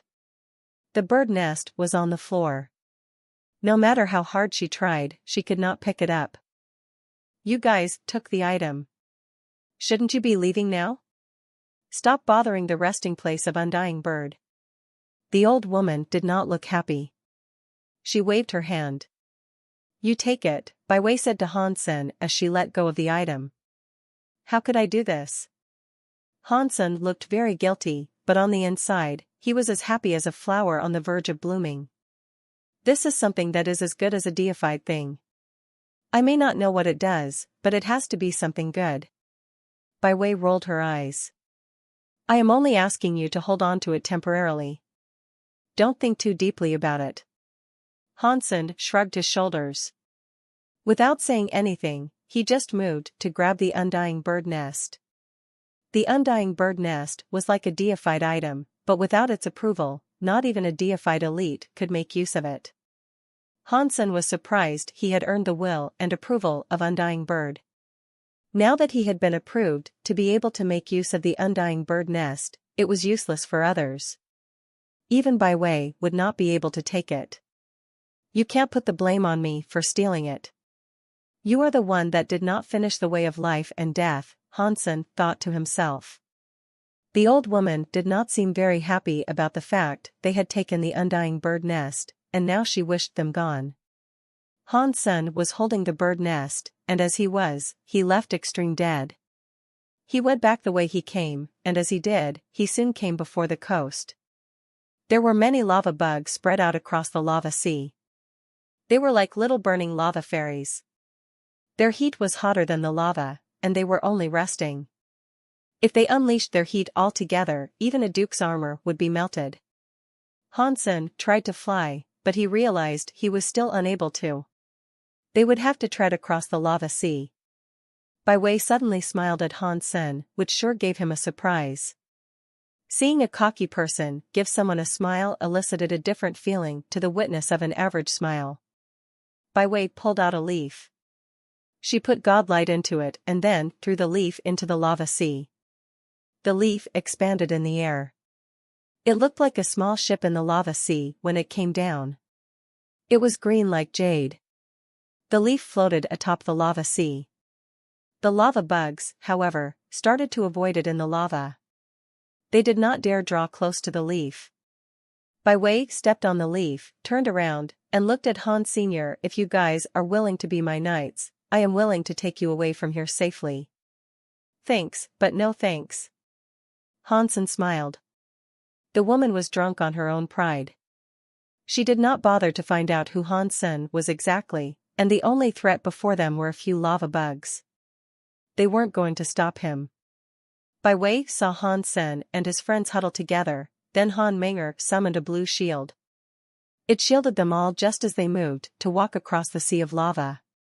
Bai Wei frowned and advised Han Sen, when the lava bugs are shocked, they will explode. The heat they create can melt a dupe-class defensive item. Even king-class armor can break with the heat. Don't say I didn't warn you. Thank you for the tip, Han Sen replied, but he did not stop walking across the sea. They were walking across the lava sea with the demon bug king by Sima for protection when suddenly many of the lava bugs approached. Their bodies were like burning steel, and they launched themselves against the surface of the Bysema.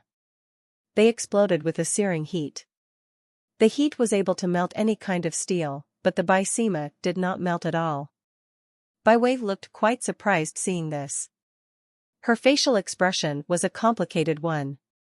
Bai Wei was operating her leafy vessel. She watched the others cross the lava sea.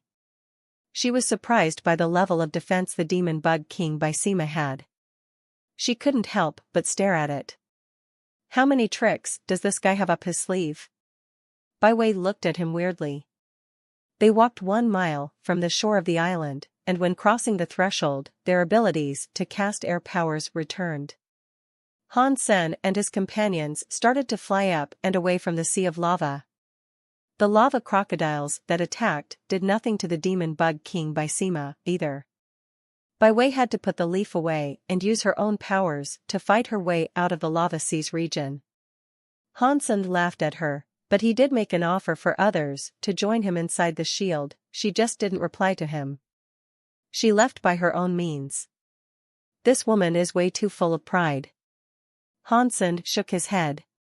He continued to investigate the undying bird nest as he did so. Han Sen used the purple-eye butterfly to examine it, and he could see how the undying bird nest was full of mysterious cause substance chains. There were a lot of them, and there weren't any gaps. It was scarier than the core substance chains on the stairs. Han Sen tried, but he failed to activate the nest's power. He researched it for a while, but he could not figure out what its purpose was. I will have to try some more when I get home. This bird nest's power cannot be any less than purgatory heaven, Han Sen thought to himself. When they left the underground cave, Han Sen and his companions returned to go for the lava valley again. Break the camera. Pretend nothing happened today. If you guys dare speak a word about this, you'll know what will happen, don't you? Bai Wei looked at Bauer, who was intently filming her with the camera. This is bad. We just destroyed a camera the other day. Now we're going to destroy another one? Han Sen looked terrible. I will talk to Ice Blue Night King. Just do it. Bai Wei said. Han Sen was delighted, but his face still looked very bad. He said, all right, but there is still a while to go before we head back to base with this mission. How about we destroy it right before we return? Han Sen did not want anyone to see any of that either, but if Bai Wei was willing to take responsibility, destroying it would be good. Bai Wei stopped talking. She kept walking ahead through the valley. She was there because of the deal, but she was being punished. She could not go back to the Extreme King just yet. Bai Wei's punishment was because of Han Senator Bai Wei lost the destroyed Bible she had been tasked to recover, all because of $. That was why she was being punished by King Bai, but the punishment was for Bai Wei to retrieve the undying bird's item. No one probably expected Bai Wei to not dare ascend the steps. Han Sen was the one who had earned the approval of the undying bird instead. Han Sen and the others continued their search through Lava Valley. After 3 days, someone else was in Lava Valley who had been following them. Night River King looked cold. Although he had been forced to go, his mind to kill Han Sen wasn't. While searching, Han Sen found a territory belonging to the Finger Fire Crow.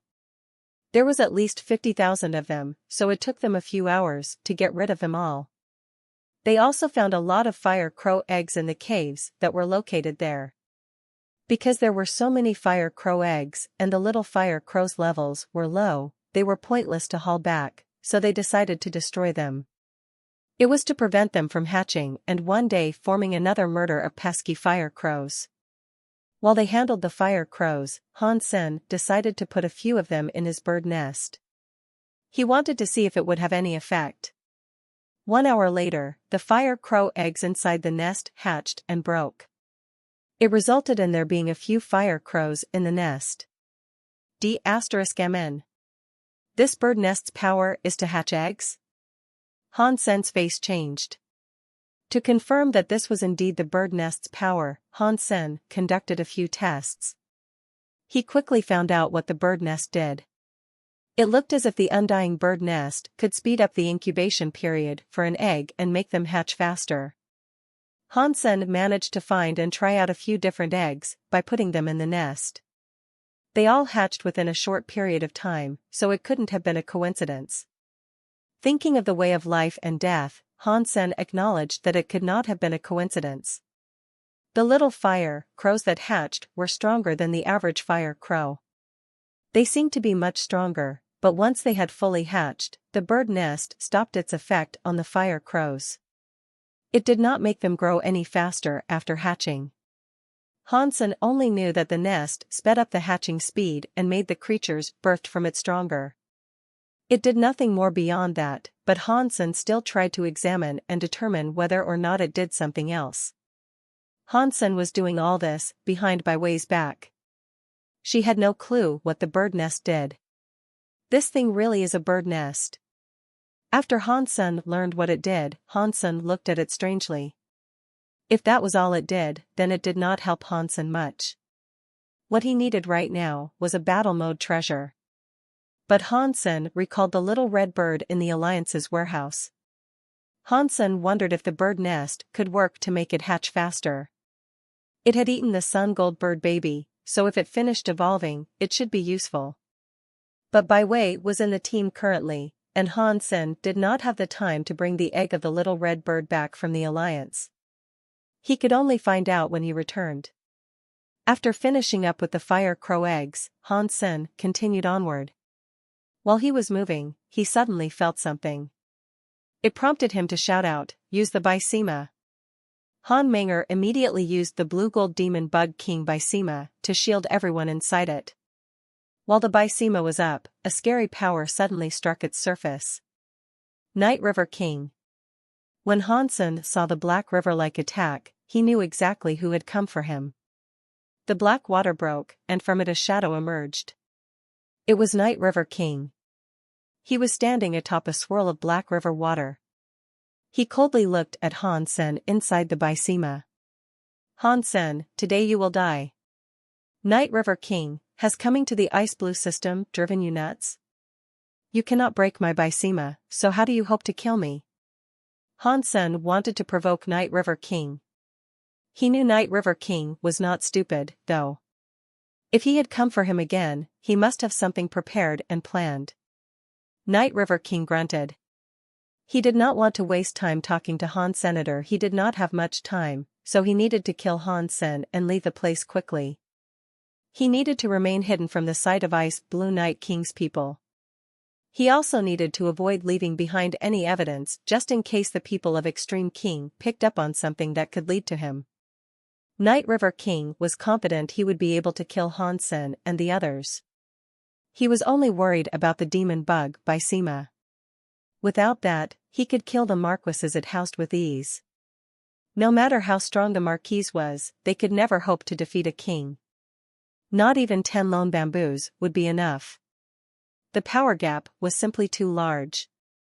The ambush failed, but that did not make Night River King hesitate. He brought out the little metal figurine Edward had given him. This was his trump card and what he put his faith in. This is what he hoped to break the demon bug King Bysema with. The little statue was 1 foot tall, and it was gold. It was like a little warrior garbed in golden armor. Ancient warrior statue. Bai Wei saw Night River King hold the statue, and when she did, her face changed. What is it? Han Sen looked at Bai Wei. He knew it had to be something special, so he felt compelled to ask.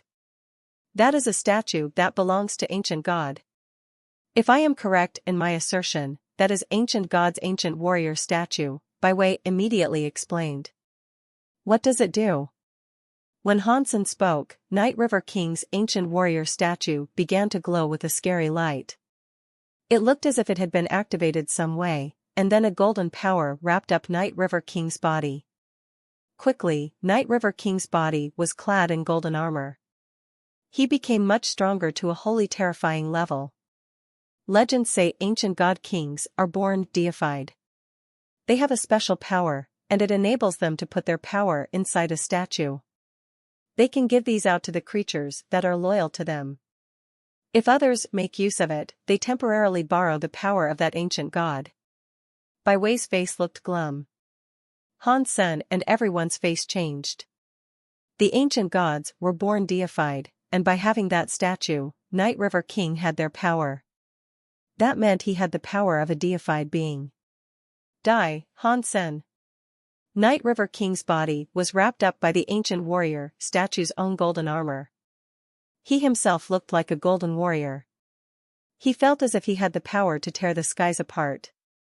It felt as if a random punch would be enough to collapse the entire universe.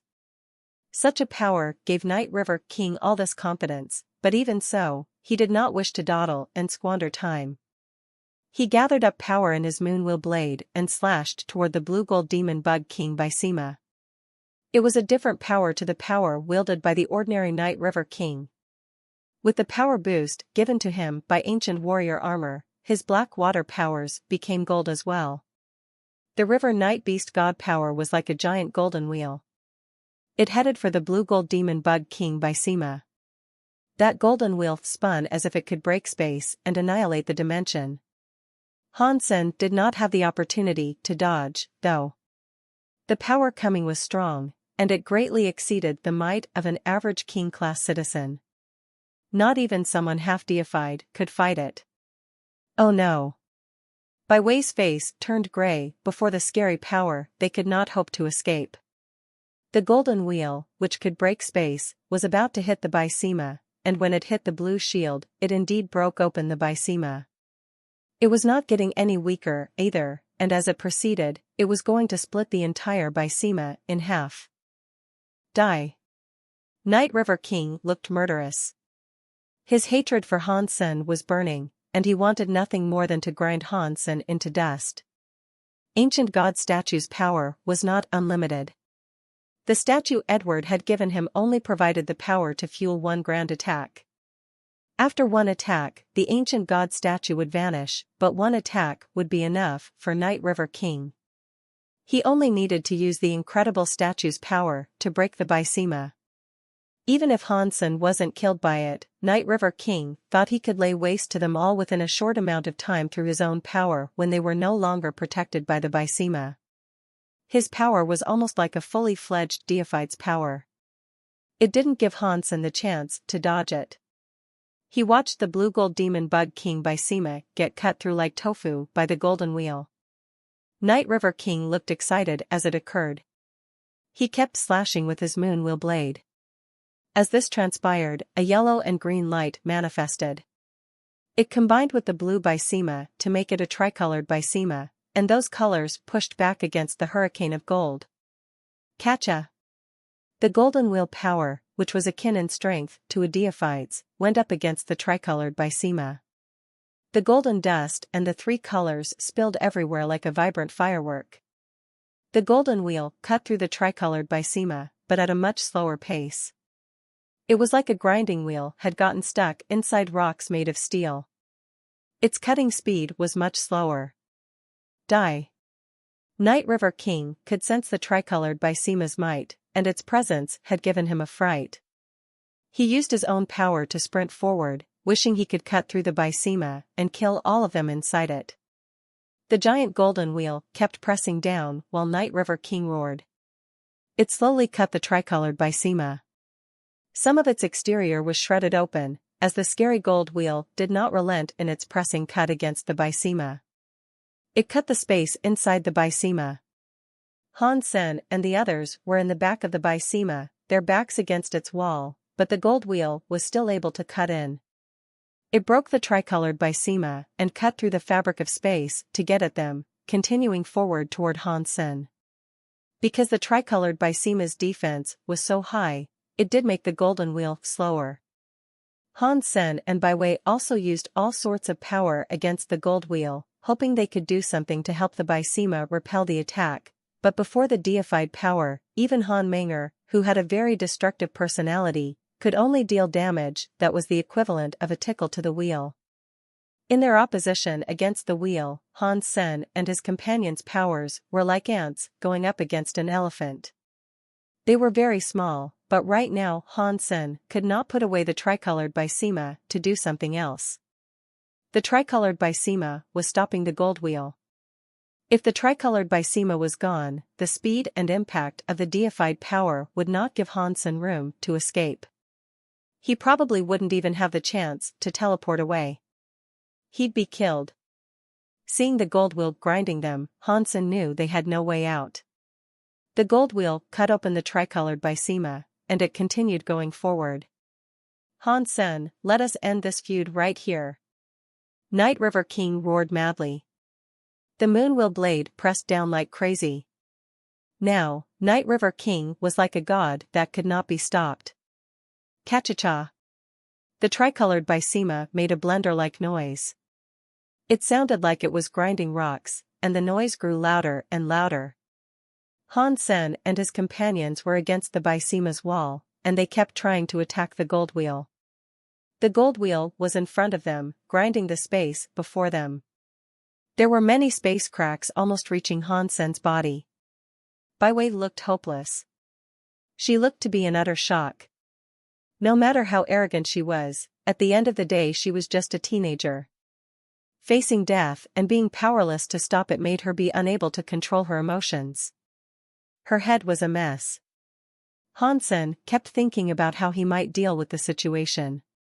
The deified power was way too strong, and what he was dealing with now was far outside the realm of his being able to stop it. Cat. Cha-cha. As this happened, the gold wheel slowed down. It was now so slow, and the gold color began to dim. It looked as if it were dying. The gold wheel's impact against the tricolored demon bug king Bysema lessened. It was now like a broken cutter. It kept stopping, unable to keep going in a steady motion. How is that possible? Night River King froze. He could not believe what he was seeing.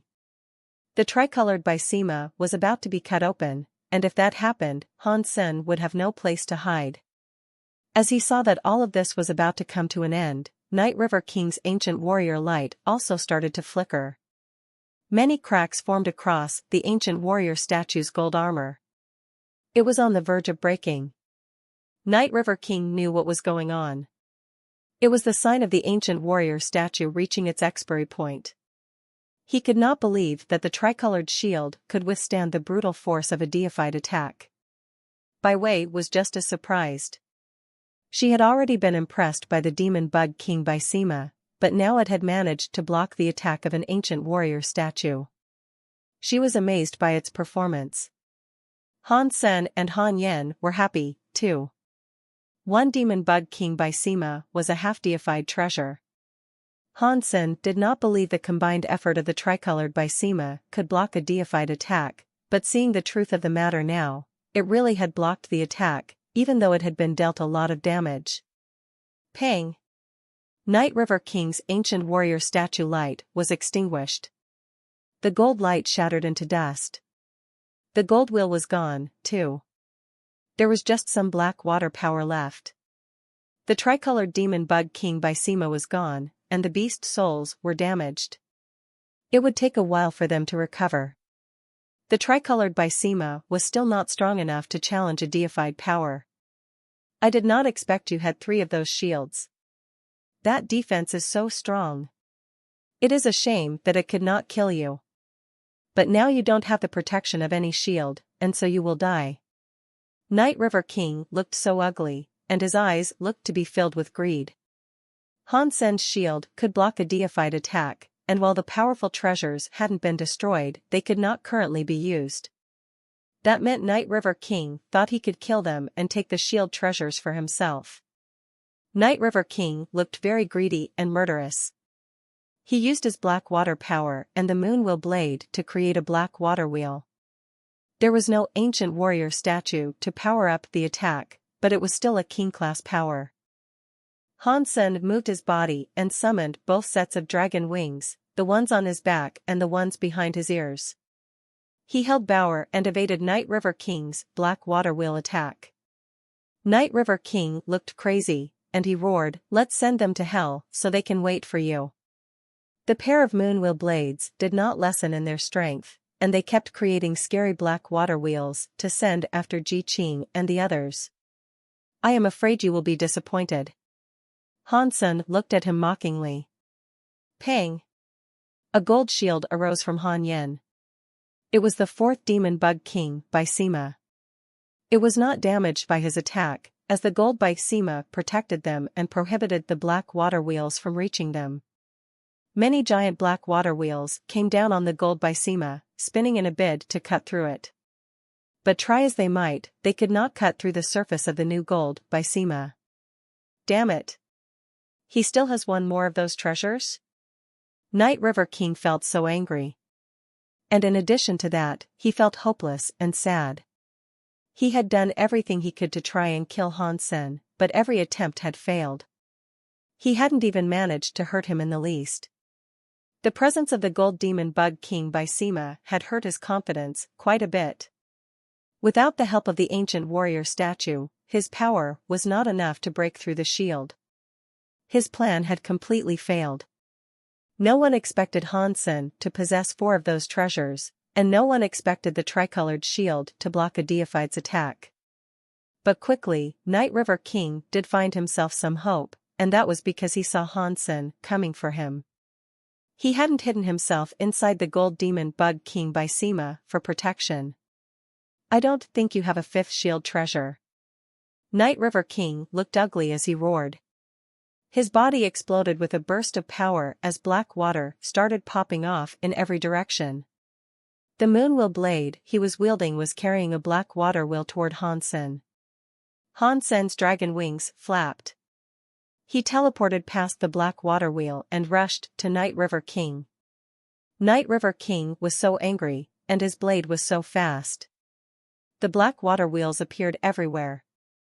They were headed for Han Sen with an ardent desire to cut him up into pieces. Han Sen cast his Dongxian aura and used the purple eye butterfly, and then he teleported again.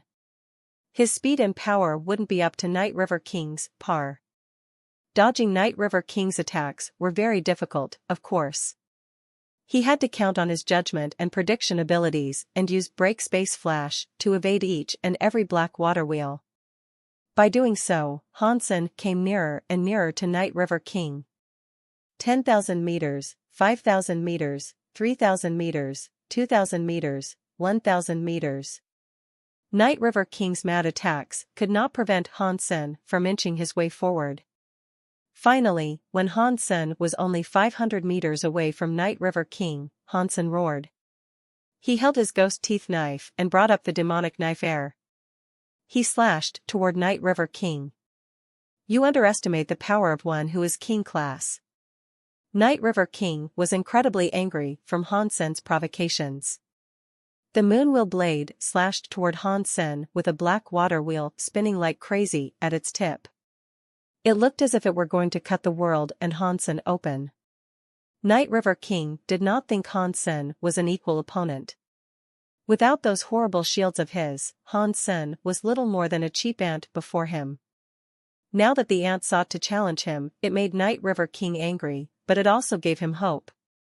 He could not hide the fact that he had come to kill Han Senator. Even if he did kill Han Sen, his teammates would spread word that he had broken the shield and everything, but if he killed Han Sen and retrieved the item Edward wanted, Night River King could discuss striking a deal with Edward and Ice Blue Night King. Edward was willing to sacrifice an ancient god statue for the item he wished to retrieve, so the item must be something good enough to keep him alive. As Han Sen's knife air came to hit the black water wheel, Han Sen put away the knife air and teleported. This time, Han Sen teleported behind Night River King by a distance of about 10 meters. Death Wish. Night River King knew exactly where Han Sen had appeared, and the moment Han Sen did appear, he slashed backwards toward him. It was too close, Night River King thought. He didn't believe Han Sen could teleport away now. When he slashed, Night River King moved and saw Han Sen exactly there. He had only just finished teleporting, so it was too late to avoid the slash. Die! Night River King roared like mad. Bower! Han Sen did not move. His red body floated in the air, and he did not dodge Night River King. He only called Bower's name. Bower was sitting on Han Sen's shoulder, and she was clutching a white jade drum. Her little hand hit the drum. Night River King acknowledged the jade drum was from planet Jade Drum, and it made his face change. He had spent all his power on the attacks, and he did not have enough reserves to repel the jade drum's sonic power. But Night River King did not think a jade drum could do much of anything, because it was only dupe class. It was difficult for one to ever be king class. With a king class body, he should have totally been able to withstand the jade drum's sonic force and then kill Han Senator. It was okay to allow himself to be hit by the sonic power. While Night River King was thinking, he saw Bauer's hand fall upon the jade drum, but the jade drum was different to the ones he could recall. There was a red scorpion printed on it. Before Night River King could think again, though, a loud drum noise sounded inside his head. Dong. Night River King felt as if his head had been pierced by a steel rod all the way from his head right through his entire body. He felt as if his head were empty, and he could not compose a clear thought after listening to the noise.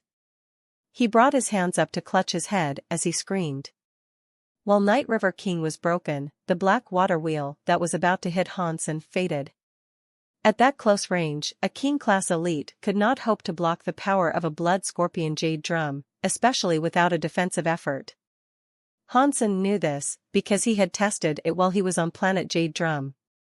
Night River King, our feud really should end here. Hansen's ghost teeth knife was carrying a scary knife air. It came slashing at Night River King, who was screaming while he clutched his head. Night River King wanted to kill Hansen, and Hansen wanted to kill Night River King. A scary knife air came across Night River King's throat. The power could break a mountain, but on Night River King's neck, it only imparted a light knife mark. Blood was drawn by the blade, but a complete slit of the throat was not achieved. A king-class body was far stronger than a marquise's. The slash could not cut through Night River King's entire neck, it could only just hurt him. But the pain brought Night River King a bit of lucidity. Dong. But before Night River King's head started to run again, another noise was heard. It made Night River King's head buzz once more. It felt like someone had used a hammer to batter his head and then dig his brain out. He screamed again.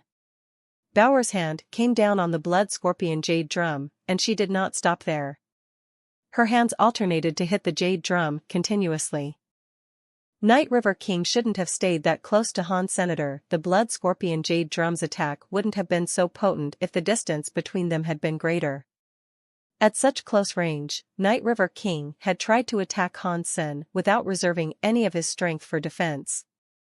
His king-class body was unable to withstand the noise unleashed by the blood scorpion jade drum. The sound of the drum was like the sting of a scorpion tail, jabbing directly into his brain. Thinking suddenly became very difficult, and he felt as if his head was going to explode. Gathering the willpower necessary for the smallest action became almost impossible. Bauer's hand kept pounding the jade drum in a simple rhythm. Dong. Dong. Dong. Dong. Dong.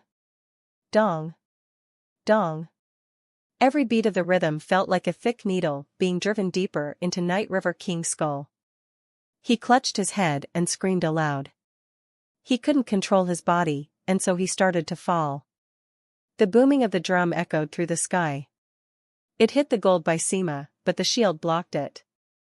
The noise couldn't hurt Han Yen and the others, who were still safely ensconced in the shield. Hansen followed along with the rhythm to slash Night River King. The powerful beats of the drum didn't affect him. Hansen's blood, which possessed the power of the Blood Pulse Sutra, had sunk deep into the blood scorpion jade drum. Although he couldn't totally control the jade drum yet, some of his blood had merged into the blood scorpion. A connection was beginning to form between the two. The blood scorpion believed Hansen was a part of it, so it had decided not to hurt him. Hansen wielded his knife like a ravaging demon. He stood directly over Night River King and slashed the rebate's neck over and over. The knife let out a shrieking metal noise every time it struck, and a light mark began to split the neck. But that wasn't Night River King's biggest problem. Bauer's drum went on, and as long as it continued to beat, Night River King would be unable to fight back. He clutched his head, and he was soon bleeding from every orifice. Hansen kept striking the same spot, making the wound a little larger with every blow. The purple knife air was scarier than ever. If one slash didn't work, then 100 slashes were sure to.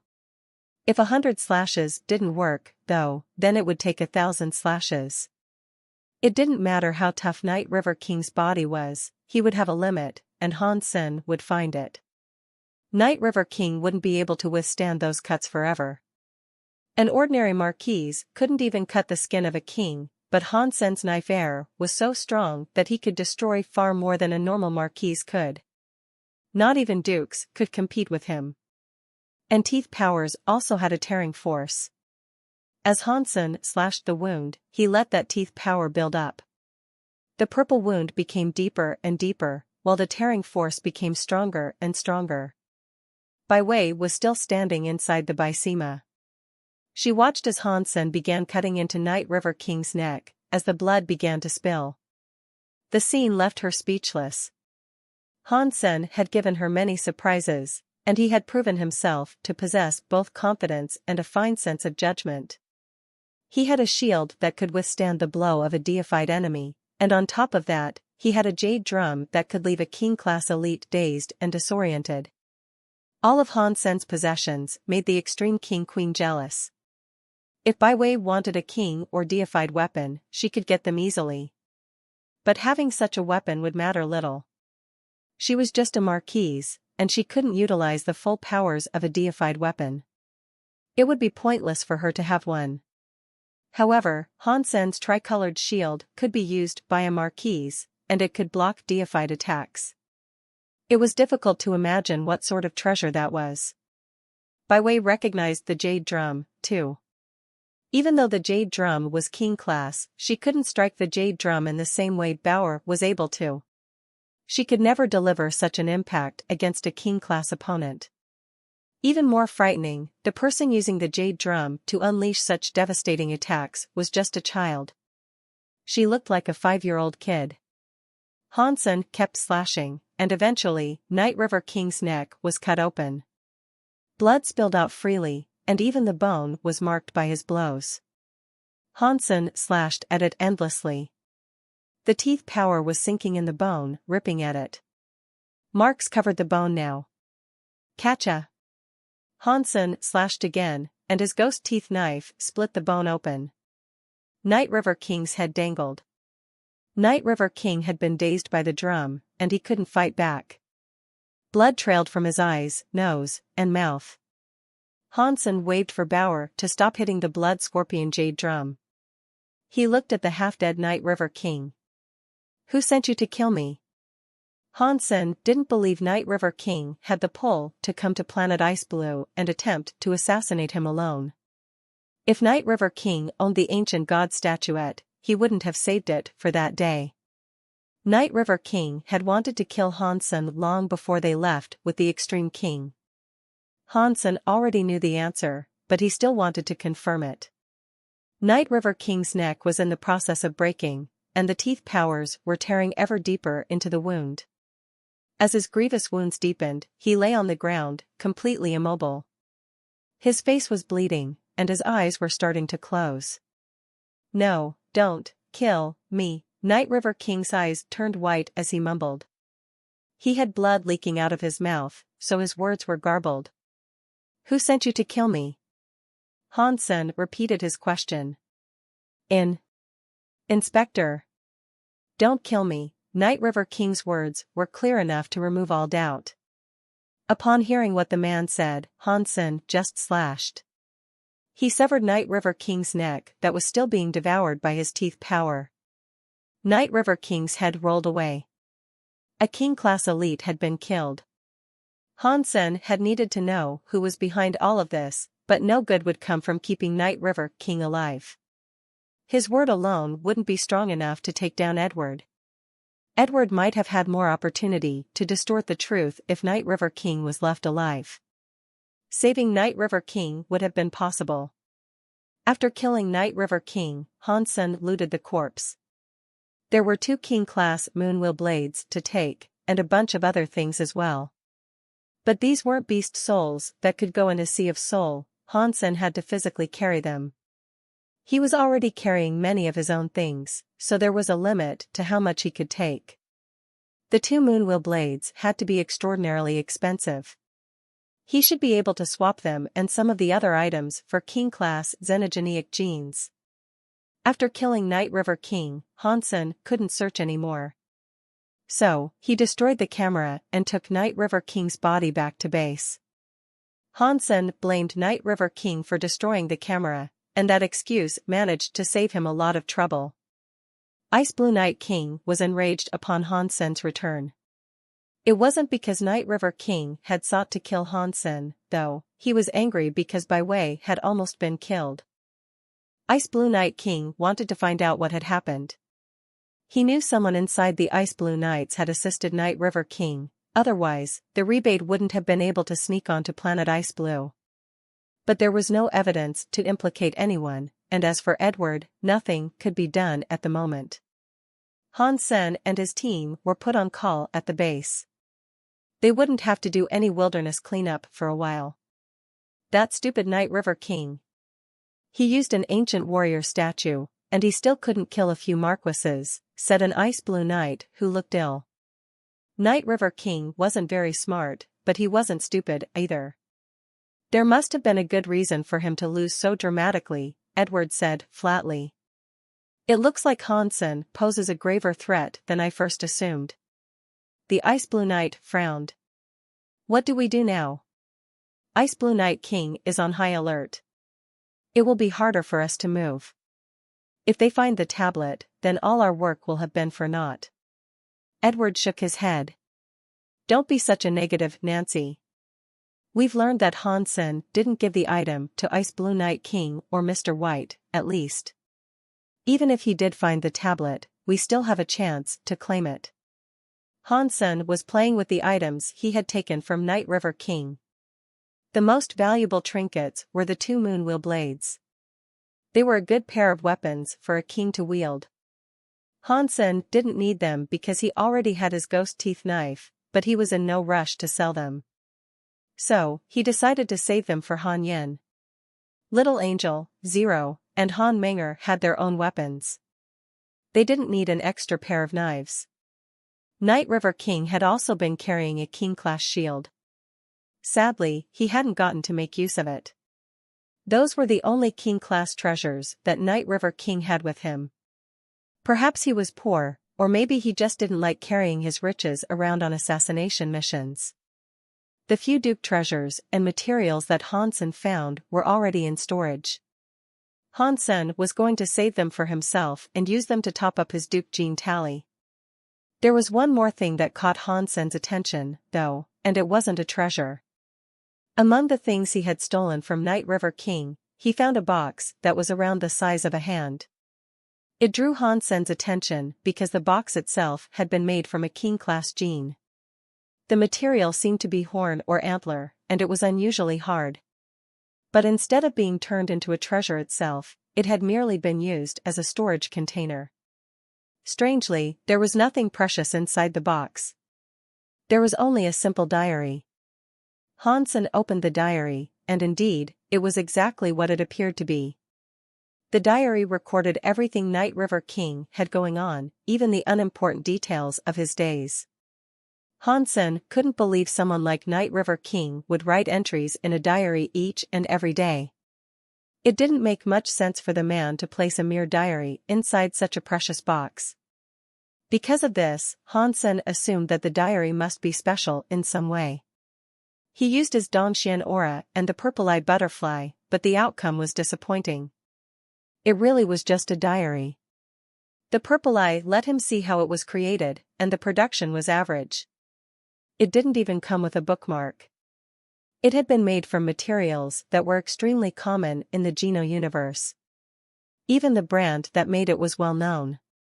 Many people used their products. If the diary is really just a diary, maybe its contents harbor a secret? Hansen had difficulty believing that Night River King would write entries in his diary every day for no special reason. Hansen skimmed through the contents, but there was nothing interesting. He started to doubt his own judgment. Was Night River King really a very sensitive man? Is that why he wrote in his diary each day? Hansen put down the diary and looked into the box. The box was simple. It was made from a King-class Xenogeneics material, and it had no secrets or hidden compartments. It was very plain, not even decorated with any symbols. Brother-in-law, is that a diary that you're reading? Is that what you've been doing all day? Ji-Ching approached and smiled at him. I found it in Night River King's possessions. I think there must be something important inside, but I can't find anything, Hansen said. Let me see. Maybe I can spot something, Ji-Ching said. Hansen handed it over. Ji-Ching examined the paper and binding briefly, then turned her attention to the content of the entries. A while later, she said, if I'm not mistaken, he's been writing in code. What sort of code? Hansen asked with some confusion. The diary was written in the common language of the Geno universe. He knew every word. Ji-Ching pointed at one of the diary entries. This is the common language of the Geno universe, but when you look closer, there's a pattern to how he writes. It's a code of some sort. If you can look the words up, perhaps you will find out what he's actually saying. Can you break the code for me? Hansen asked. I only know the basics of cryptography. If I had a list of code words, I could probably make some progress. I can't do it without a list, though. You should probably contact the G family for help with this. We have a code-breaking team, and they are real professionals when it comes to this stuff. They can help you. Ji-Ching passed the notebook back to Hansen. Hansen thought she was right. After he put the diary away, he took the time to pop back to the sanctuary. He gave the diary to Ji Yanran and told her about the difficulty he was having in breaking the code. After that, Hansen went to visit his warehouse. He lifted the egg, which was formerly the little red bird, from the keg. He then placed it in the undying bird's nest, hoping it would hatch soon. By the time he was done in the warehouse, the G family had already sent him a progress report. The patterns in the writing didn't fit any of the codes they had on record, so deciphering the diary would be difficult. Fortunately, they had been researching the Geno universe's language since Hansen returned to the sanctuaries for the first time. So, there was still a chance for them to decipher the diary. It would simply take some time. They asked Hansen to return in 10 days, and by then, they might have made some progress. There were many people in the base, so Hansen knew he shouldn't remain in the sanctuaries for too long. He took the undying bird's nest and the little red bird's egg back to the base on planet Ice Blue. Ordinary xenogeneic bird eggs took 3 or 4 hours to hatch inside the bird's nest, but the little red bird had been inside the nest for an entire day. And still, it showed no response. Hansen wondered if the egg might have died. Hansen and his team didn't receive any more missions. They suspected that Ice Blue Night King was grounding them to ensure Baiwei's safety, but they couldn't be certain. They were stuck in the base for 2 weeks, and they weren't given a single excuse to leave it. But for Hansen, that was ideal. After what happened with Night River King, who knew if other assassins might be lurking outside the base with ancient warrior statues, just waiting for their chance to kill him. The tricolored demon bug king Bikesima had been heavily damaged. Only Han Yan's gold demon bug king Bikesima was currently usable. If the same thing happened to them again, they'd have nothing left to repel such a horrible attack. Staying inside the shelter of the base under the constant protection of the knights was currently Hansen's best option. These thoughts lasted until the G family returned the diary to him. The G family's code crackers were quite skilled. After they managed to decode the diary, they translated Night River King's messages in short order. The content started before Night River King came to the systems of chaos, and the early entries were rather boring. They were only a few words each, and they tended to be simple notes about his day. He probably only wrote them in code out of habit.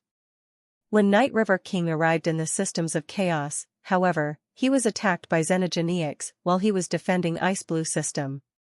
That was where the diary got interesting. Night River King hadn't been there for long, but in that time, he discovered something rather strange.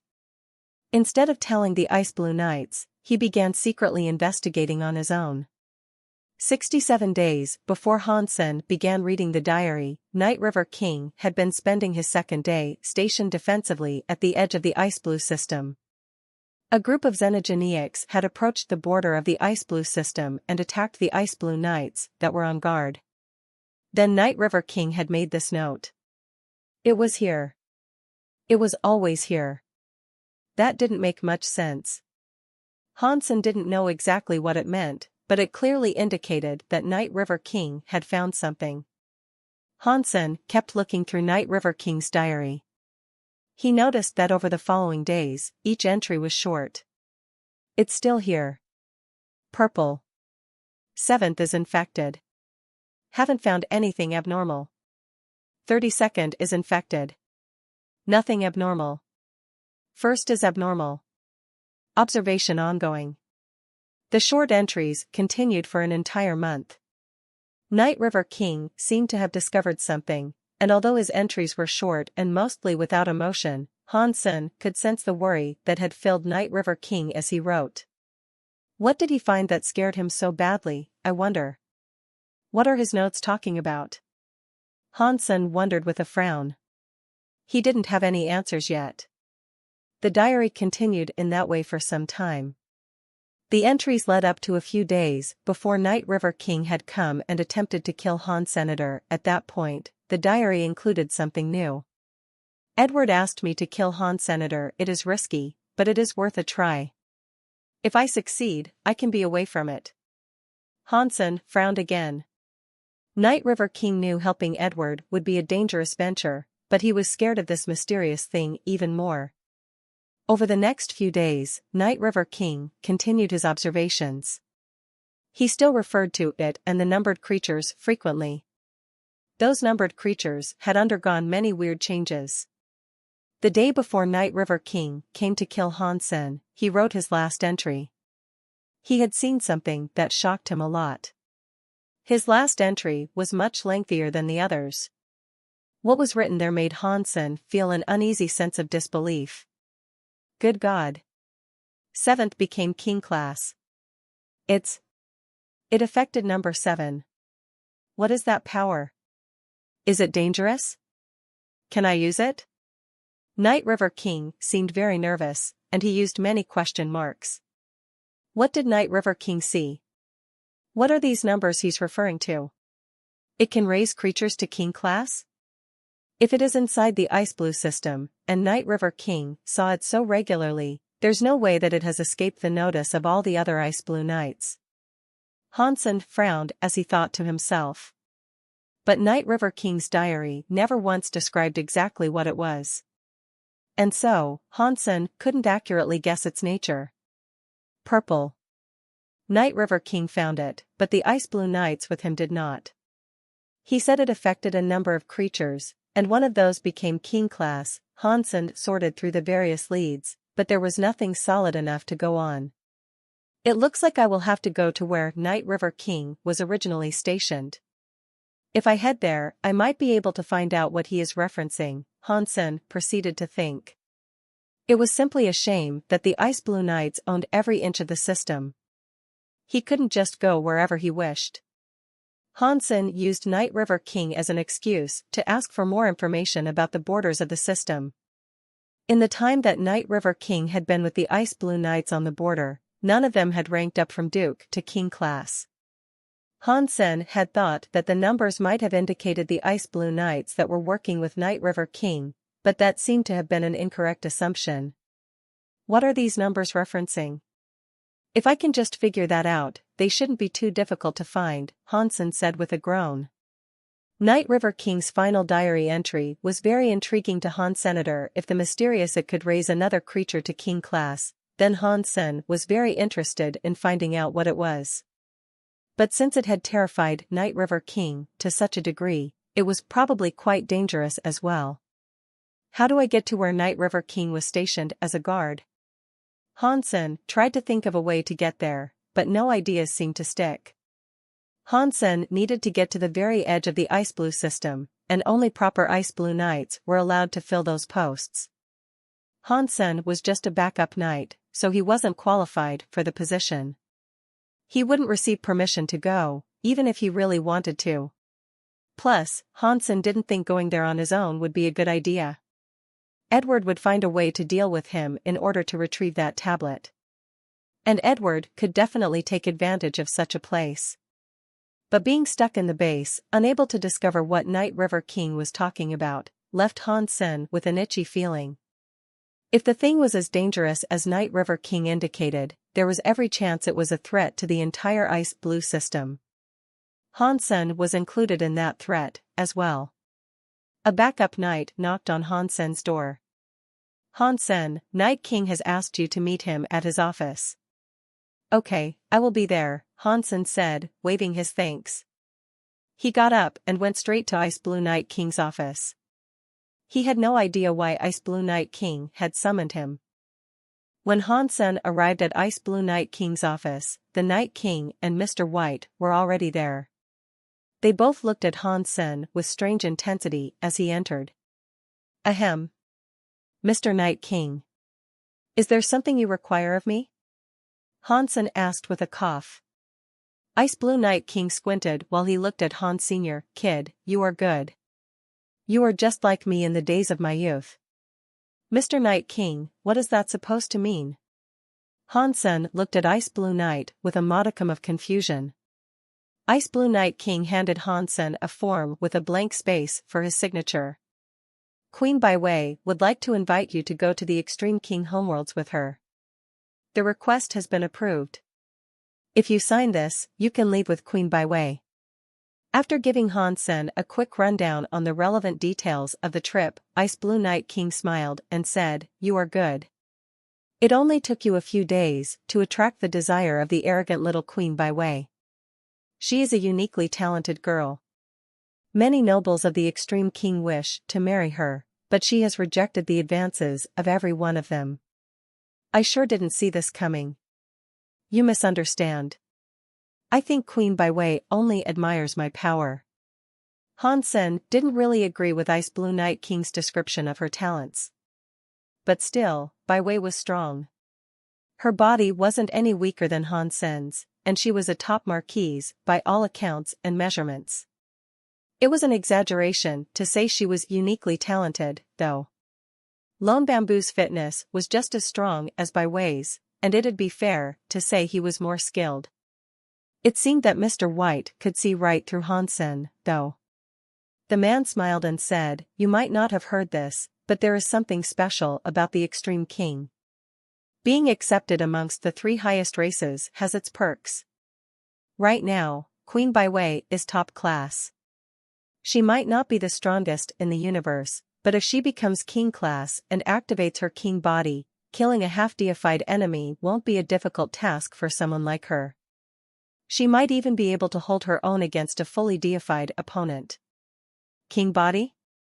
Hansen looked at Mr. White with shock. "That is no secret. Although the Extreme King may not be born deified like those of the ancient god, we have king bodies. As long as we achieve king class, we can activate king bodies. That power makes us stronger than those of the same level. That being said, it does cost a lot of energy, and it cannot be used infinitely. Still, it is quite powerful. Plus, once we become deified, the king body can give us a boost. That makes a deified Extreme King stronger than the average deified." Mr. White paused briefly, then resumed by saying, "It has been discovered that Queen Byway possesses a very brilliant king body. She is one of the most gifted you can find amongst the Extreme King. If she becomes king class, she can become deified." "It's that great?" Hansen was surprised. Mr. White seemed quite willing to discuss the subject in depth. Ice Blue Night King looked at Hansen and said, "Mr. White has spoken a great deal to you, so you should understand our situation." "I understand. I will stay away from her." Hansen nodded. With talent like Byway's, she would be very important to the future of the Extreme King, and her marriage would be a very complicated political matter.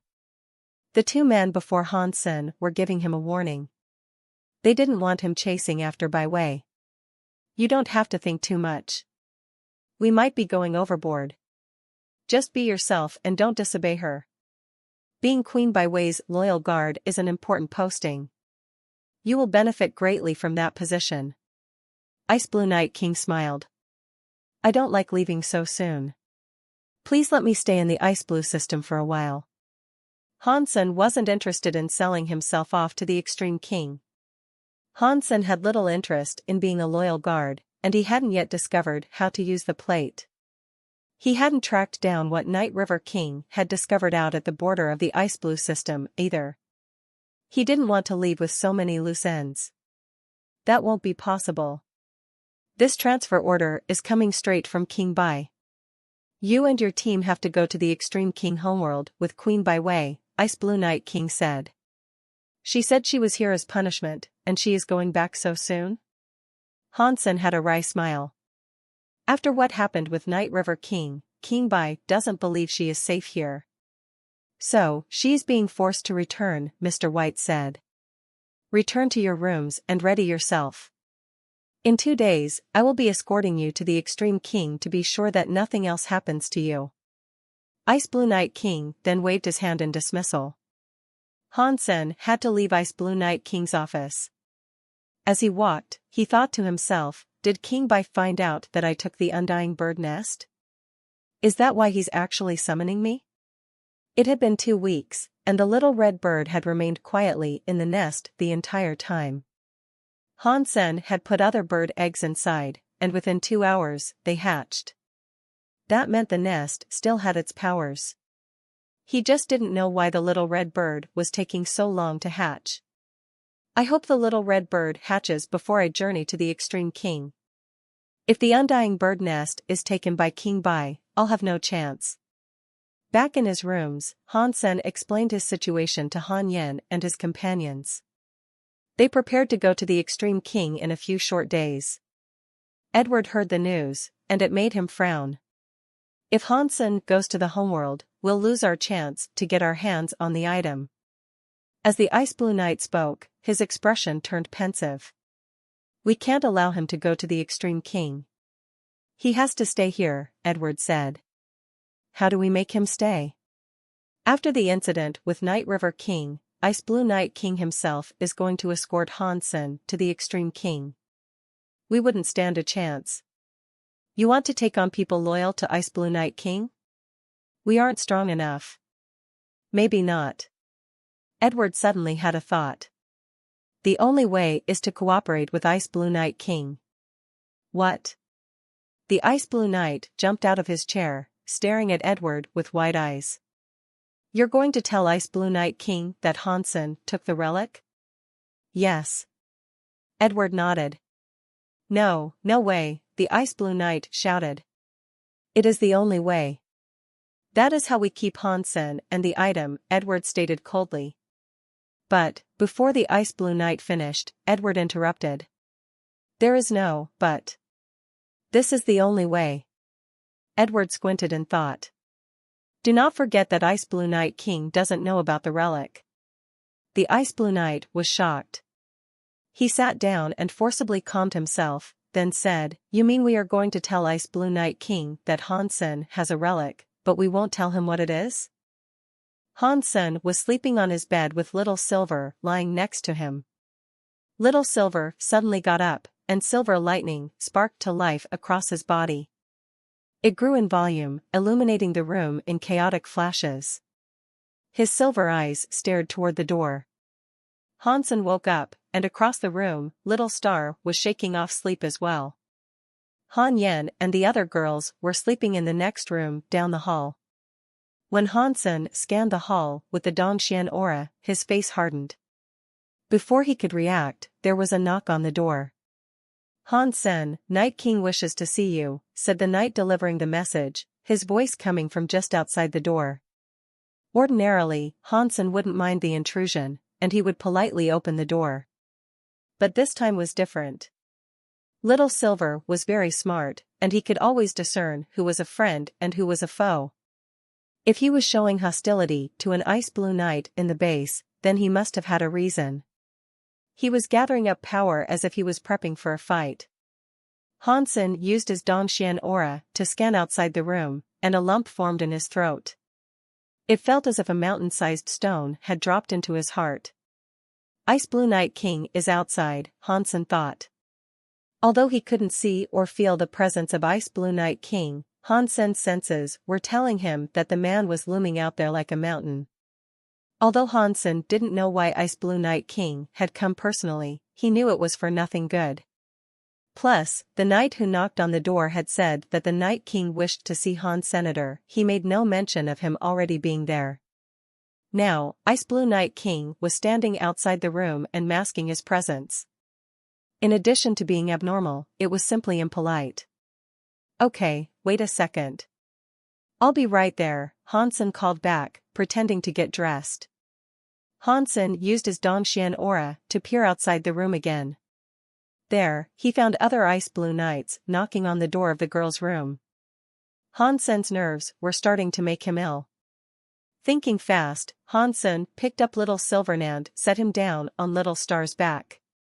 Little Star knew what Hansen wanted, and so he immediately activated his Starseed travel and took them through the wall to the next room. Han Yen and the others jumped slightly as Little Star came through the wall with Hansen and Little Silver. They looked surprised, but they quickly realized what was going on. Hansen didn't have time to explain, so he summoned Destiny's Tower and quietly said, "Get in." Zero and Han Manger leaped inside without a word. Ji Qing started to ask something, but before she could, Han Yen pulled her inside. Huang Fujing was very fast, and she jumped in without a moment's hesitation. Hansen tossed Little Silver and Little Star in as well. Only Bauer remained on Hansen's shoulder. Little Angel was standing very still, peering at the door. "Get in," Hansen hissed under his breath. He wasn't sure what was wrong with Little Angel. She had never disobeyed a command before. Little Angel didn't enter Destiny's Tower. Instead, she just approached Hansen and spread her wings. The angelic halo glowed to life over her head. Her youthful body suddenly transformed into a busty angel with blonde, waving hair. A crystal feather sword appeared in her hand. Little Angel had triggered her angel mode. She had sensed danger. "I can deal with this. You just need to get inside." Hansen sensed that Ice Blue Night King was right outside the door. He knew Hansen had moved to the other room. Before Hansen could say anything more, Little Angel flapped her angel wings, flew in front of Hansen, and spread her angelic wings wider. Her clear eyes peered right into Hansen, and then, her red lips came down toward his own. She kissed him firmly. Hansen felt a raw surge of power enter him through his mouth. Little Angel's entire body was glowing with holy light, and that holy light rushed right into Hansen. Boom! Angel wings spread from Hansen's back as a halo appeared over his head. His entire body shone with white light, and a feathery, angelic sword slid into his hand.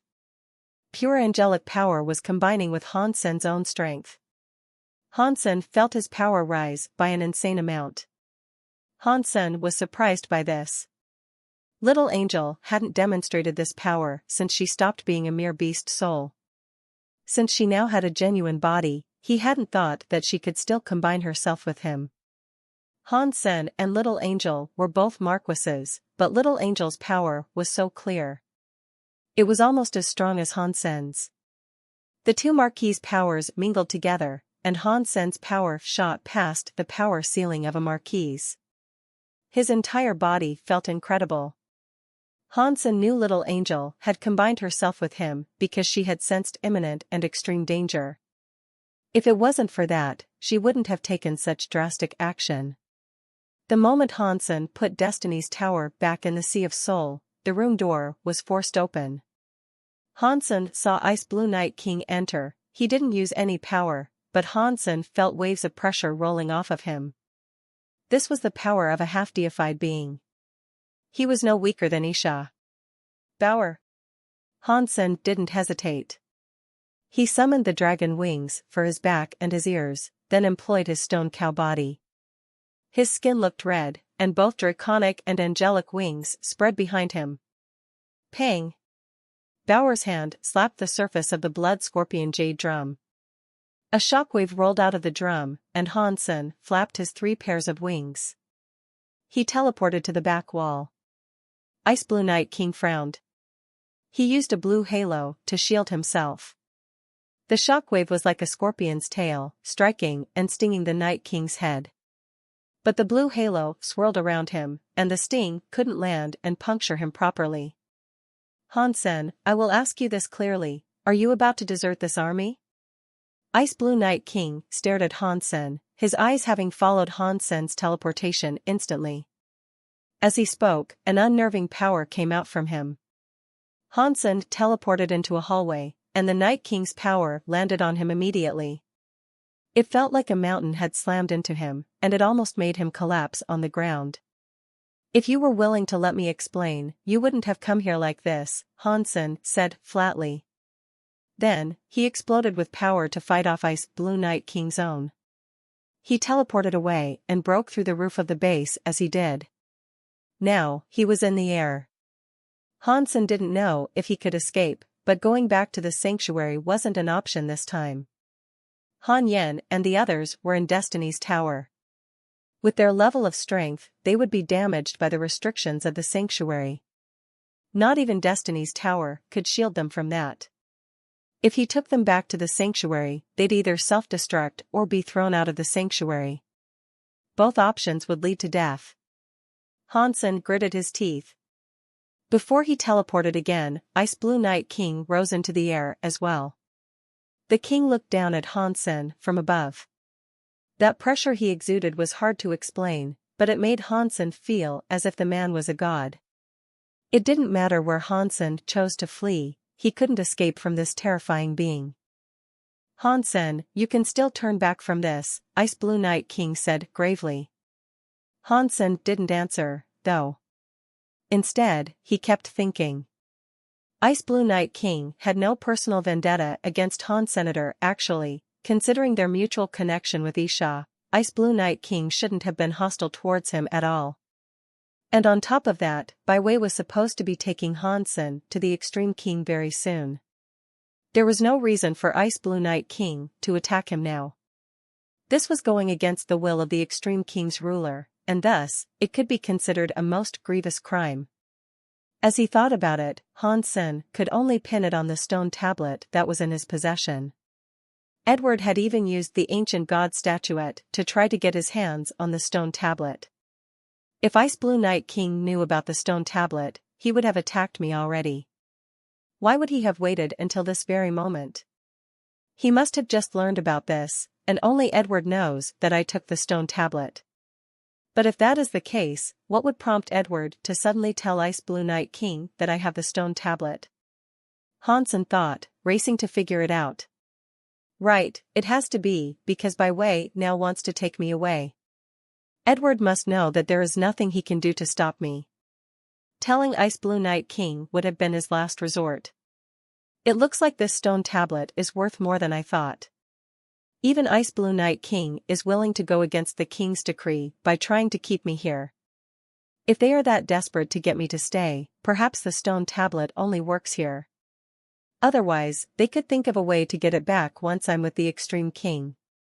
They would have to be incredibly motivated to go against their own ruler's commands with such a reckless plan. Hansen raised his head to look at Ice Blue Night King high in the sky. He could have already killed Hansen had he wanted to. With the man's power and reputation, he probably could have murdered Hansen and gotten away with it. Perhaps he had stayed his hand because of his memory of Isha. Maybe he didn't actually want to hurt Hansen, and all he wanted was that tablet. But Hansen didn't want to give up the tablet, so there was a conflict of interest. If Hansen handed the tablet over, Ice Blue Night King would stop coming after Han Senator whatever the case might be. It didn't seem as if he'd stop unless he got the tablet, and he would get it no matter what. D***it. How did Edward know I took the stone tablet? They shouldn't have any way of knowing what the stone tablet does. how did he find out after I took it? Hansen sighed. He had been so careful, but Edward still discovered the theft. He didn't have time to think it over, though. If Hansen wasn't willing to let go of the stone tablet, then he had to find a way to escape.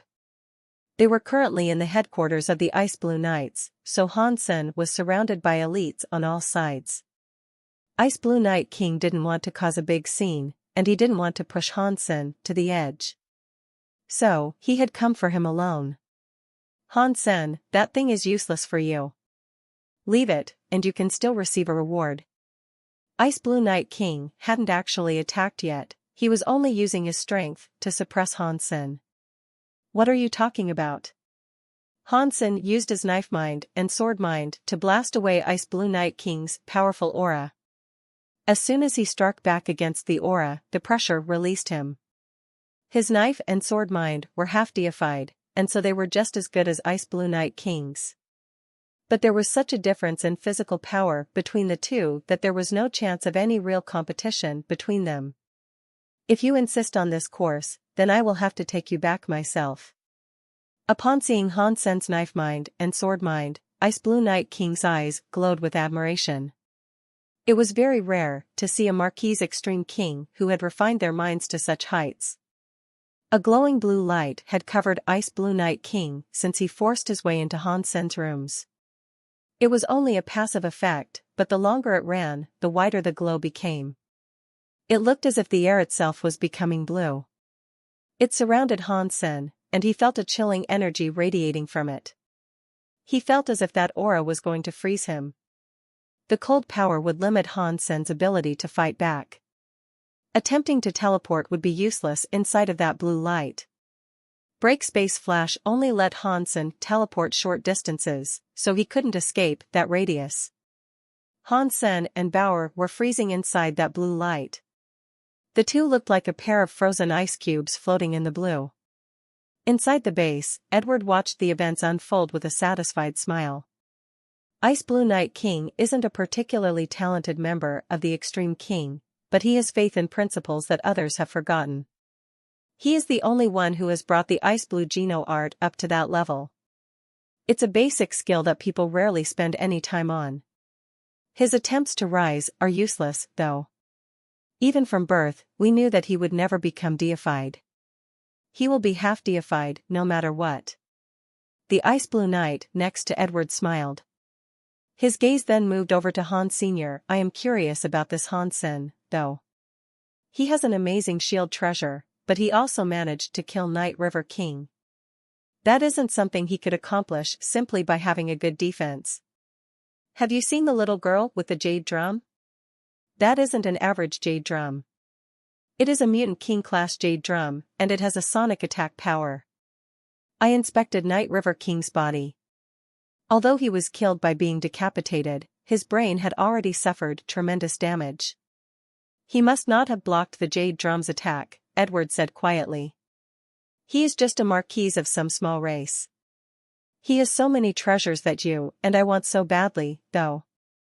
The Ice Blue Knight looked at Bauer's jade drum with greed. There's more to this guy than it seems. We didn't even know the exact nature of the relic, but he was able to find it. If not for him, we would never have noticed that the relic was just a small stone plate that was fixed to the roof. It has a ridiculous amount of power. Edward narrowed his eyes as he looked at Hans Sr. If possible, I would very much like to avoid making an enemy of him. But we need that relic. Do you think Hansen will manage to escape? If we bring him down here, no one will guess that a mere stone plate is the relic that we're looking for. We'll have a perfect opportunity to grab it from among his things. Then again, if he escapes, that will present other opportunities. The Ice Blue Knight looked at Edward. I think Ice Blue Knight King can stop him. But even if Hansen pulls another rabbit out of his hat to get past the Night King, I will ensure that things go our way. Edward looked confident. Ice Blue Knight King can help us by explaining things to King Bai. We just need to wait, and we'll soon have our hands on the item. In another part of the base, Mr. White and Crime were also watching what was going on. Mr. White frowned, but he remained speechless. Crime asked with much curiosity, Mr. White, what is going on? Why is Ice Blue Night King attacking Hansen? There's only one thing on this planet that could make Ice Blue Night King disobey orders and attack Han Sr. Mr. White looked at Hansen with a strange expression. No way, why would he have that? Crime's eyes opened wide in disbelief. Ice Blue Night King reached his hand out and pulled Hansen's frozen form through the sky toward him. Seeing that Hansen was about to get sucked into Ice Blue Night King's hands, the previously frozen Bower suddenly moved. She pounded the blood scorpion jade drum repeatedly. A shockwave shot out to batter Ice Blue Night King's head. They were at extremely close range, and Ice Blue Night King had relaxed his defenses. The Night King's face didn't change, though. His body flashed blue and deflected the sonic forces that came against him. When Hansen saw the acoustic force of the blood scorpion jade drum fail to make a dent, he immediately flapped his wings to get the hell out of there. He cast Jadeskin first, then made use of Break Space Flash. Other powers might have been able to trap Hansen, but luckily, the Night King had attempted to trap him with cold.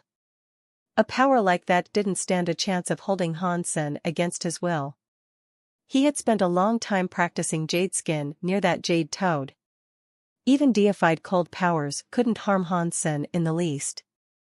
Ice Blue Night King had a fierce cold power, but he wasn't in the same league as the jade toad. He was unable to trap Hansen in that wintry grip. Hansen had planned to slip away from the Night King after Bower dazed him, but he hadn't expected the sonic forces to fail when employed at such a close distance. Ice Blue Night King looked very surprised that a Marquise was able to block his ice blue powers, though. That was completely unexpected. Hansen kept teleporting, but Break Space Flash came from the Dragon Wing gene. He didn't have the ability himself, so there were limits to his use of the skill. He would show up somewhere and then teleport away again. Even so, he was incredibly fast. Ordinary dukes couldn't keep up with Hansen if they were moving at full speed, that much was certain. But against someone like Ice Blue Night King, that speed wasn't enough to maintain a lead. Ice Blue Night King smiled. You truly are knife student. You can escape my ice blue power. In that case, try to repel my deep blue abyss. After that, Ice Blue Night King moved. The ice blue color suddenly deepened to a navy blue. It was like a demon that could swallow the earth was now coming for Hansen. Hansen kept teleporting around, but he still couldn't escape that rapidly approaching navy blue color. As he rose high into the air, the power condensed into a navy blue crystal around him. Ice Blue Night King moved slowly toward the frozen Han Sr. For knife's sake, I won't kill you. But you will have to hand the item over. If you give it back, then I will pretend nothing happened. And the reward you are owed will still be yours to claim. Ice Blue Night King moved close enough to touch the blue crystal. Just as he reached out his hand, however, his face warped. A jade power was spreading inside that blue crystal, and the crystal itself was starting to crack. Ice Blue Night King was shocked.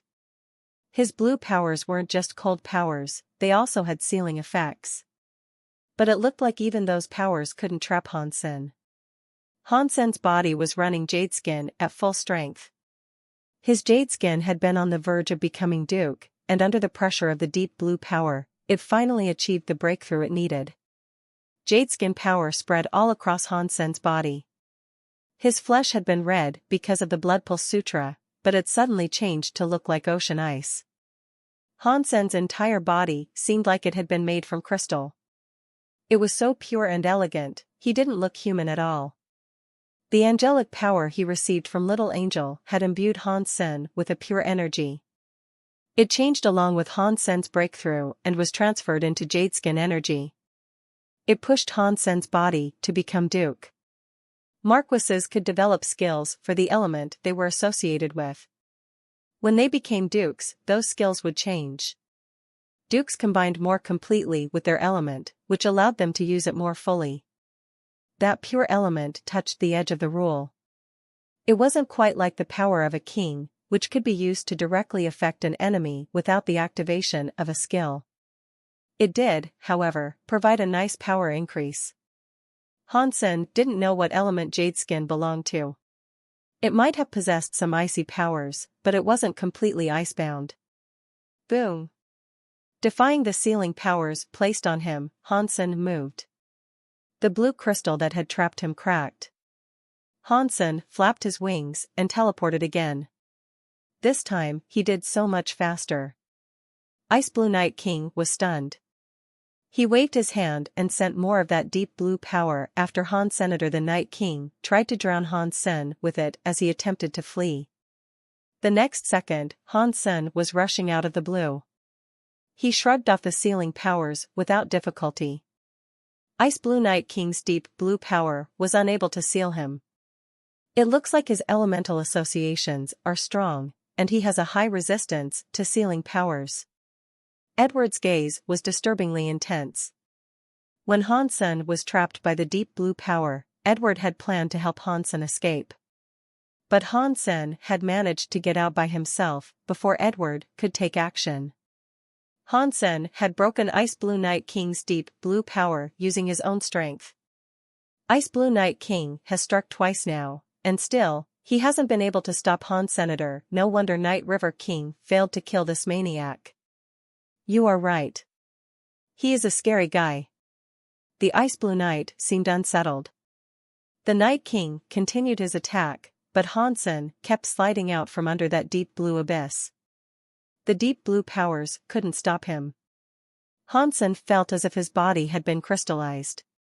He couldn't release any energy, but the powers launched against him couldn't penetrate his body either. It felt very weird, and it reminded him of a time before he started practicing Geno arts. He could only use his own physical strength, and he was unable to unleash energy. But his body was stronger than ever, that much was certain. It gave him the illusion that he could break everything in front of him with his raw strength.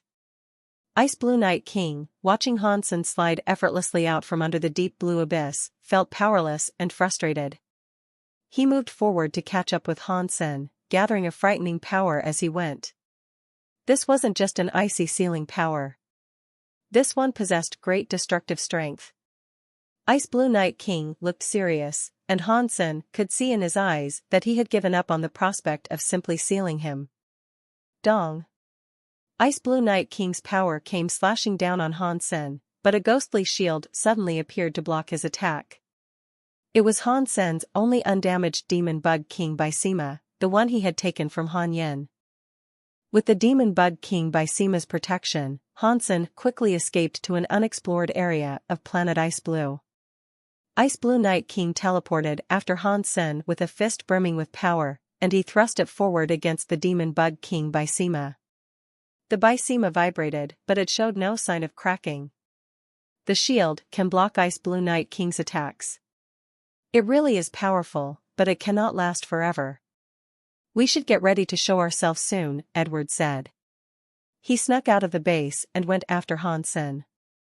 Edward had nothing to be afraid of. Ice Blue Night King had disobeyed orders when he attacked Hansen, and Edward technically had nothing to do with this. He would simply help the Night King capture Hansen and ensure his safety. As Ice Blue Night King pounded the Demon Bug King Bysema, Hansen heard the shield groan as if it was going to shatter. It was like glass that had been strained to the breaking point. He frowned. It looks like the Demon Bug King Bysema can block half-deified attacks, but not forever. It's a shame those other Demon Bug King Bysemas are currently damaged. If I had those in play, the tricolored Demon Bug King Bysema would definitely be able to block Ice Blue Night King's attacks. Hansen kept flying, trying to think of a way that he could shake off his pursuer. He knew simple speed wouldn't aid him in the long run. He had to find a way to escape before the Bysema broke. If I can slip out of Ice Blue Night King's vision and hide my presence, I can use Little Invisible to help me escape the rest of the way. But right now, doing that is too difficult, Hansen thought to himself. Hansen flew above a nearby mountain. Wherever they went, the creatures fled. The skies were filled with xenogeniacs racing away in fear, and that surprised Hansen. Ice Blue Night King's superior speed had allowed him to catch up quickly. Hansen had a few ideas on what he could do, but he couldn't find a good opportunity to make any of them work. The Bysema took more and more damage, and it looked likely to break. Ice Blue Night King punched with increasing ferocity, but suddenly, a roar rang out from the mountain beneath them. Boom! A white light shot out from deep in the mountains.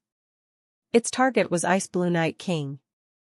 Ice Blue Night King turned to block the incoming light, and there was a blinding collision of blue and white lights in the sky. Its force ended up destroying everything around them. Part of the backlash washed over the mountain, and then, a giant beast that was around 100 meters long emerged. It sent more of that white power towards Ice Blue Night King. Even God is helping me. Hansen grinned and shot off into the mountains. The beast kept Ice Blue Night King engaged, unintentionally stopping him from following Han's Senator. The Night King kept punching with more and more power, as if it was the only thing that could stop the annihilation of the world. The entire mountain range shook as mountaintops and peaks fell from their lofts. The grounds were sundered while creatures fled. Hansen rushed into a mountain and threw Bauer into Destiny's tower.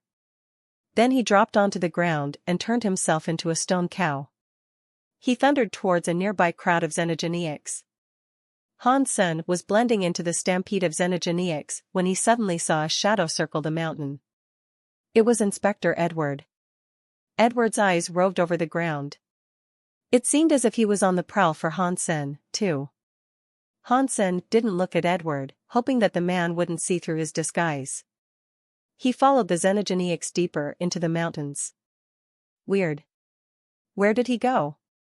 Edward frowned. He had seen Hansen land in that area, but Edward's quarry had now vanished into thin air. Maybe he's turned himself invisible? Even if he did, he still wouldn't be able to escape my eyesight. The mountain isn't too damaged, and there are no secret escape tunnels. His only option would be to walk out. So, the things that are currently leaving, Edward's green eyes looked all around. After a while, he raced towards the group of fleeing Xenogeneics. Edward looked very excited. His eyes brightened, and he spoke to himself, a powerful guy. He can even shapeshift. If he was also half deified, I don't think I would be able to defeat him. Without hesitation, Edward raced after the Xenogeneics that were fleeing the area. He hovered right above them. He looked down on the 1,000 Xenogeneics, and the irises of his eyes turned to crystal as he examined them. Edward took one look and made a mental note of each and every animal that was there.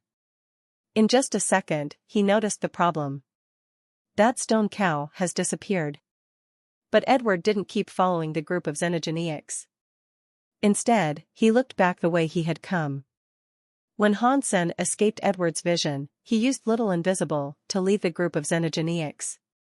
He didn't go too far, though. He circled around and went back to where Ice Blue Night King and that Goliath were fighting. Without hesitation, Hansen headed straight into the deep hole that the beast had emerged from. Hansen didn't believe that the monster's intervention was truly coincidental, but now, he was looking for a way to escape. There was a strong Xenogeneic blocking Ice Blue Night King, and he was going to take advantage of that.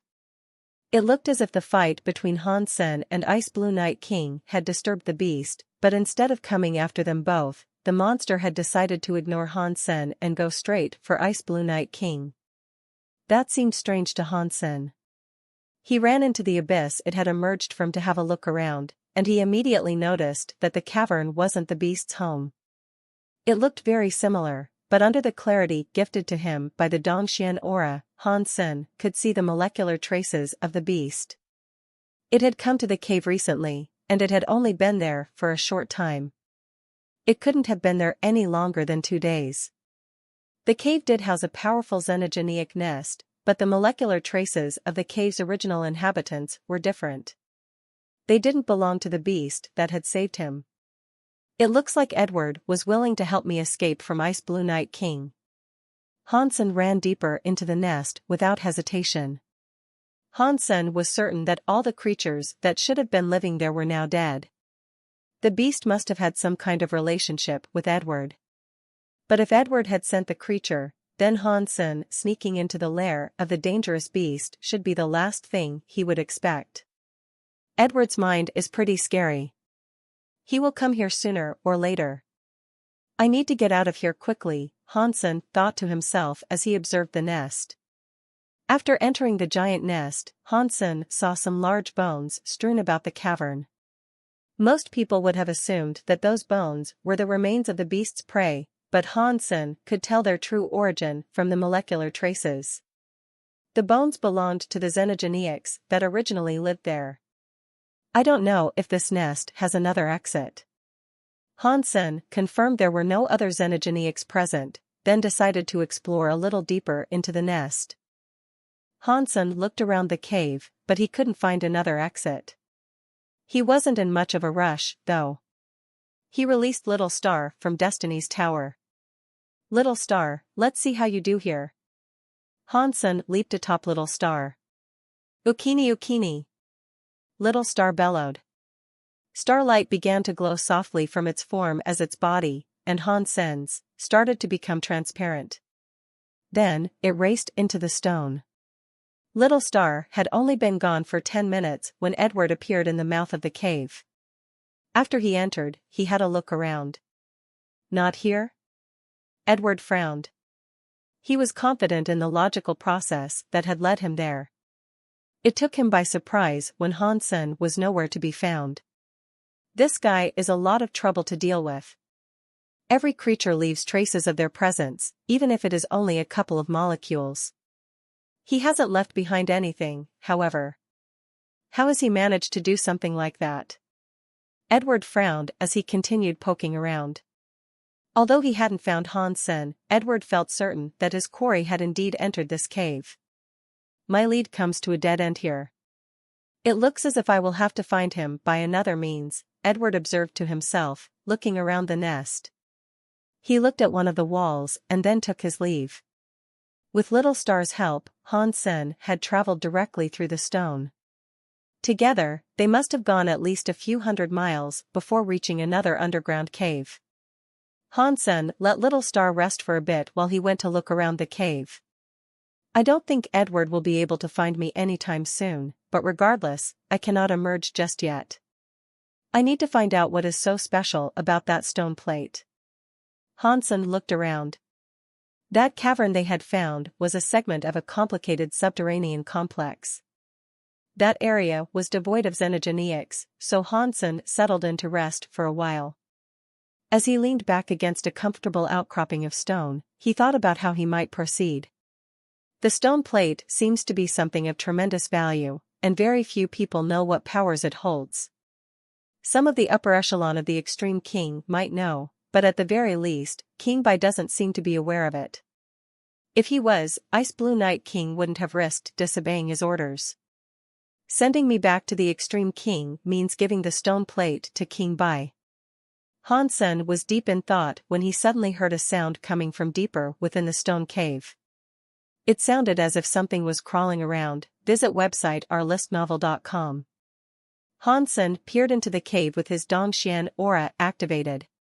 He detected a life force was getting closer to his position. The life force didn't seem to be very strong, though, and that helped settle Hansen's nerves. The noise was getting closer, and a few minutes later, Hansen saw a weird xenogeneic appear in the cave. A body covered in sleek black fur appeared. It looked startlingly smooth, and its fur glistened. It was about the size of a cat, and its eyes were huge, like shiny pieces of black jewelry. It looked like a big-eyed thief. Hansen looked at the xenogeneic, and the xenogeneic looked back at him. They both stared at each other for a while. Then, the xenogeneic just ignored him. It turned to saunter down another stone path. Its butt wiggled as it walked, waving its tail in a slow rhythm. Hansen raised an eyebrow, as the creature's tail seemed to be holding an item that looked like a bracelet. It was odd to see the piece of platinum attached to the creature's tail, rather than being held in the creature's claws. It looked like the item had been deliberately placed there, though. Hansen used his purple-eyed butterfly to take a closer look, and he noticed there were a few words inscribed across the item. Sacred General Ghost Bone. Hansen's eyes widened, and he made the decision to follow that little critter. Is that thing related to General Ghost Bone, by any chance? It doesn't seem nearly strong enough. At the very most, that thing is no greater than a viscount. If General Ghost Bone wanted a pet, I doubt he would select something that was so weak. Hansen wasn't in a rush to take down the little beast, and so he just trailed after it. The little beast showed no sign that it was afraid of him. Without pausing, it meandered its way down a series of caves. It wasn't in a hurry, and its pace was quite lackadaisical. Hansen followed it patiently down the tunnels. And the whole time, he had many thoughts going through his mind. That ancient city was called Ghost Bone Town, but the Ghost Bone statue there was just like a guard for the gate. Inside the hall of the palace, there was a statue of that human king. The top of the human king statue is what pedestaled the stone plate. What does that mean, I wonder? After the beast had been traveling for about an hour, it reached a hidden river. It crouched down on its stomach so it could drink some water. This guy has walked so far. Surely he didn't come all this way for a drink of water, Hansen thought in agitation. Eventually, the beast seemed to have drunk its fill. Without any warning, it leaped into the dark river. It lay on its back in the water like an otter, floating down with the stream. Hansen put Little Star away and followed after it. But soon, the underground river sank into the ground. The creature sank into it, as well. Hansen gritted his teeth and jumped into the water. He used his purple-eyed butterfly as he followed after the creature. The underground water was fast-flowing, and it was fortunate that Hansen didn't encounter any water element xenogenics. Hansen followed it for a few hundred miles, but there seemed to be no end in sight. After an interminable time in the water, the floating beast suddenly swam towards a wall. Hansen looked towards it, and there, he saw a small tunnel leading through the stone wall. The hole was around the size of a melon, and the creature wriggled its way in without much trouble. Hansen was too big, so he couldn't follow it in. He summoned Little Star to carry him inside. Hansen soon discovered that the hole hadn't formed naturally. It was actually a metal pipe. Why is there a man-made metal pipe here? Hansen was surprised. The little beast drifted down the metal pipe, and Hansen pursued it atop Little Star. They traveled a couple of miles before the tunnel brightened and Little Star emerged from the wall. As he looked around, Hansen found himself gaping in surprise. That place was an underground palace. The metal pipe he had followed brought him out via the mouth of a giant fish statue. Water flowed continuously out of the tube, creating a small waterfall down into a pool. The pool was made of jade-like stone. The water was very clear, and Hansen could see all the way to the bottom. But when Hansen looked closer, he froze. Inside the pool, there was a black and white eye staring back at him. Hansen gazed into that stony stare, and his breath caught in his chest. Peering into the pool that looked to have been made of white jade, you could see a woman in knitted clothing. The white yarn of her threads in the water looked transparent, and you could almost see every aspect of her body. Hansen had seen many beautiful women in his time, but very few ever attracted him. This woman, however, was so attractive. It was the first time he had felt this way. Any man who laid eyes on that woman would love nothing more than to breed with her. The little creature he had been following swam up to the woman. Then, the woman held it up and stroked it. It looked as if it was enjoying it, but that just made onlookers want to kick the animal away so they themselves could be caressed by her boobs. Come. The woman's clear eyes spoke. She had not said a word, but a signal and invitation was most certainly issued. Hansen's heart jumped. He froze in the sky and looked at her nervously. I did not mean to accidentally access this place. Please forgive my intrusion. I will be leaving now. Hansen said that, and proceeded to make an effort to leave with Little Star. But since you are here, why be in such a rush to go? The woman finally spoke. Her voice was very seductively toned, and hearing her speak made Han Sen's entire body shiver. Han Sen did not dare stay, though. He went atop Little Star and readied himself to run. Little Star activated Starseed Travel to go through the walls, but then, Han Sen heard a pang as they started to run. Little Star hit a wall and so did Han Senator. It resulted in Han Sen's nose bleeding. Little Star was not feeling too good after that, either. It used its claws to clutch its nose, as tears began to roll from its eyes. The woman laughed and said, "Where do you think this place is? Do you think this is somewhere you can freely come and go? I have not offended you, so why not go a little easy on me?" Han Sen stared at her and frowned. The woman coldly laughed, "When did I not go easy on you? Leave if you want, for I will not stop you.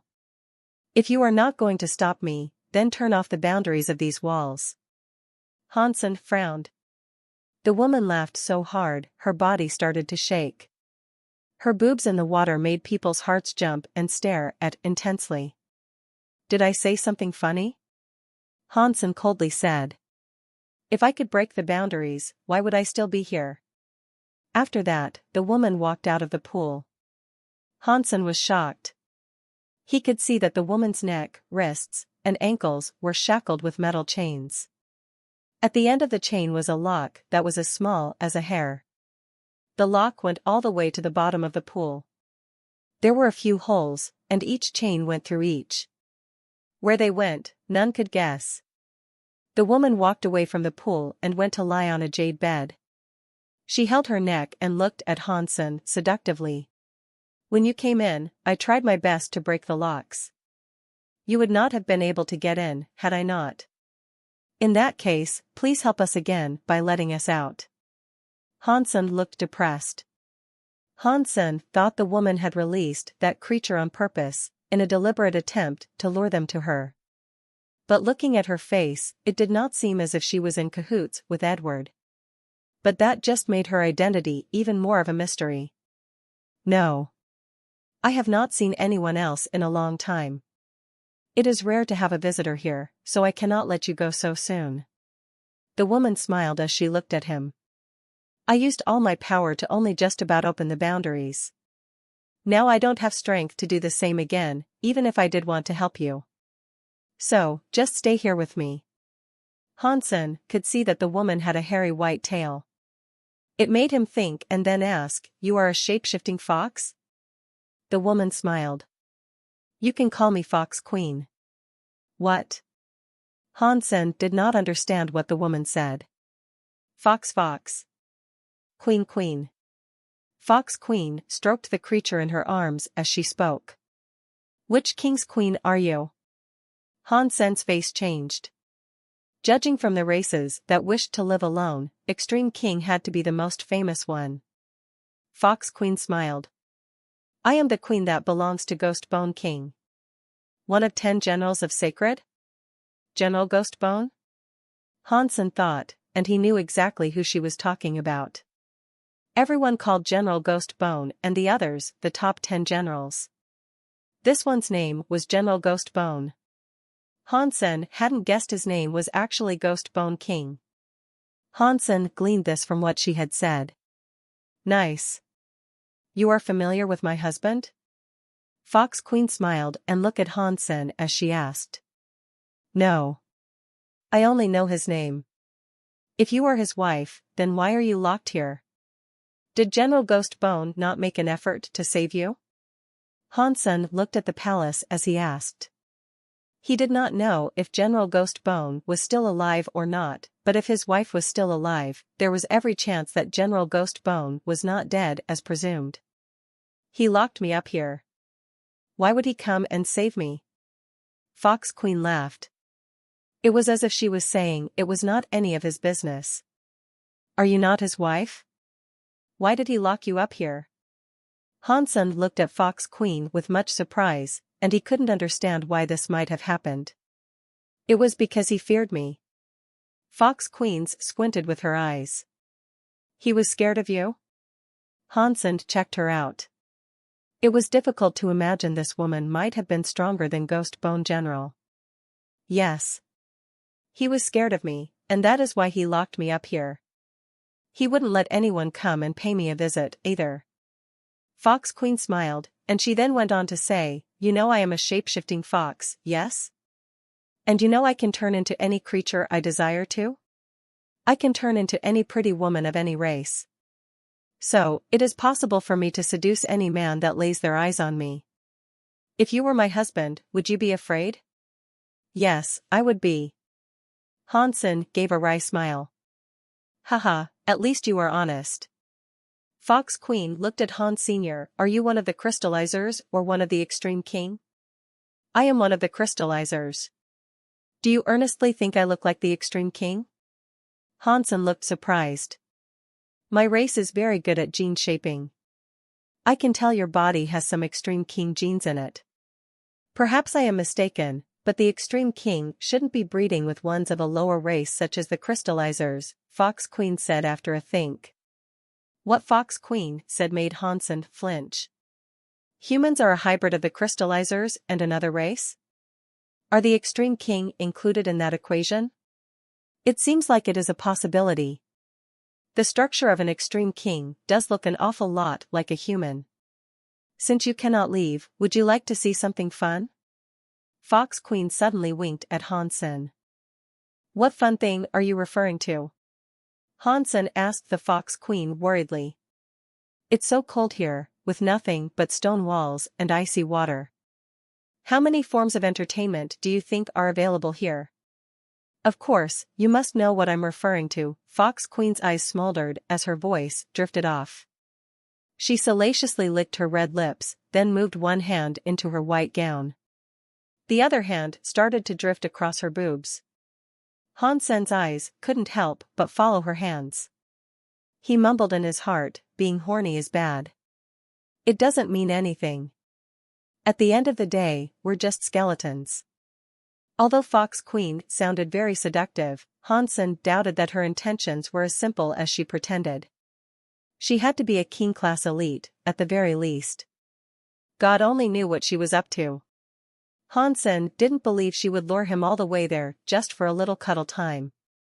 She was a king-class elite, so she could be planning anything. She was the wife of General Ghost Bone, and Hansen didn't even know if the man was dead or alive. If he was still alive, and he caught his wife cheating with Hansen, things would turn out very poorly for Hansen. Fox Queen winked at Han Senator. She brought her hand away from her boobs, revealing the black bone key she had been retrieving. She displayed it in her hand. The key had hung like a pendant from a necklace made of white jade. This will be very fun. Follow me. Fox Queen winked at Hansen again. She kept the necklace in her hands as she walked towards the palace. What a tease. She sure likes to torture people. Hansen watched her walk away, and he couldn't help but sigh. Still, he followed her. That palace was elegant. Hansen had originally thought that it was made of jade, but when he examined the place more closely, he could see that the palace's doors and pillars were all built from bone. The bones were semi-transparent like jade, and they glinted beautifully when the light caught them. He didn't know what creature left bones like that, though. The Bone Palace had a primary hall, winged by two lesser halls on either side. The place wasn't large, and it was mostly decorated with bone adornments. Even the pool was made out of bone, not jade-like stone, as Hansen had assumed. The chains that bound Fox Queen were very thin. When she walked, the chains rose from the bottom of the pool. Evidently, they didn't restrain her movement. Fox Queen was walking smoothly to the lesser left hall.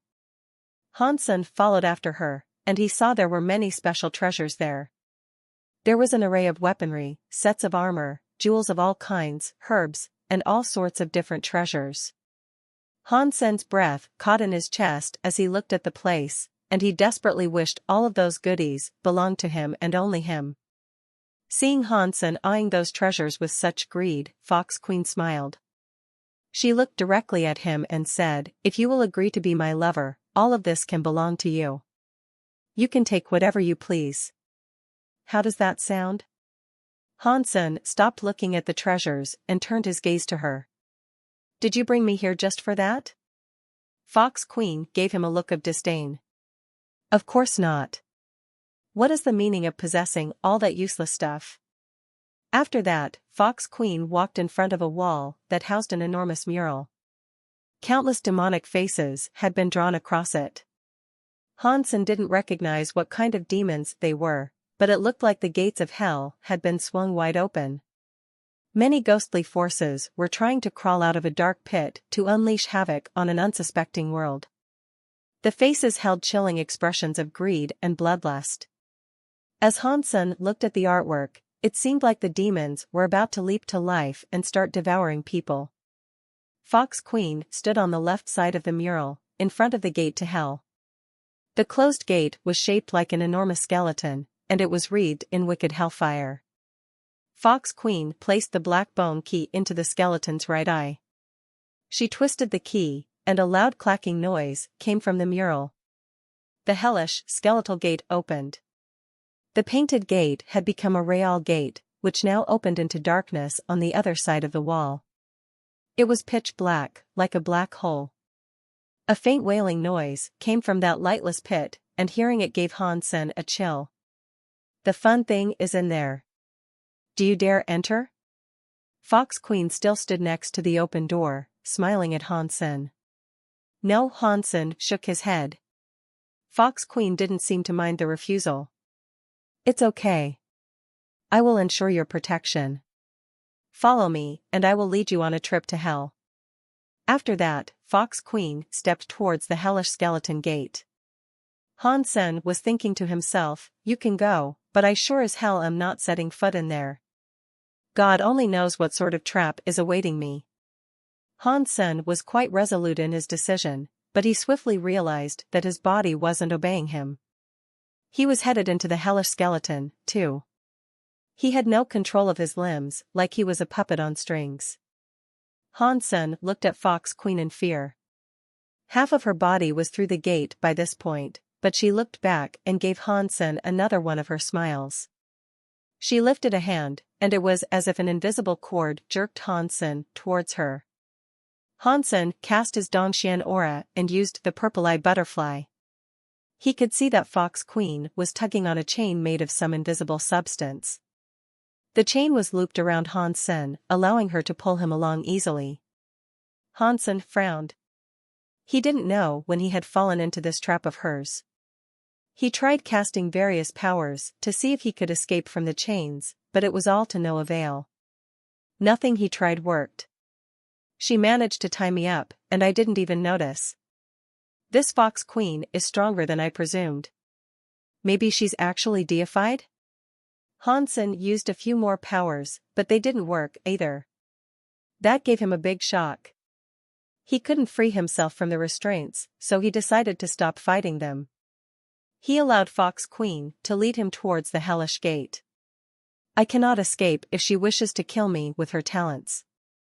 I would rather walk in there calmly than be dragged in like some dog, Hansen thought. And truth be told, he was rather curious about the skeletal gate. Of course, if he had the choice, he wouldn't be walking inside just to satisfy his curiosity.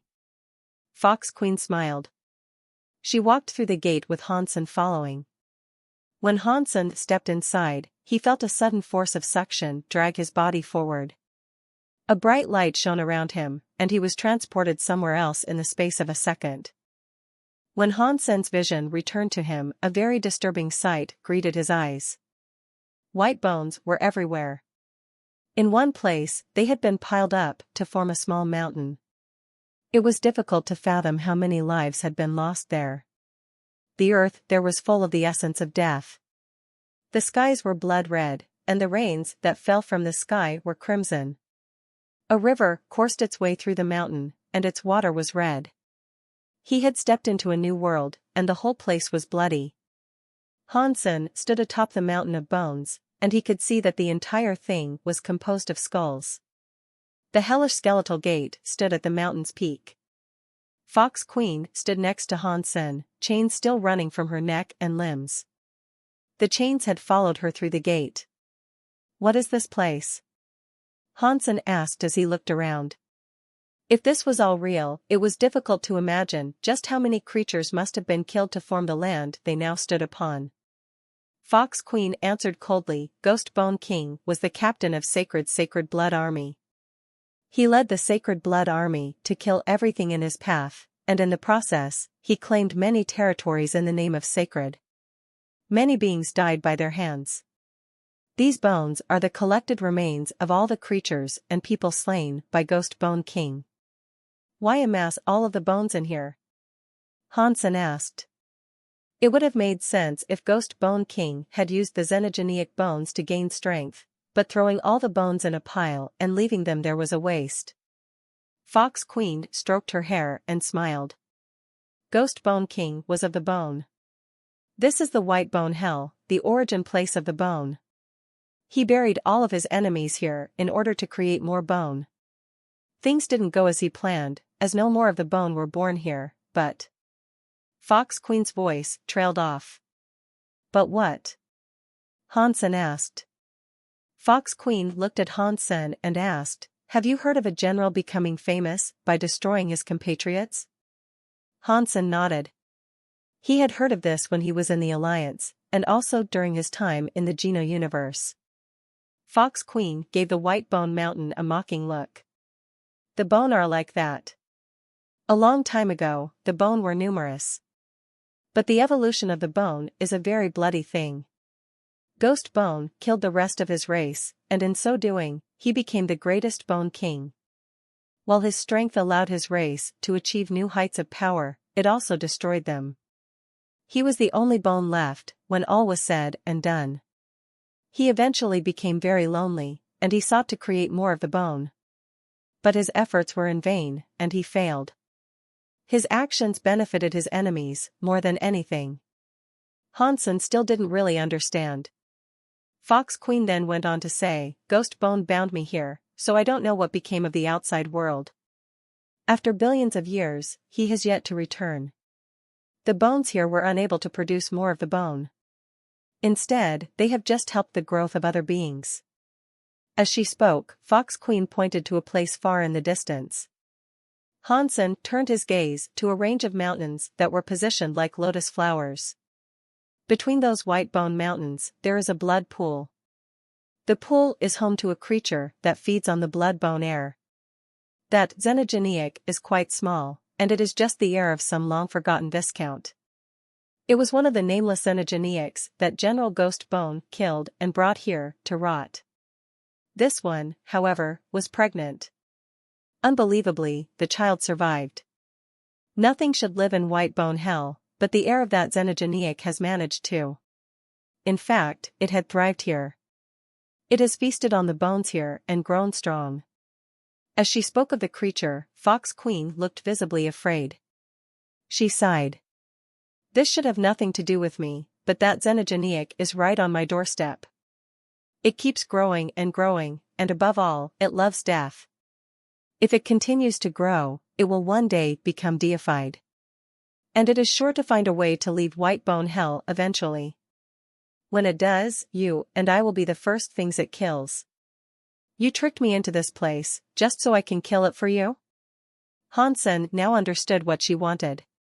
Fox Queen gave Hansen a bright smile. If you don't like killing things, then you are welcome to remain here with me. We can wait until it becomes deified, and then it can kill us together. Hansen stared at her for a while before saying, If I'm not mistaken, aren't you deified? Why don't you go and kill it? With your level of power, such a task should be easy. Fox Queen rolled her eyes and raised her hands to rattle the chains that bound her wrists.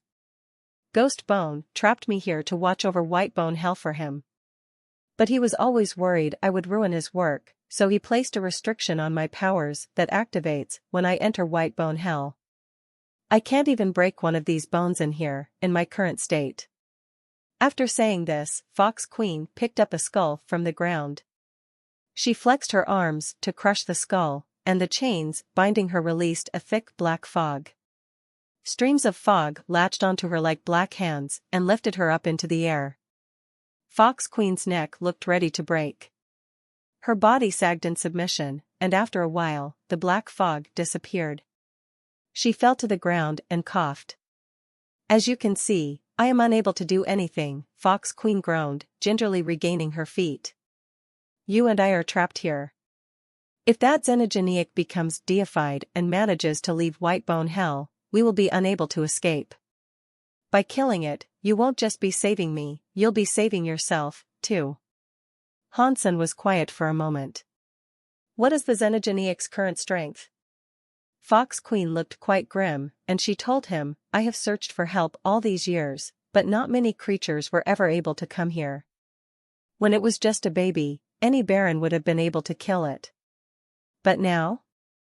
Now it has reached king class. A king class xenogeniac. Do you think that I, having just become a duke, can kill a monster like that?" Hansen asked. "You have to. Unless you really want to die alongside me." Fox Queen laughed and poked his shoulder. "But don't worry, it wasn't easy for me to find a cute guy like you. I have no intention of getting you killed. And furthermore, I have a way to help you."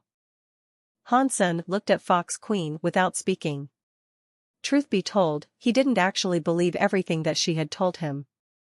People say that beautiful women are often liars. Judging from how pretty she was, she had to be an absolutely fantastic liar. Fox Queen seemed to be aware of Hansen's thoughts, and she shot him a quick grin. "If you don't believe me, then why don't you wait here for a little while? When you see the xenogeniac, you'll know the truth." Hansen didn't speak, and she didn't either. They sat atop the peak together in silence. She had tucked her knees into her chest and wrapped her arms around them, leaving her bare feet visible beyond the edges of her clothes. A drizzle of rain fell upon her hair. Her clear eyes were dazzlingly attractive. If people didn't know her, they would believe she was a delicate and sentimental lady. These shape-shifting foxes are really something. They can look both really sexy and really innocent. Hansen was amazed by the utility of her powers.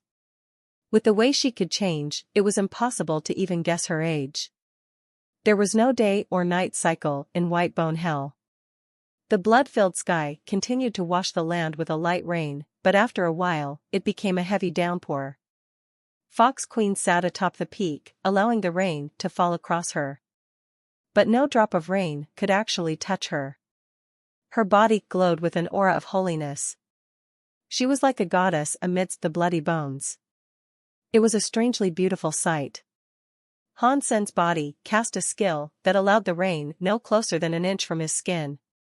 He sat next to Fox Queen, gazing out at the landscape that was dyed red. As strange as it all was, Hansen found himself rather impressed by the sight.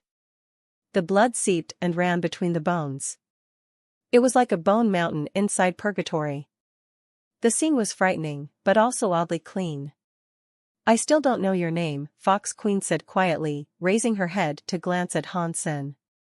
"Sanmu," Hansen said without hesitation. He really didn't want to become well acquainted with a strange character like Fox Queen.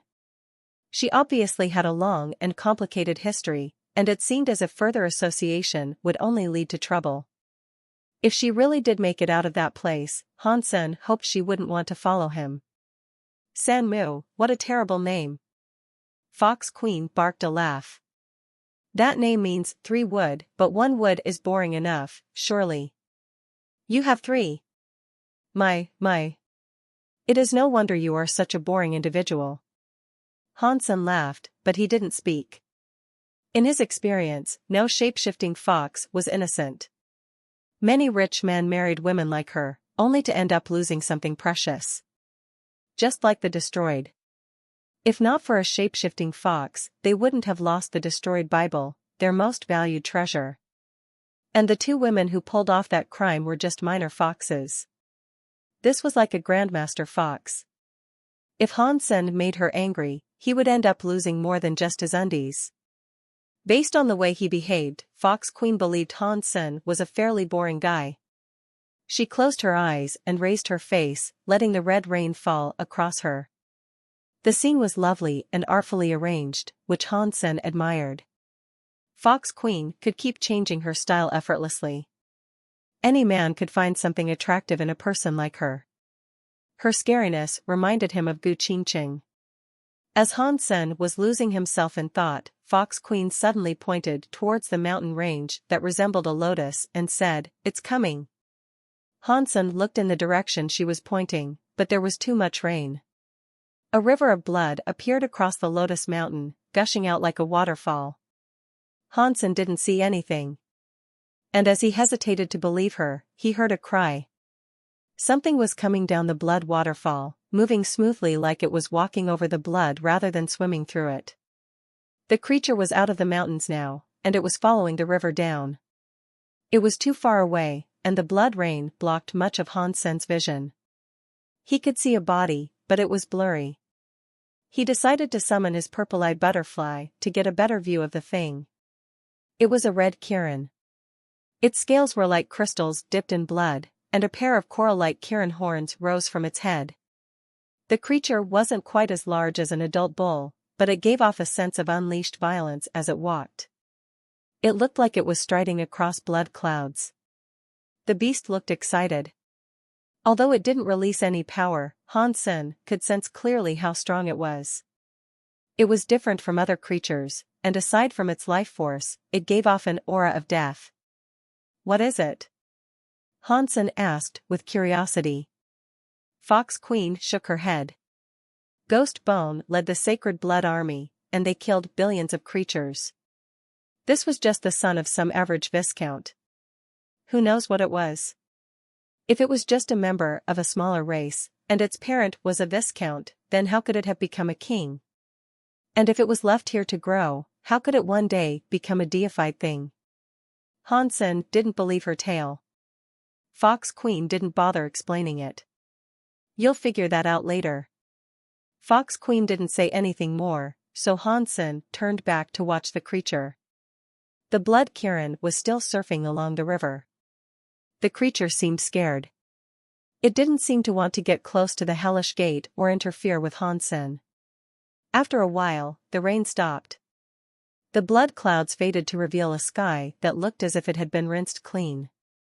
Han Sen had never seen a sky like this before. There was no moon and no stars, only darkness as far as the eye could see. Suddenly, the blood Kirin raced up to stand atop the white bone peak. It shrieked with a voice that boomed and echoed like thunder.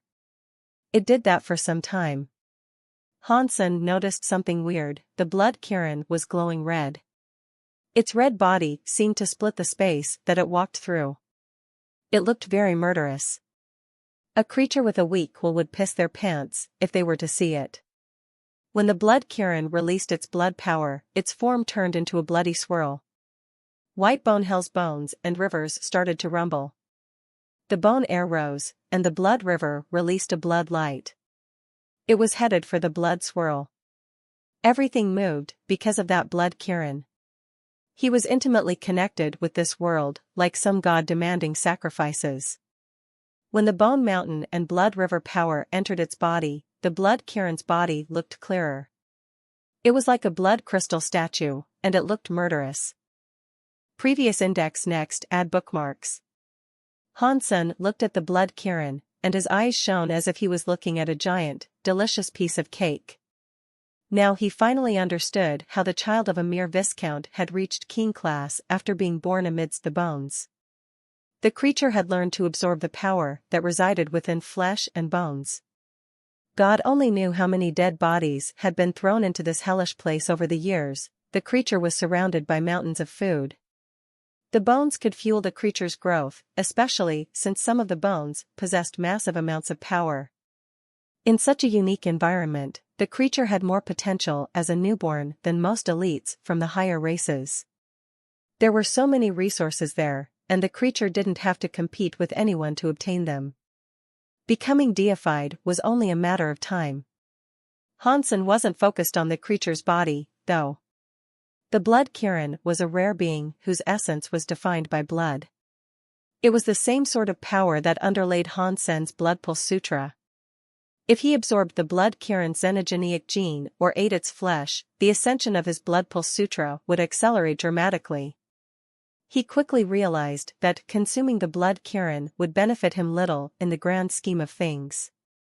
If he was able to subjugate the blood Kirin, however, he could study its bone and blood powers and practice his blood pulse sutra in a similar manner. Absorbing the collected strength of the white bone hell himself would be far more beneficial than simply slaying and consuming a king-class xenogeneic. But king-class xenogeneics were very difficult to tame, and the blood Kirin was obviously quite special. Growing up in the white bone hell had made it savage and ruthless. It was far stronger than the average king-class elite. Hansen might not even be capable of beating it. Taming it was another matter entirely. Plus, it looked like a murderous fiend. Its eyes were cruel and brutal, and Hansen wondered if any power could make it obey. Even if it knew it was about to be beaten, it would rather die in battle than submit to the rule of another. Hansen watched the blood Kirin quietly, his brows furrowed in thought. He waited as it finished absorbing flesh and blood, then returned to the lotus peak where the blood river originated. Now you know that I'm not lying. The beast's cruelty and murderous nature frighten me, even though it isn't as strong as me yet. But if it ever becomes deified, it will leave white bone hell and slay everyone it encounters. That includes you and me, Fox Queen said. Hansen no longer doubted Fox Queen's claims. The blood Kirin looked far crueler than an ordinary xenogeneic. Even if it was intelligent, it still wanted to kill. That was just what the beast was. I'm just a duke. How am I supposed to beat it? And how are you supposed to help me? Hansen asked, turning back to Fox Queen.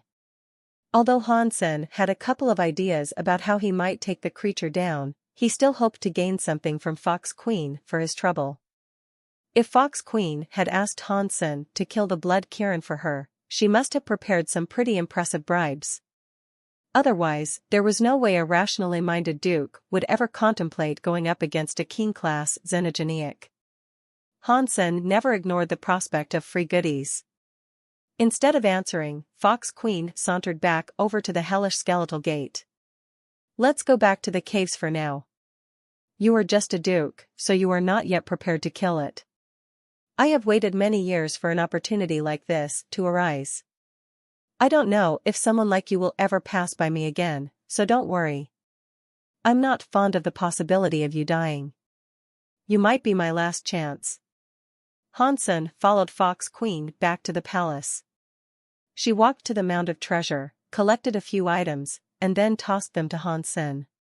Hansen caught the pieces of clothing and examined them.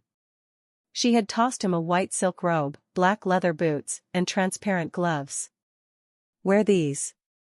They are king-class items. Although you won't be able to access their full strength, they are bound to be of some use, Fox Queen said lackadaisically. Hansen wasn't too concerned with modesty or politeness, so he just donned the robe as quickly as he could. He pulled the gloves onto his hands and laced up the boots on his feet. When he put on the robe, he felt a channel of power supporting his entire body. He wasn't exerting himself, but even so, he felt as if he could take off in flight. The leather boots made him feel as light as a feather. Wind seemed to gather beneath his feet, and it felt as if a single step could send him 90,000 miles. The transparent gloves were invisible once they were on his hands. It was like they had merged into his very skin, and his hands thrummed with a strange power. Hansen couldn't figure out what the power was or what it did, though. Hansen had just received 3 king-class items, so he was quite pleased with that. But he kept his face stern and cold. He looked right at Fox Queen and said, "Fox Queen, you think a few king-class items can level the playing field between a duke and a king-class xenogeneic like that monster?" Fox Queen smiled. She squeezed Hansen's cheek and said, "Don't worry, my darling. I will not allow you to die. Follow me." Fox Queen walked out of the lesser palace and headed into the bigger palace. Fox Queen didn't stop there, though. She kept walking as they passed the second palace.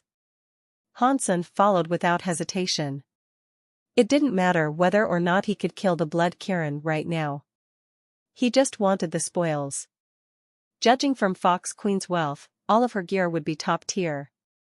As they walked, Han Sen was already envisioning the treasures that Fox Queen might be about to offer him, but when he entered the next side hall, there was no treasure inside.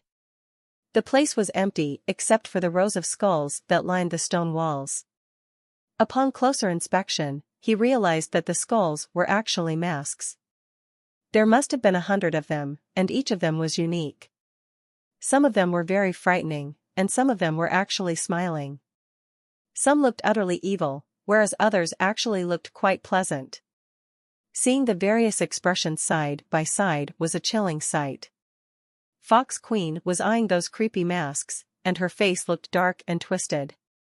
When she looked back at Han Sen, she looked all charming again.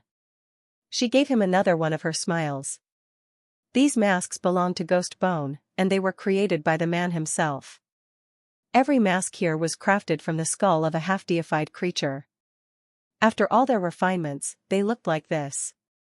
After a brief pause, Fox Queen went on to say, there were 1,000 of these Ghost Bone masks, and Ghost Bone used them to practice Ghost Bone techniques.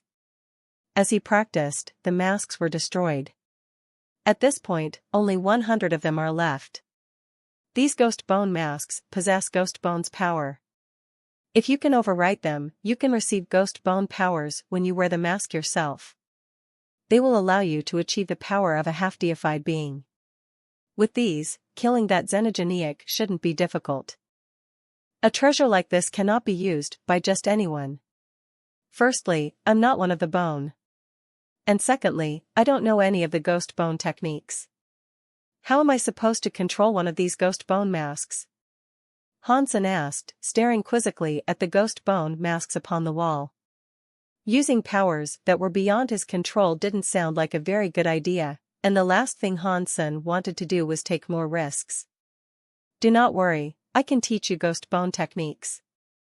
As a duke, you should be able to control these Ghost Bone masks. Fox Queen went silent for a moment, then said, but those techniques are some of the strongest skills created by Ghost Bone. They are very difficult to practice. I don't know if you will be able to finish practicing a Ghost Bone technique before the xenogeniac grows too powerful to beat. If you take too long, it might very well end up as a half-deified creature. Fighting it then would be pointless, even if you did have the Ghost Bone techniques. While the masks are also half-deified, they'd be far inferior to that monster. After all, the creature is a scion of White Bone Hell itself. It is not a normal being. So the Ghost Bone techniques can be practiced by people who are not bone themselves? Han Sen asked with a frown. Any race with bones inside their bodies are able to practice these techniques. After they turn their bones into ghost bones, their powers will grow. Furthermore, they develop resistance to dark elements. But, Fox Queen trailed off. But what? Han Sen asked. But when the practitioner's bones become ghost bones, their light element gene powers erode. Fox Queen shook her head slowly. But you have no choice. If you do not wish to die, then this is the only thing you can do. Any problem that it causes with holy powers is a concern for later. Han Sen eyed the Ghost Bone masks, but he did not speak. He hesitated for a minute, then grabbed one of the Ghost Bone masks. Don't touch it. Fox Queen said, but she didn't actually move to stop him.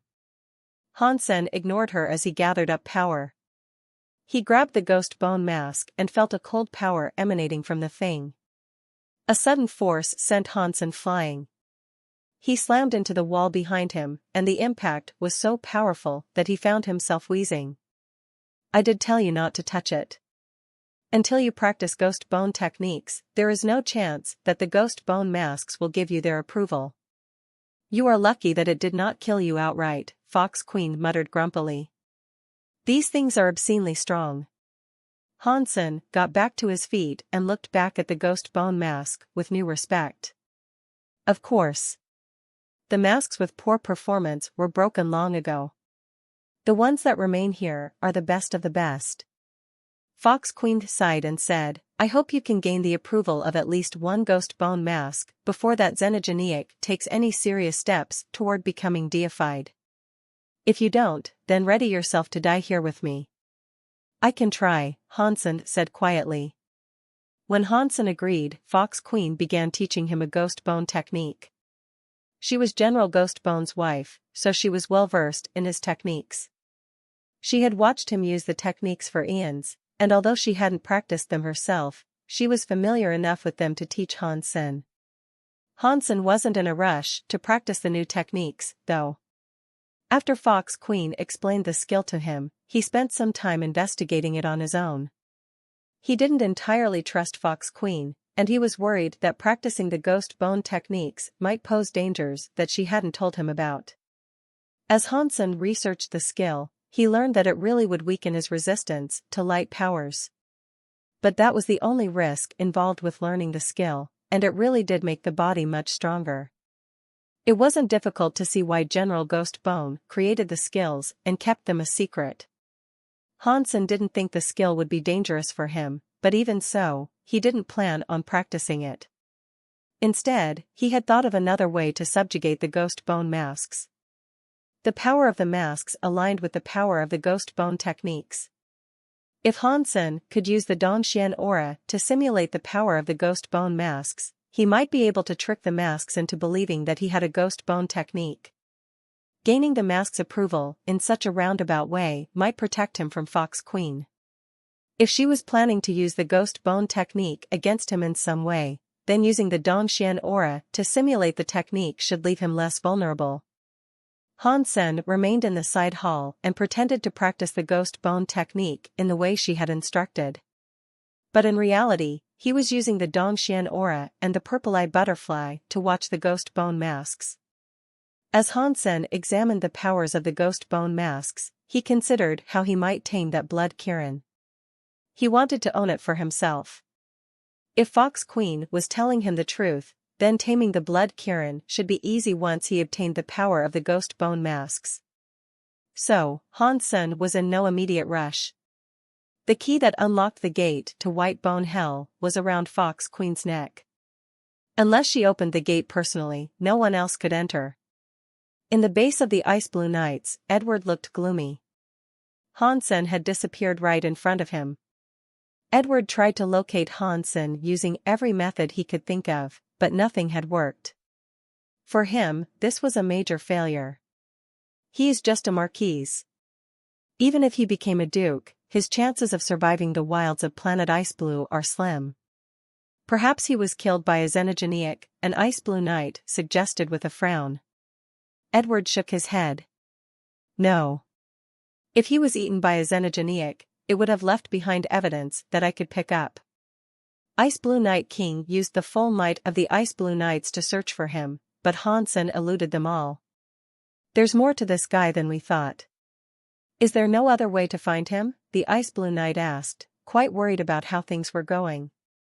Perhaps, Edward tapped his lower lip and spoke slowly. If Mr. White joined the pursuit, perhaps he could find Han Sr. His power is restricted, isn't it? He can only use his strength 10 times throughout his entire lifetime, and he has already used his abilities 8 times. Only 2 uses remain. You think he would spend one of those to search for a mere marquise? The Ice Blue Knight looked at Edward skeptically. He wants the same thing that we do. Otherwise, he wouldn't have come to the systems of chaos in the first place. But if we tell Mr. White what we're after, things will become even more complicated. You think he doesn't already know? When Ice Blue Knight King tried to catch Hansen, Mr. White must have realized our objective immediately. He just didn't say anything, Edward responded contemptuously. Do you think he will try to find Hansen on his own? The Ice Blue Knight was shocked. He would go alone if he could, but his power isn't well suited for combat. He can't do much, and thus, he has to depend on crime. Even if he knew where Hansen was, he'd still need Ice Blue Knight King or us to fight for him. Edward moaned and said, we can wait. Ice Blue Knight King will lose his patience eventually, and he will go to Mr. White. When that time comes, we just have to follow them. Inside the palace, Hansen was looking increasingly ghostly. His flesh had become a bit transparent, and his skeleton had blackened. BZZT. As Han Sen was practicing, he heard the wall tremble and shake. He raised his head and saw a ghost bone mask shivering in small, violent bursts. You are better than I thought you would be. It's been less than a month, and you have already gained proficiency with ghost bone powers. And furthermore, you have activated the approval process of a ghost bone mask. Fox Queen looked upon Han Sen with some measure of shock. Han Sen looked at the ghost bone mask, and he saw it create a connection with his simulated ghost bone power. This ghost bone mask is one of the weaker ones, but gaining its allegiance in a single month is excellent progress. We still have time. Practice some more to build confidence with the mask. And Fox Queen turned to point at a different mask. If you can forge a connection with this ghost bone mask instead, killing the xenogeneic should come easy. Han Sen looked at the mask Fox Queen was indicating. He used his Dongxian aura and the purple-eye butterfly to examine it. It was indeed the strongest ghost bone mask there.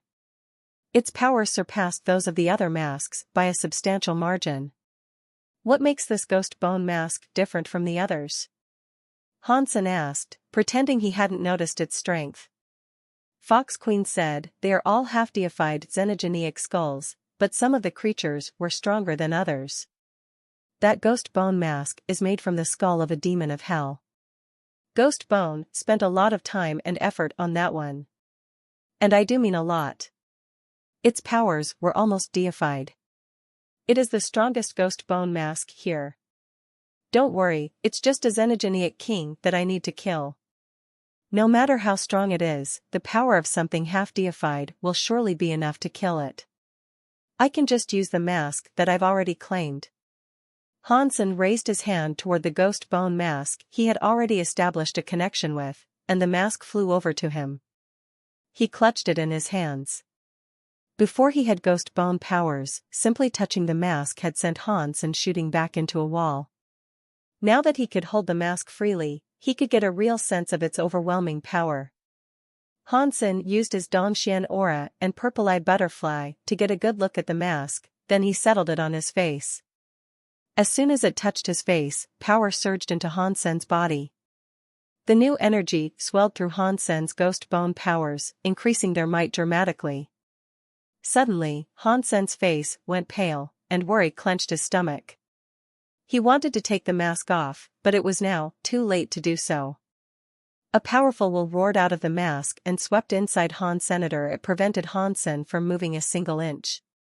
The ghost bone power was like a tsunami rushing through him. Han Sen's body turned black, and a ghostly aura surrounded him. The will of the mask was demonic, and it felt like everything around them would fall under its spell. It suppressed Han Sen's own will, and it coldly said, "This body isn't the best, but it's not too bad. I suppose I can make use of it." You are General Ghost Bone? Han Sen had realized whose ghost bone mask this was. He wasn't scared, though. He had known there was something off with the item, and he just hadn't been able to determine the precise nature of the issue. At least he knew his feelings hadn't been led astray. Ghost bone powers kept pumping into Han Sen's body. General Ghost Bone's will leaned on Han Sen's like a mountain. General Ghost Bone's soul was inside Han Sen's head. Yes, I am Ghost Bone King. Thanks to your help, I will now be able to manifest through your body. If you have something you want to do before your death, and it isn't too problematic, I can help you with it. Han Sen used his Dongxian Sutra to stop simulating the ghost bone power. The ghost bone powers that were surging into his body screeched to a halt. General Ghost Bone seemed surprised. You didn't practice the ghost bone technique. But even so, you can make use of its power? That is quite tricky. My body isn't a ghost bone body, so why do you want to use it? Han Sen asked emotionlessly. You're just a duke, so I can make your body a ghost bone body with minimal effort. And yes, I am going to make use of your body. General Ghost Bone growled, his voice hard. He stopped trying to suppress Han Sen's will, but the ghost bone power from the ghost bone mask became stronger. The black ghost bone power settled over Han Sen's every cell, and it made his genes look different. Hansen cast jade skin, and he turned into a jade statue. The ghost bone powers sank into him slowly, but they couldn't change the shape of his body. You've practiced an invincible body? That is very rare. General Ghost Bone seemed even more surprised now. His voice sounded greedy, and the ghost bone power from the ghost bone mask became even stronger. Hansen's jadeskin body was strong, but it couldn't withstand the power of General Ghost Bone. The power bearing down on him was deified. His jadeskin body began to transform into bone. He was starting to take on the shape of a black bone statue. Hansen couldn't fight off General Ghost Bone's power, but at the same time, General Ghost Bone couldn't overcome and defeat his will. General Ghost Bone, do you know anything about a town located in a desert called Ghost Bone Town? Hansen asked suddenly. You have been there? General Ghost Bone said. The place is called Ghost Bone Town, so why is a statue of you standing guard before a gate? And who does the statue inside the palace belong to? Is that the leader of Sacred? Hansen asked. You're about to die, and this is what you're spending your energy on? General Ghost Bone asked in wonder. Well, if I am dying, I don't want to leave this mortal plane with unanswered questions, Hansen said. I will tell you. It is where the leader was resting, General Ghost Bone explained as he continued changing Hansen's body. It's a mausoleum of some sort? Whose statue is in the palace? How did he end up there? Hansen asked. General Ghost Bone seemed to sneer coldly. Maybe he deserved it? General Ghost Bone seemed to harbor disdain for the human king, but he didn't say anything about who he actually was. Then who is he? And why is his statue there in the palace? Hansen kept asking. You are a dead man. You don't need to know so much. General Ghost Bone didn't want to talk. All he wanted to do was morph Hansen's body. Hansen's body turned from black to white. He became a being of white bone, which looked very strange. The black bone power was very evil, but now, it turned to white bone. And it didn't seem so evil anymore. There was some sunny air inside him. I found a special stone plate inside the palace. Do you know what that is? Hansen asked. Hansen had many questions, and it seemed as if only General Ghost Bone could give him the answer he sought. General Ghost Bone paused. Even the ghost bone powers that were changing Hansen came to a halt. The question had obviously stunned General Ghost Bone. You found the relic? Why do you have it? General Ghost Bone quickly asked. I have it with me right now. What is the relic? What does it do? Hansen asked. Haha. God is helping me right now, for sure. With this relic, I can access the item located inside that holy monument. My Ghost Bone era is on its way. General Ghost Bone laughed like a madman inside Hansen's brain.